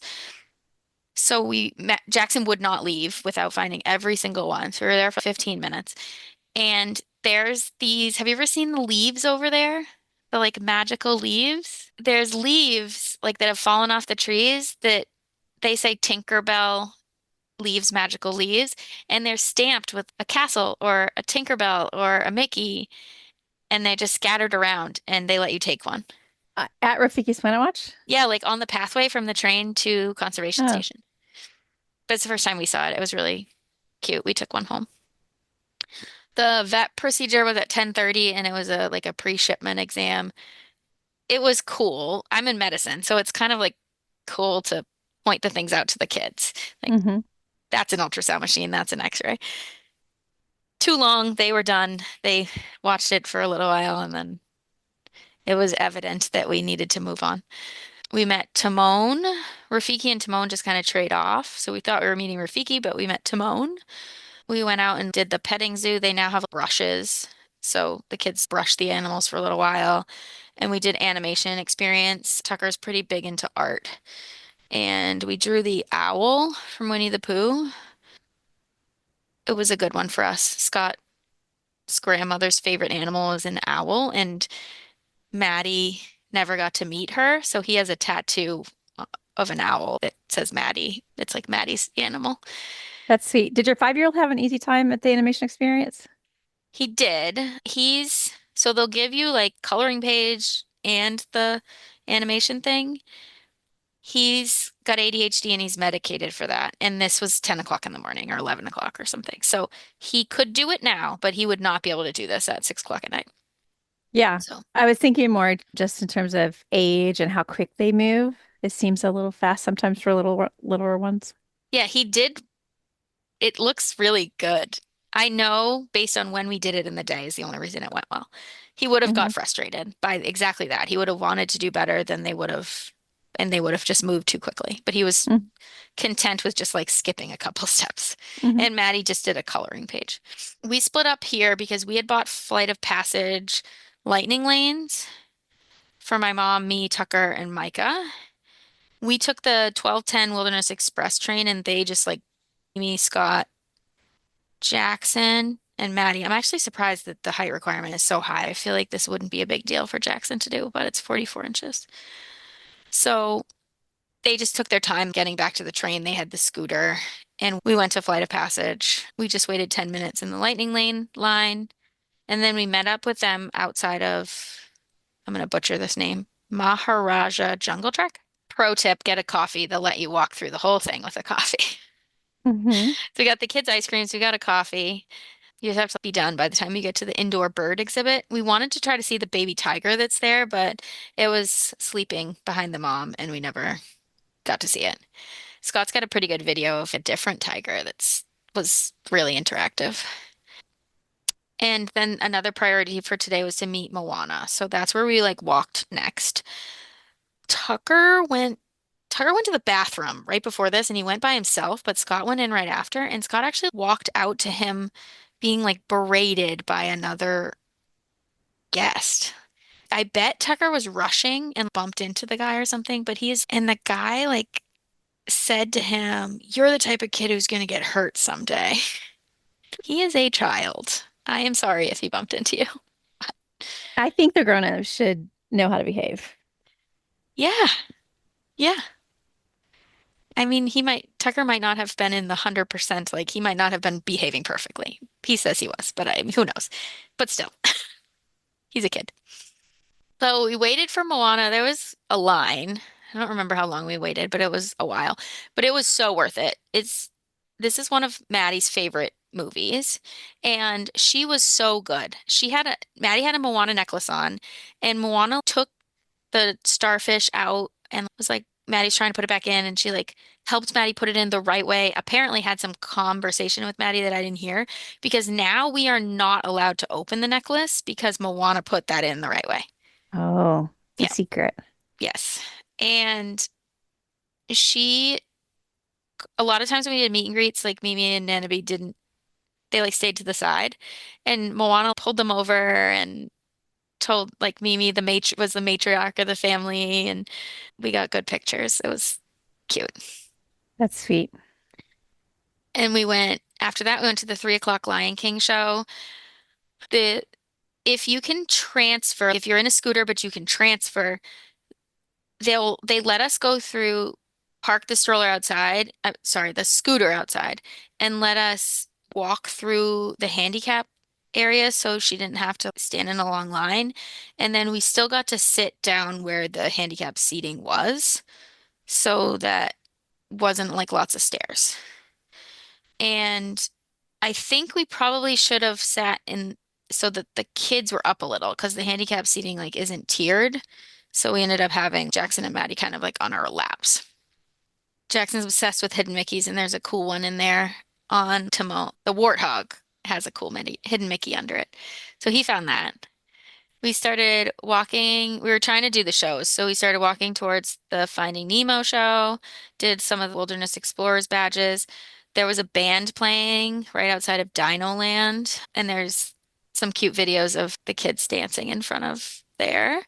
And Maddie danced her whole way over through Dino Land to the 420 Nemo show or 430 Nemo show. That one, again, you can park the scooter, get out, they'll sit you like where you don't have to do the stairs, and then they'll move the scooter to the end of the line, to the end, so you don't have to go back for it. They'll move it for you. The magic bands like interacted with this show, which was cool. We did the last of the Wilderness Explorers badge in the Dino Playland. I was saving this one because I knew we wouldn't be able to escape once we were in there. And we took some pictures of our first time finishing it. Scott says I'm way more proud of that than the kids are. We left Scott, Mimi, and the littles in the playground, and we went to do single rider on Everest. And my mom wimped out and wouldn't do it, but Micah and Tucker and I did. Scott gets dizzy on that because it goes backwards. And so the park closed at 6. We had a 5:55 Tusker House reservation. I was walking, I guess if you have an end of the day reservation, do not be late. I was checking in on the app at 5:55 steps from the restaurant. And Scott was at the hostess desk because there's one outside and then you get called inside. And at 5:56, he called me and he's like, "Where are you? Because they said they're closing, and unless you're here in a minute, we can't come." And I was right there. And they really did. We walked in and they closed everything. We left. This was good. There was good food. The characters we didn't feel rushed despite being like the last ones there. And the reason I'm pretty sure we were the last ones in the park is because there was only one other family in the restaurant when we left. And then we walked out of the park after them. So we watched them walk out. So we left at 7:22, left the restaurant. We took some completely empty pictures in front of the tree. And then we walked out. We had bathroom break, and I think we're the last ones out of the park. Sounds like it. Yeah, when you walk out this late, the security guard asked us where we were going, and then they radioed the bus people and told them that they needed a bus for us. And then that bus stopped at Caribbean Beach and then Riviera. Mimi and Nanabe came back to Riviera with us because it was still early. I was pretty sure we could go up to Topolino's Terrace and watch the fireworks, but I didn't know for sure. So I asked the front desk, and they told me there was nowhere they piped in the music, and you could only watch them from out front, and you'd only see the tops of them. And then they said, well, sometimes you can get a reservation for Topolino's, walk-up reservation. And I was kind of thinking that they were wrong. So I walked up to the restaurant and asked them, and they said if you just want to get like a drink, you can just go out. You don't need a reservation. So we showed them a little bit of like our room in the Riviera, and then we walked up to Topolino's. I got some like rum drink, and my mom got a glass of wine, and Maddie walked up to the bar with us to get this, and she looked right at the bar. I ordered a drink, my mom ordered a drink, and she said, "I'll have a pink drink." And the bartender made her a Shirley Temple, so we had a pink drink. I'm gonna start ordering things by color. Yeah. I'd like a yellow drink, please. You might be surprised what you get. I don't think it'll come off the same from a non-2-year-old, but I think that's a really fun way to order. Yep. Yeah, maybe. Oh. I mean, I ordered my drink as I don't really like alcohol, but I kind of like rum. Can you make me something very fruity? And you watched fireworks tonight. We did, and I have a picture of Tucker and Mimi watching the fireworks. Like they're on the balcony and they're watching the fireworks, and it is a really cute picture. And Maddie was on Scott's shoulders and she fell asleep on his head. So they're tired. And that was the end of that day. It was. I tried to sit out on the balcony for a little while, but there were people smoking like on their balcony. And so I had to go inside. Yes, in bed early at 10:15, 20,850 steps. But at least it wasn't raining. That's a good thing. Not raining at all. Yep. The next day was Wednesday, February 26th, and this was going to be your Magic Kingdom day, and also the day that your mom and grandma were leaving. No, they left on the 28th. Oh, I wrote down that they left today. No, I was going to be surprised because it seemed like the parks were planned out at the end so they could get one of each. Yes, they left on the 28th. Okay, I'm going to change my notes, but you guys did have a Magic Kingdom day planned. We did. This morning I thought would go well because I was like, oh, we're not going to rope drop anything big. So we were going to rope drop Winnie the Pooh. We got on the first bus at 7:35, got through, got in the line for Pooh, ride went down. So we got out of that line. We went on Little Mermaid. Maddie was less scared and she did it on her own. She knew what she was getting into.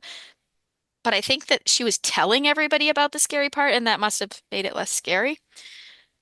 And we tried to get in line to meet Tiana because we didn't get to meet her earlier. And then that had a delayed opening and they're trying to redirect us to Cinderella, but we didn't want to go to Cinderella. How does the character me have a delayed opening? She was tidying up in the restaurant. I'm sure she was. So we went back in line for Winnie the Pooh at 9:10. It had a 20-minute standby, and so Tucker thought he had time to go to the bathroom. He did not have time to go to the bathroom, and we got on in 9 minutes, and I did not know how important that ride was to him. So I switched our lightning lanes to somehow get him a lightning lane for Winnie the Pooh later in the day. So we went on without him. We met up with him, and then we used our first lightning lane at 9:30 on Small World. We always do this ride together when like our whole family's together, so it's a fun one. We saw the stepsisters. They were riding the carousel, but they weren't doing any like meet and greets, and we didn't go on with them. And then we checked in on the app 10 minutes early to Cinderella's Royal Table and then went into Sir Mickey's next door. The kids got like pixie dusted. Unfortunately, so our reservation was 10:10, right around 10. Jackson had to go to the bathroom. I took him to the bathroom and I said, if they text me, I'll just call you and you can go up and tell them that I'm in the bathroom with him. The bathroom near Cinderella's is not actually near there, and I had to walk like all the way behind the carousel. So I took him to the bathroom and he was not being quick. And I got the text and I called him and he ended up calling me back a few minutes later and he's like, you have to hurry because it's switching to lunch if we don't check in now and they won't let us go in without you. Got over there, made the breakfast. Merida is now like our favorite character to meet. She's really fun. Mm-hmm. So she was there.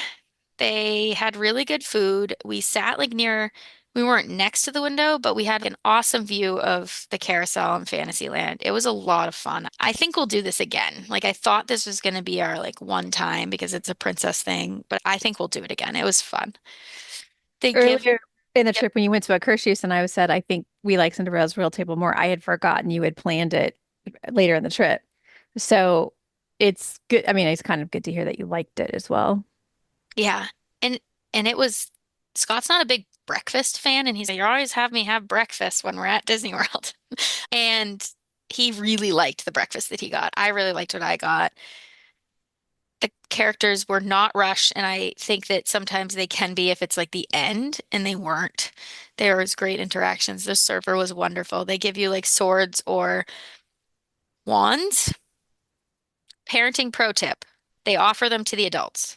Just take them because your kid will want what they did not get 5 minutes late. So Hmm. Scott got a sword and Maddie got a wand, and then Scott got a wand and Maddie got a sword. And then on the way out, Cinderella, we didn't meet Cinderella on the way in because she wasn't there. We There was a huge line to meet her on the way out, and they told us they put us like they didn't have us wait in line. They had us just cut the line basically. We went in the exit and met Cinderella. And I think that's because we were supposed to meet her at the beginning. On the way in. And we had her sign the some of the swords and the wands. And then we should have brought a sticker because some of them wiped off, like a sticker to put over the signature, but we didn't even know we were getting the wands. So it was noon at this time. We did a lightning lane for Dumbo. And then there's the Smellephant scavenger hunt is in that area of Fantasyland. And Jackson got a kick out of this. They're not, you can smell them from far away. But he thought he had to like smell the actual elephant, and they're kind of behind ropes and stuff. So he's trying to lean over and smell these elephants. Cute pictures.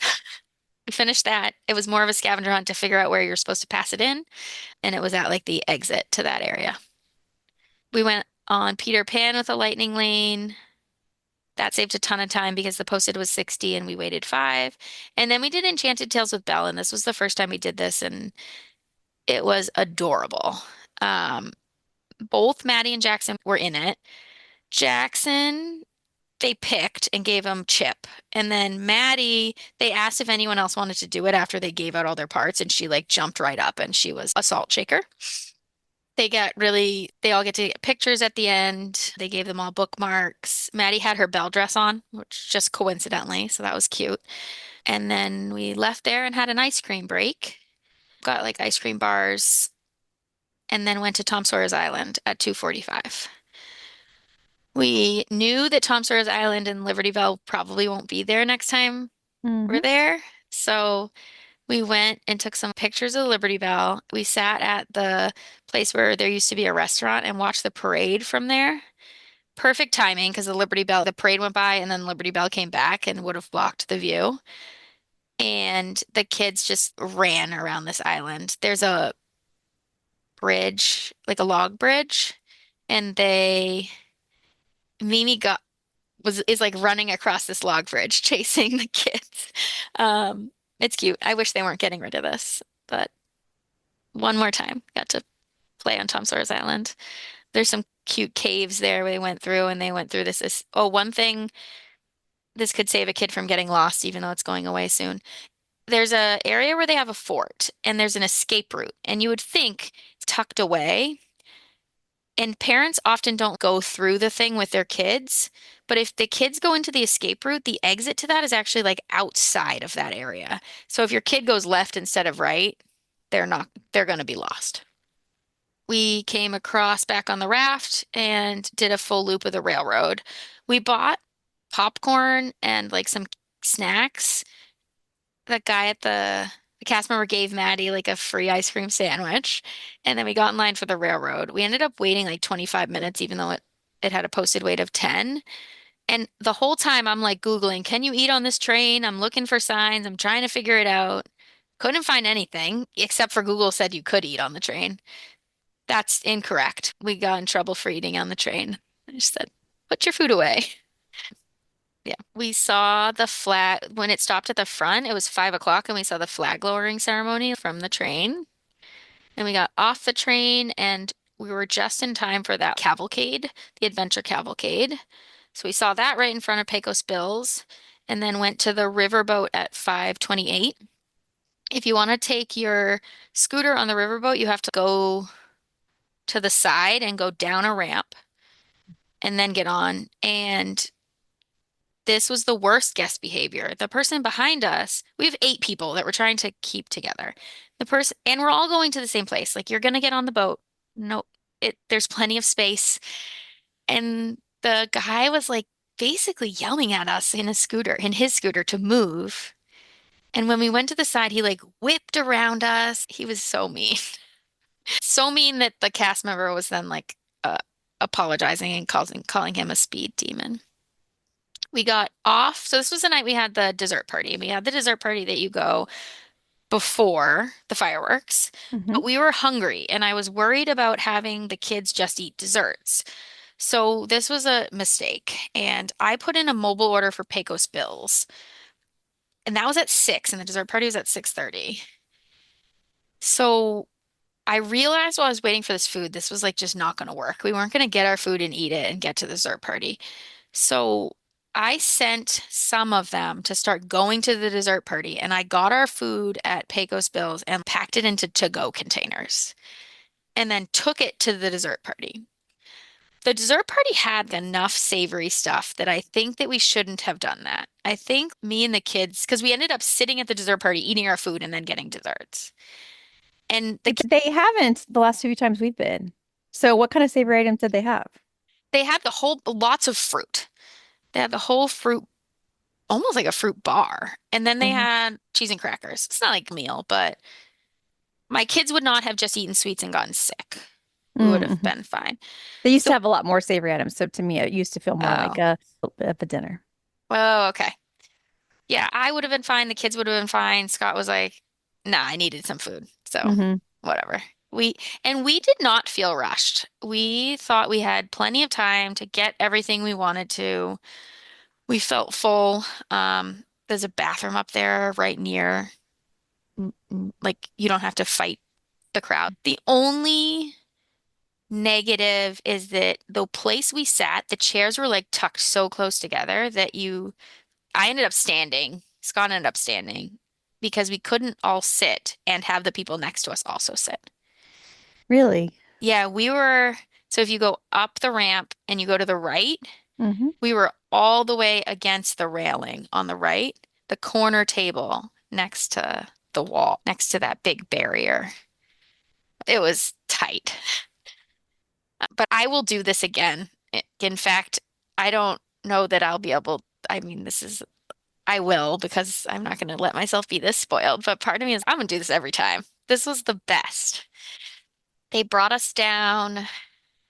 They told us to be there early because we had a scooter. But they directed us to this handicap area. They actually gave me a to-go cup and I got coffee to go. And then they brought us to this handicap area of the dessert party and there's no one there. Like my kids are like doing cartwheels and blowing bubbles and there's maybe 2 other families in there. It was awesome. Tinkerbell did not fly this night, but we did see her later in the trip. Maddie thinks that she set these fireworks off because a lot of the fireworks, it goes like up the castle and then explodes. And she's like doing these hand motions of thinking that she is setting these fireworks off. And Scott's holding her this whole time and he loves fireworks. And it was adorable. That's fun. It's a bummer that Tink didn't fly though, because it would Yeah, have I been know. perfect spot for you to see her. Yeah, and Maddie loves Tinkerbell. She's like I have videos and she's like giggling the entire time. From the fireworks, we were able to take our time getting out of there. And then we went to Laugh Floor. I think that park closed at 10. So went to Laugh Floor. They picked both Tucker and Maddie to be in it. So Tucker, they like put on the screen like, congratulations, newly engaged. And then for Maddie, she was like, they told her that she was Boo and that she had to play peekaboo. And they kept coming back to her throughout the thing. We went to Country Bears after this. It was like 9:40. I really think this was a good upgrade. My mom remembers going to this show with her grandmother when she was a kid, so we all try to do it together every time. They went on, so my mom, Jackson, Micah Tucker went on Tiana's right before 10, and me, Maddie, and Mimi went on the carousel. And our goal was like to try to get to the carousel by 10 because we had extended evening hours and they didn't. So we walk in line at 9:59. We got in line for the carousel and we got to ride it thinking like this was going to be the last ride of the night.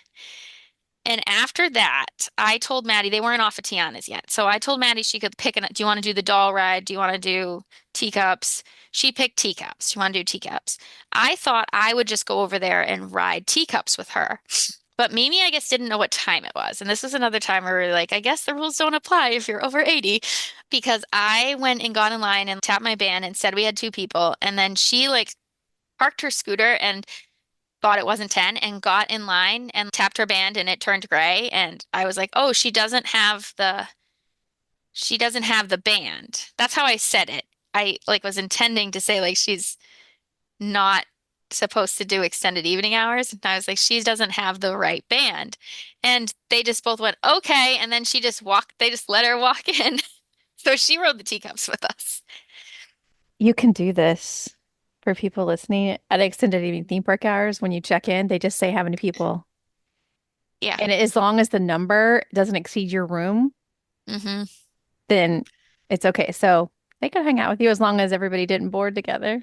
Right. Which we didn't. We ended up at some point after this, like my mom took Scott's band and did Tron with us, which like he's not doing it. So I feel less bad about that. I'm like, and the other kids weren't doing teacups, but I didn't intend to do this. It just happened. Then, so we got off of teacups. I think I might have told you Scott buys a Pandora charm. Yeah, he buys a Pandora charm every trip for Maddie. So she went to the store with him and she picked out a teacup with Minnie and Mickey in it. That's her charm that she got this trip. And the cast members at this Pandora store are way more chill than the ones at Disney Springs. We left them, we went on Tron. It was a 20-minute wait. Then we went to that like store after Tron. Jackson fell asleep. I walked up to Maddie and my eyes are still open. I am awake. This is like 11:30 at night. At this point, made some changes to the last day plan. We canceled the Le Cellier, knowing that we'd want to come back to Magic Kingdom at the end of the day. And we've learned, like from now on, anytime we go to Disney, we have to end at Magic Kingdom. It's just requirement. Mm-hmm. We walked on, so it was just me. At this point, me, Micah, and Tucker. We walked on to Haunted Mansion. It had a 13-minute wait. This is at 11:40. And then we walked out of Haunted Mansion, and in the area between there and the Tangled bathrooms, there's a section to the right that has like these hidden pascals, the little lizard. So we were trying to find those, and then we realized that they had the lanterns out. So we had a cast member take a picture of us with the lantern. And then at 11:55, we got in line for Seven Dwarfs, and it had a 7-minute posted wait. And we got in the front row, and it was awesome. I've been seeing this lately on Seven Dwarfs. I posted it on the Patreon. Yeah, but it's very rare for Seven Yeah. Dwarfs Mine Train to have such a low wait, but I didn't know that they would do a 7, but it's cute. Similar, I guess, what they do with Tower of Terror and Haunted Mansion. Mm-hmm. It was not 7 minutes. It was probably 10, but it was cute. We got in the front row, so we have a really cool picture. And then we walked through the middle of the castle. Scott did that hidden Mickey. And then every year when we're at Magic Kingdom at the end of the night and we have sleeping kids in the stroller, we have the PhotoPass photographers take a picture of us like all pretending to be sleeping with our kids. And it came out really cute this year. And then we left Magic Kingdom at 12:26. It had closed at midnight. And all the cast members say good morning again. And then we made a very big mistake and we listened to the 13-year-old tell us which bus to get on at 12:30 in the morning. So he said, go to bus stop 12, which I do think that the person, the cast member said bus stop 12, but I'm fairly convinced they were talking to the people behind us. Mm-hmm. And so we got on a bus to Old Key West and we went to what felt like 1 million stops at Old Key West. We just thought this was like Animal Kingdom and they were going to go to Old Key West and then Riviera. But the last stop of Old Key West, the bus drivers, you do realize this is the last stop, right? And he drove us to Riviera kindly. Just, he said, well, what am I going to do? Leave you on the bus? And he took us there. But it meant 2 a.m. is what time we were back Oh, and ready for bed. we recently did a patron chat where we listed out mistakes we've made during Disney World trips, and this is one of them. It's so easy when it's late at night to just accidentally get on the wrong bus, and then it makes your night even later. Oh, it was tough. The bus was full. Everybody was, that's a Disney Vacation Club resort, right? Old Key Old Key West? West, yes. Uh-huh. Because everybody was DVC on that bus and everybody like knew Disney well and we were all chatting and we met some pretty cool people, which was fun. But there was like 6 sleeping children on the bus, 2 of them mine. Jackson doesn't do well when he's sleeping and he has to get out of his stroller. He kind of fights you and kicks. So it's a crowded bus and he's kicking people. And thankfully everybody was like so nice. But 27,148 steps. That is a ton in a very late night. But you had one more park day to go.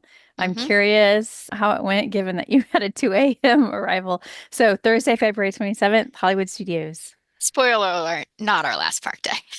My Oh, mom's, Mimi's last park day. okay, because you have annual passes, so you have options. Yes, and we usually drive at night. So Okay.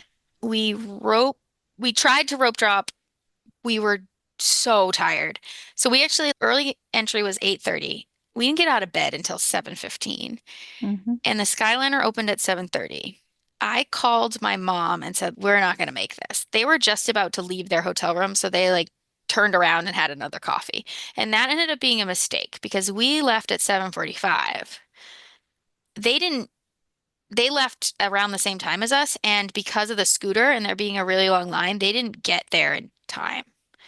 So we got to early entry. We were going to do Mickey and Minnie's Runaway Railway with them, but they weren't there. So we did Millennium Falcon.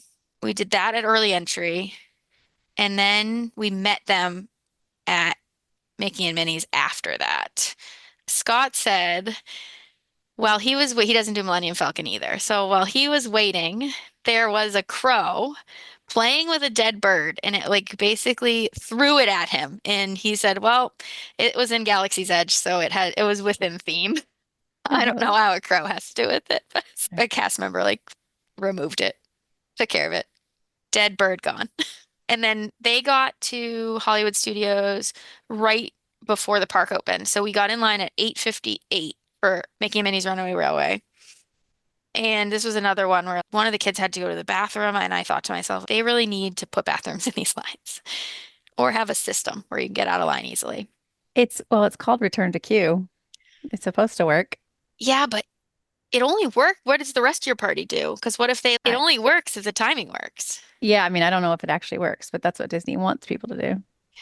Yeah. I made the child hold it in my, good parenting moment. But this is a cute ride. The pre-show, Jackson was absolutely amazed by how that pre-show worked, and the kids liked the ride. Scott liked it too, and almost everything makes him dizzy. Then we went to Toy Story Land, and we got in line to meet Buzz Lightyear. Got in line at 9:30 for 9:45 meet and greet, and that's what I would do if you want to meet Buzz Lightyear because the line gets closed off early.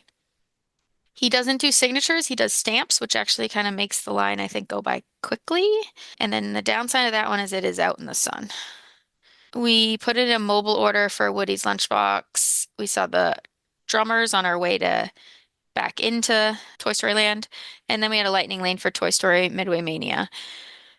So they were clean. This took a long time. I think we waited 25 minutes with the lightning lane. And I think it was because there was some type of messy accident on one of the cars because they were cleaning it and then they like stopped everyone right when we were in the front, cleaned everything, and then they put a tag on it and sent that car like they did not have a skid on that. Mm-hmm. And I was thankful for that. But our time I didn't know what happens if you let your mobile order expire time. Like if you could do it late. So I clicked we're here even though we were still in line for Toy Story Mania as we were getting on the ride. They said it was ready right as we were getting off, so it kind of worked out. So we went over, we just got a couple of snacks because we were going to eat soon. There was like this brisket melt the kids really liked. The seating was no good out in the sun. We did get a seat, but we didn't stay long. Then we walked over to Tower of Terror, and this is another time that Mimi's thing just did something different. So I had made a Tower of Terror lightning lane for everybody. At 11, it was going to expire. She doesn't do Tower of Terror. So everyone went on. We got a child swap for me and Jackson. They told me to use my band. And I was curious if that would work because my time was going to be like long expired by the time I used it. And it was fine. But Tucker took Mimi's band to try to ride with me again because she didn't go on it. And it was fine. That worked. But before we tapped in, before she even used her lightning lane, it let me rebook another lightning lane, including her. I have no idea why it worked. It was must be just because you're over 80. Yeah, special rules. Yep. We did Roundup Rodeo at 12:10. That one was probably a one and done. The food was not great. The veggie platter was like another example of I'm going to throw away all this food and they gave it to me anyways. And I didn't like anything on it. The theme of the restaurant's pretty cool, but I honestly just think it should be a character meal. It would be better. It makes sense. When they announced it, I was like, surely, why wouldn't they just have Pixar characters in there? I don't know. The only thing I can think of is there's Toy Story characters like meet right outside of there. That seems workable. I don't know. It's probably the same reason they don't have Anna and Elsa at a Hershey's. Too busy. They're right there. They Oh, have a yeah, separate maybe. meet, I guess. I don't know. I don't know, but wasn't our favorite. Waitress was fine and everything. The bread and the jelly was really good, but otherwise just I think Maddie just ate a ton of coleslaw and probably not worth the money. We had a Millennium Falcon lightning lane for right after this, but Tucker was feeling, I think the sun was getting to him. And so he was tired. The sun was getting to him, and then he had just eaten. So he was like nauseous. So I was able to change our Millennium Falcon back a bit to like later in the day, and we went to some shows. So we did Disney Junior Live on stage. This one was fun, even like before the show. The DJ had like tons of energy. He like showed us hidden Mickeys in the audience before the show started. The show's like 10 minutes long. That's perfect for toddlers. It was good. And then we walked into the 2:30 Frozen show right after that. Perfect timing. Walked in, sat down, show started. That show is so cute. The narrators are great. I love that it is for kids and for adults. Let's see. And then we went into this animation courtyard and the kids waited to see Joy. It was just a 5-minute wait. And Joy was really good too for not being a speaking character. She read our pins and then she included my mom and Mimi who were like sitting across the pavilion with like their coffees. So it was cute. At 3:30, we did a Slinky Dog Lightning Lane. We didn't wait long. Scott did not do this. We didn't child swap. He just stayed with Maddie and got her another pink drink at the like Starbucks that's right there or whatever drink place is there. And then the kids, I was trying to get the kids to Micah and or Maddie and Jackson to take a nap. After Slinky Dog, they were cranky, they were tired. We thought maybe we could just rest and get them to take a nap. And we went into Animation Courtyard. That's a cute place for a rest because there were some tables. We were able to get drinks. There was no rest happening. They were just at Disney and they're not going to take a nap. We were able to meet all the characters in there pretty quickly. Mrs. Incredibles, or Jack's mom, as Maddie would say, is just walking around, but she'll still sign autographs and take pictures. Then we met Frozone. We were the only people in line. We waited a little bit for Sully, I think like 20 minutes, but the kids could run around because it was all open. And then we went, Edna Mode was there too, and we did that one as well. We went through Walt Presents and we watched that show at the end of Walt Presents, and I was able to get Maddie to fall asleep, but not Jackson. So we were out of there at 5:15. Scott took Maddie, who was sleeping, and then the rest of us went on the lightning lane for Millennium Falcon, and it's cool because we had 6 people, so that's fun. Who did you let be the pilots? So the first time we did it was Tucker and Jackson. And then this was Jackson. No, this was Tucker and Micah. I can't, for a 5-year-old, he could fly that thing better than I can. He's pretty good. Sometimes they can't reach the controls. Yes. And so Micah was like reaching over sometimes to push buttons.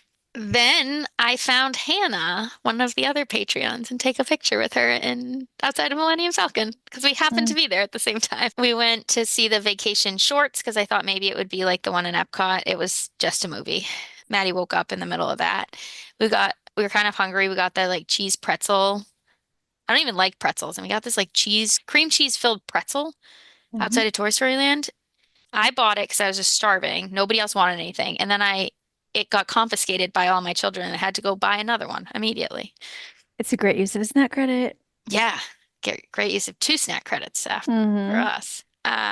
We tapped into alien swirling saucers for a lightning lane at 6:50. And this was like the last ride all together except Scott. He can't do it. So he tried to bring all of the scooter and the stroller and all of our stuff to the exit. And he wrote a name tag for himself that said VIP, pretending to be a VIP tour guide. And we couldn't find him because he went to the wrong exit. So instead we were like wandering Toy Story Land looking for him. That's embarrassing to be VIP in the wrong. Yes, he said it was his first day and he was really sorry about that. We took the Skyliner. So now they're leaving the next day. We have to return her scooter. So Micah and Tucker stayed at Hollywood Studios. They did single rider for Rock and Rollercoaster, I think. And then they went to the pool. I don't think we saw them the rest of the night. They just were on their own. We took the little kids to Pop Century with my mom and Mimi, and because we needed to get the scooter back to Riviera. And we ate dinner at Everything Pop. I don't think I've eaten there. And for a food court, I had low expectations and that food was good. We had a couple of our mugs, so we filled a couple of our mugs. The kids took some pictures with those big characters. And then we took the scooter back to our resort because it had to get picked up the next day. And that's it. 25,182 steps. Yes. And the last park day for your mom and grandma, but as you told us before, and not your last park day. So Friday, February 28th, your plan was to potentially sleep in and have your mom and grandma fly home with some reservations thrown in throughout the day. Yes, Epcot reservations. So we slept until 7. And then we did have a kind of chill morning. Like I tried to have a coffee on the balcony instead of while running to the Skyliner. But again, someone was smoking on the balcony, so I could not do that. We packed everything up. We had Topolino's breakfast at 8:45. And we love Topolino. We didn't like their dinner, but we love their breakfast. They used to do the like double entree, which was nice. They don't do that anymore, but it's still like great food, great characters. I wore a dress that had Minnie Mouse on it. Scott and I got married in a really chill backyard wedding where I actually wore that dress. It's just like a Minnie Mouse sundress. And my wedding band it has a hidden Mickey on it. So the kids were showing like Mickey and Minnie, my like wedding band all morning. They did this at like other character meals too. But we got a picture of like me and Maddie and Minnie with her. They do a little dance party thing there too. And then because Maddie's not on the meal plan, they let Maddie and Jackson split. So it was a couple of the places did cool things. Like Cinderella's gave her a free waffle. And then here they split Jackson's meal, but they actually gave her a whole new plate with the dipping sauces. She definitely they take care of you when you have a 2-year-old. It was nice. We liked that meal. Scott had to leave early, or he had to leave and then come back because the scooter was getting picked up at 10 a.m. So he brought the scooter down. This is the second time that we've given them the phone number. We use this company a lot and we like them, but it seems like it can't get in touch with them or they can't get in touch with me. Both times we've done the scooter thing with the pickup, they've said they've called us, but I've never got a missed call. So there's like some logistics to work out, but After a few minutes, Scott was able to get the scooter where it needed to go. We packed up the room and we let Jackson. This droid was at this point driving us nuts because the droid is not quiet and he's driving it around, crashing into everything. So we're trying to pack up the room. We put the droid on the balcony, closed the door, locked the door, and he and Maddie laid there and played the droid. So the droid was like playing on the balcony and they were on the inside of the room thinking that they were controlling a TV. It was cool. My mom and Mimi had no problem. They had Mears Connect. They had an early flight. They got to the airport, no problem. We let the kids play in the lobby while we packed up the car, filled up our mugs one more time, and then we took the Skyliner to Epcot. Because now the goal was like use up all these credits that we have. We didn't have like a ton, but we had some food. So we got shaved ice in Japan. We wanted to send postcards from Main Street. We heard that you could send like postcards from Main Street. So I bought postcards at the Festival of Arts American Pavilion store. Someone had told us that was like the only place you could get them, which isn't true. You can get them on Main Street. But spoiler alert, we went to Magic Kingdom later and those postcards were in our car. But I bought those postcards intending to send them at 12:45. We saw Voices of Liberty. They let us bring food in. We went to that little museum next door and then got a funnel cake, watched some drummers. We went to Morocco. They were like finishing up their kid caught stuff. So they did Morocco. They saw the belly dancer. The UK was cute. They have this little Tinkerbell garden with like all these, maybe this is a Festival of the Arts thing. They had Tinkerbell garden with a bunch of little fairy houses. We tried to get fish and chips and they told us it was only mobile order. I don't know. We couldn't get a mobile order. Maddie was asking for fish and chips. In the UK pavilion, there's a book in one of the stores and you can look up your last name. This was something Tucker found to find your last name and then you can get like something printed with it on it or find the origin of your name. My last name, my kid's last name and Scott's last name was in there and he's done this before someplace else. My last name is wrong because my like great grandparents changed my last name when they came here. And then at 2:15, we went to Space 220, the lounge. We had a reservation. It takes a long time, I think, to get up, like from your check-in to when you're actually like up there. And there's no bathroom until you're in the restaurant. And then if you miss the elevator because you're going to the bathroom, you're waiting even longer. So we finally got to like we checked in at 2:15 and we didn't go in the elevator till 2:40. We just got a couple of small things. We had two reservations because we couldn't get one for six. They put us near each other, but with different servers. And we put like Micah and Tucker at one table.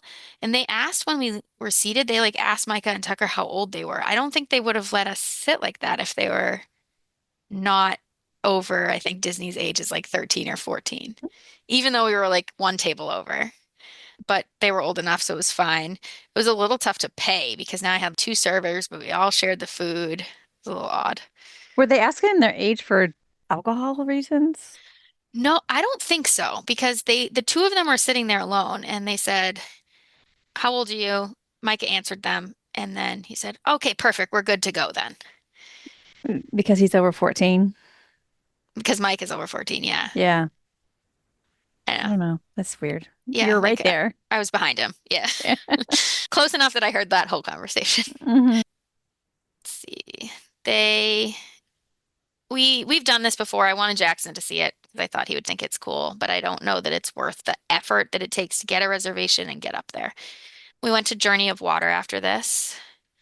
Got absolutely soaked. I think we have pictures of all the clothes of Maddie's clothes lined up on the stroller, and I was like, that's evidence of a good day because it's not raining and we have soaking wet clothes from all the fun they had at Journey of Water. Mhm. I had bought a lightning lane for Guardians for the four of us earlier when I found out that Jackson could do it. So Scott stayed with Maddie and he said he just literally chased her around Epcot. She ran around and did her own thing and he just chased her. And then we went to Guardians. It was a 90-minute wait and we walked into the pre-show in 6 minutes. And then Jackson really liked it. He looked like he didn't like it when he was on it, but he said he liked it. We got hot dogs again. We filled our mugs at Club Cool. We walked through the Canada Pavilion. We didn't go to the show, but they finished their homework was their, Maddie called it her homework, all of the kid caught stations. So they got the Mhm. last one. I used our last snack credit getting poutine in the Canada Pavilion. I hadn't had it before. And then we got on the Skyliner at 6:30 back to Riviera, where we took our car to drive to the cabins to pick up our Amazon order that didn't get sent to our house. Because you had ordered something at Disney World intending to ship it to your house, but it accidentally went to Fort Wilderness. Yep. Okay. At least you're still there, so Mhm. you could do that. Yes. So it took, nobody could figure it out when we were there. We told them, they're like, oh, they can't find it. I'm like, well, they called us yesterday. Took like a while to get that. Then we're trying to go Magic Kingdom for the fireworks. We missed the Magic Kingdom entrance multiple times, twice at least, and had to turn around. So we were like running to the monorail because now it's almost 8. We're supposed to be like driving home at this point, and we're just getting to Magic Kingdom to try to see the fireworks. Hmm. We walked in at 8:03, and I feel like Magic Kingdom fireworks are never delayed, but they were delayed. And it wasn't even really that crowded. So we were able to walk. We left our stroller at the top of Main Street. We walked like halfway down Main Street to just like, I don't know, where maybe the Crystal shop is. Hmm. And we found a spot there and we were able to watch the fireworks from there. And then Tinkerbell flew. Unfortunately, Maddie was asleep and we told her we were going to see fireworks and we desperately tried to wake her up and she didn't wake up. And on the way out that night, she said, "We forgot to watch the fireworks." They're very loud, and she just totally slept through them. Yeah. Remember, she's our 6th child. She's used to the noise. Yes. Not only did she sleep through them, we were like trying to wake her up because we knew this was going to Yes. happen. Hmm. Nope. Most of you got to see the fireworks. Yes. And then after all that walking and all that stuff, then you're like, let's start driving all night. No, not yet, actually. Oh my gosh. I am exhausted, on secondhand exhausted. Yeah, I don't know. I can't like sleep if the parks are open. I can't. I just love Disney so much. Hmm. And I am both blessed and cursed by having children that don't need a lot of sleep. If they sleep too much, it's a problem. So they were fine. They were more fine than the adults. So we went back up to get our stroller and we were going to send these postcards that I then realized we did not have. But at the end of when you finish the Epcot Kid Cot stations, they give you a postcard. It says we traveled the world or something. And so I took those out and we sent those. And it was like a scavenger hunt to find how to do this. So we had to go to guest relations. We ended up at Lost and Found. We went to guest relations. There was another like bad guest behavior of someone like swearing and freaking out in there because he had to wait in the line. They stamp them. Then we had to buy the stamps, and the stamps are usually at the place where they let you rent strollers, but after a certain hour, they're not. So we went there, couldn't find them. They sent us out to like near where you activate your annual pass. There's a store there. We finally bought stamps. Bought stamps. Then we couldn't find the actual mailbox, and we had like multiple cast members up and down Main Street helping us find this mailbox.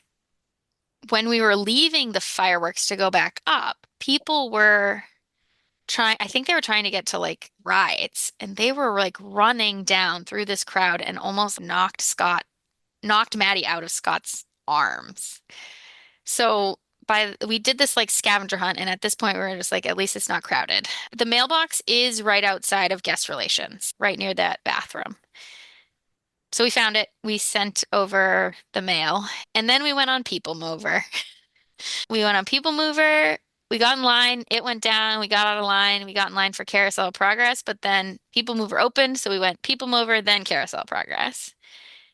And then we saw that cuckoo clock, which was pretty cool. The other thing I think that the oldest animatronic is in that ride, and it's like a bird in the window. So we saw that.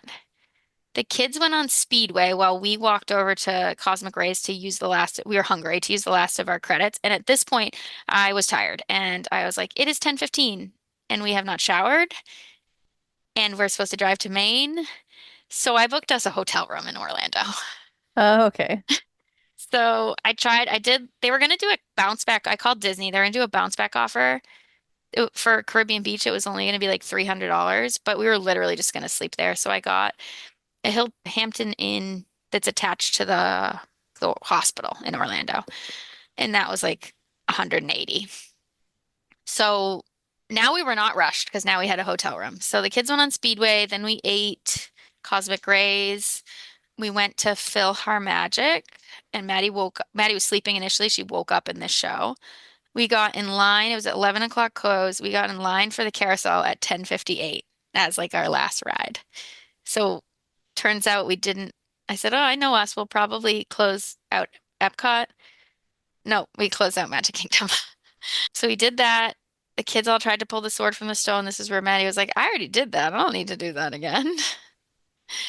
We saw, we went through the Emporium and bought some souvenirs. The kids realized that they didn't see the glass shop in Magic Kingdom, so they went back to see that. And then we walked out of Magic Kingdom at 11:54 and got to the Orlando Hampton Inn at 1:15 in the morning. 26,769 steps. So this let us take a shower, which was nice. Yeah. And then the next day, I assume you got up and just drove for a couple days. We did. Maddie was like, we didn't see the fireworks. Scott was like, should we stay and see them tomorrow? I'm like, no, like we have to go home sometime. So we stayed at this hotel. It was fine. We were able to get a breakfast in the morning. And yeah, we drove. What did we do on the way home? We did stop at a Cracker Barrel the next night and met up with Bailey again. And actually, Scott's parents met us. They like drove 2 hours and ate dinner with us. It was nice. So we got to see them on the way home. We went to Krispy Kreme because we don't have one near here and they're good donuts. And then we went to the zoo on Sunday, the zoo in DC, because they have pandas and we were like, they had pandas, lost pandas, got them back. So we ended up going there mostly just to see the pandas, but we saw a few other things. And then we got home. We were in Delaware eating dinner Sunday night. We didn't get home. The kids were supposed to go to school on Monday. I had taken the day off of work. We didn't get home until 11:30 a.m. on Monday. Yep. The long drive. Yes. The way there is nothing. The way home is like torturous. And we walked 145.8 miles. That's a lot. Yeah. That's a lot more than the Run Disney event that was taking place while you were there. Yes, I think mine was more fun. Yeah, probably more fun. Okay, so before we wrap it up, your character meal ranking. Yes. Okay, so first place is Hollywood and Vine. Second is Cinderella's Royal Table. Then Topolino's Garden Grill. Storybook Dine, but only because we considered that this was worth 2 credits and said the other ones were better that weren't. 1900 Crystal Palace. Tusker House, but we had ranked that higher in the past. Akershus, then Ohana. We just sent out an email with our 5 top favorite character meals this last week. And your top 4 are also our top 4. Ah, okay. Just to add some, more data to the list. But 1900 Park Fair was on ours because we had better experiences there. And Tiana was there during ours, and we've been there a couple of times. That was successful. So pretty consistent there. But you have a large amount of experience in this one trip to be able to rank all those. So that's super interesting. Sort of rapid fire before we finish up. Your thoughts on staying in the new Fort Wilderness cabins? Great. We loved them. They were everything we thought they'd be in. More. What about staying at Riviera Resort? Not our style. We probably won't stay there again. Too fancy. People are dressed like they're going to a wedding. Not really, but just too fancy for us. Very different vibes than Fort Wilderness. Yes. Standby Skipper? Not for me. It helped with the virtual queue, but I'm almost, it works and it's great. And I think that it's a good company and a good use of, it works for what it does, but I am too much, I can't let it go. So I am too, it can't book anything because I'm like, oh, I got it. So yeah. And I like to try to fit things in. So sometimes I'm waiting to book until the time gets a little later. And I didn't really figure out how to do that. So yeah, now that the virtual queue's gone, I don't think I'll use it again. And Disney Dining Plan? We'll do it probably every time. I actually calculated it out. I calculated out everything we spent, including our drinks at table service meals. And then I averaged I think I think I said $6 per snack. And then I figured out that if to be even, the quick service meals it would have been like $15 per credit. And a lot of them we spent way more than that by the time you got like a drink and stuff. So I know that we got our money's worth. And we did not have that many credits left at the end. We used them all. And when we went into Cosmic Rays, we only had 3 meals left at the very end. It was perfect. And we bought other food. My kids just eat a lot. I'm going to link to our Disney Dining Plan credit value post because we have a spreadsheet with the values of every single restaurant. So if anybody wants to maximize it, you can do that. But for you guys and the way that you eat, it sounds like it was a perfect fit. Yeah, for sure. Even if I calculated and did discount with DVC. And even without drinking alcohol, because alcohol definitely adds value to those quick service and table service credits. But that wasn't a part of yours. And then you mentioned sometime in the last 4.5 hours that you were going over Labor Day. I can't remember exactly, but is that your next trip? Yeah, unless Scott has anything to do with it. He wants to go to Flower and Garden. And I'm like, we close on a beach, like a beach cottage in May that we've been under contract for a while. And I'm like, we are not booking anything else until we're through with that. But maybe next year. That's a dangerous combo when you have 2 of you that really want to go all the time, because who's going to tell you no? Because we have annual passes now. Yeah, you can't afford not to. Yeah, except for the plane tickets. Yeah. Because we're going to fly when we go for Labor Day. We're only going for 3 days. We're not going to drive. Yeah. All right. We're going because of Moonlight Magic. There's like a Moonlight Magic that day. Well, this has been a marathon, but I'm glad that your trip went really well.